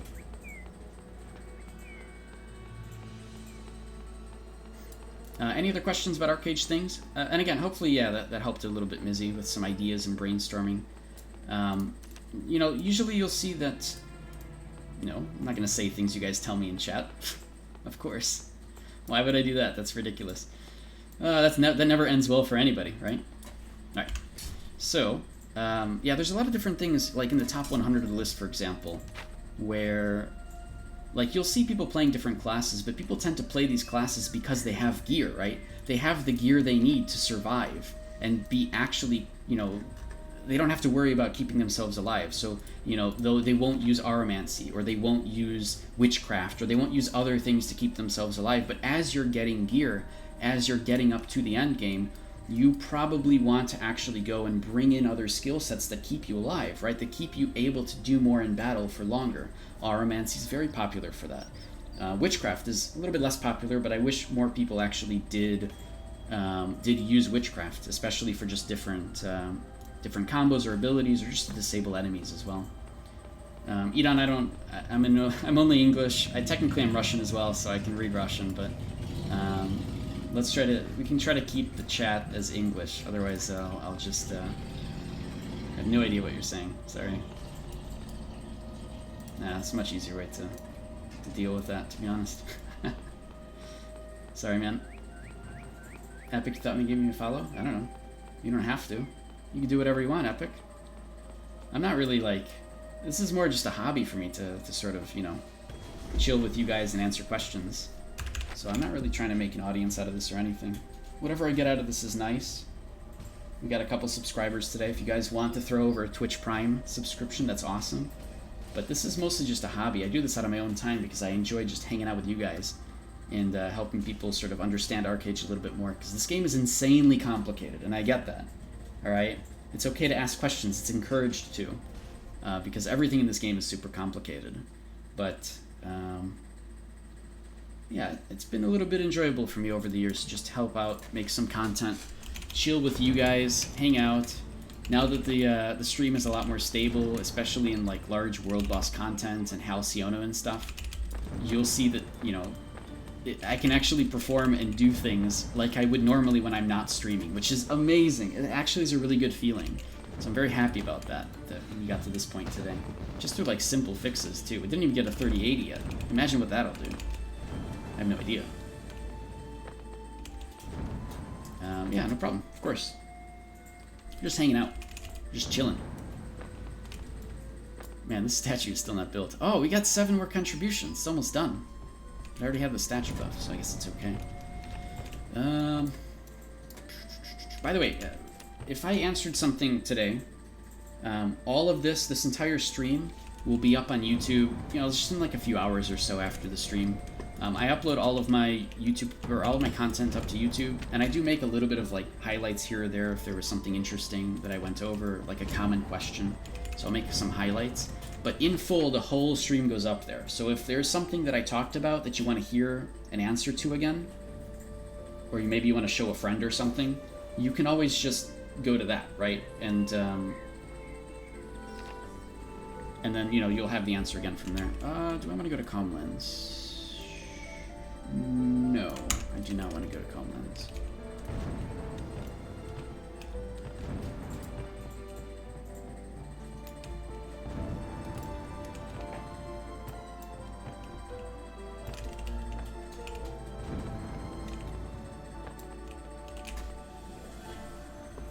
Oh, that's right. They're just doing it for the dailies, I guess. Alright, any other questions? Arcade-related topics or things you guys want to learn more about? Like I said earlier, there's a lot of information all over the place about Arcade. There's a lot of mechanics and things that I've talked about and discussed. The Arcade Research and Development Discord is a good place to get information and share and ask questions, so let me just put links. But I don't have a set stream schedule. I just kind of stream whenever I got a little bit of extra time here or there, usually on the weekends. So if you like the content or you want to come back later to ask questions live, where it's much easier for me to answer than it is like through PM or something, feel free to follow in those locations, whatever works for you. You'll know whenever I go live because I do announce it in these different locations, like the Discord or on Twitter if you use that. And then, of course, all the content ends up on YouTube, right?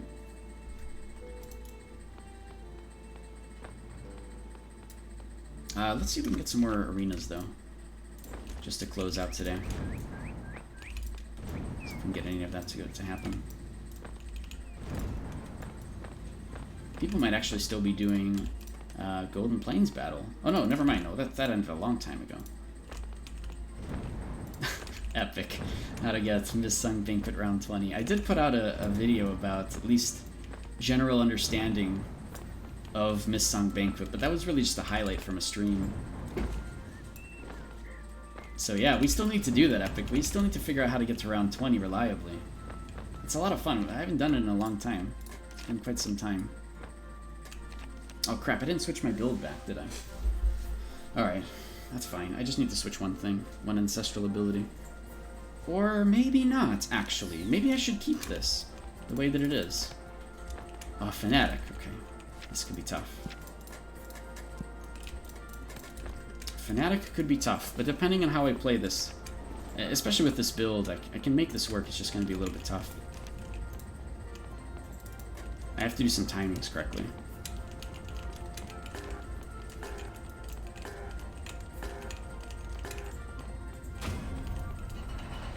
Alright, insulating lens, free runner. Oh god, he's got so much stuff on him.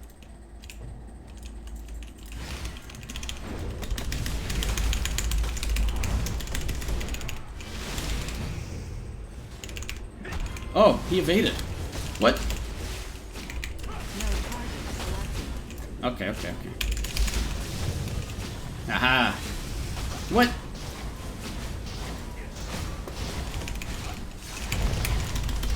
Oh. Wait. What? I killed him way too fast there. That's not right. Oh, he didn't go plate. Wait, why? You're supposed to go plate. It makes things more fun.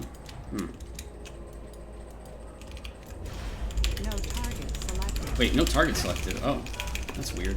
Why I don't understand why I couldn't select the target there for so long.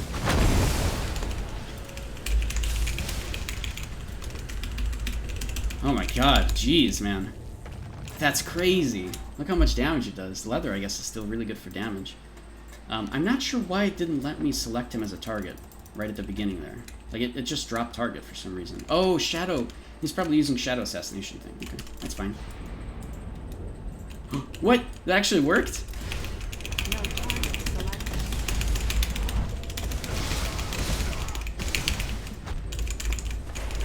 Alright, see you later. Yes, you use Serpent's Glare. Ha, sucker. Guess what you don't have now? You don't have Serpent's Glare for later. When you need it. And guess what I stole from you? Everything else. Oh, shit. He's still active, isn't he? Alright, cool.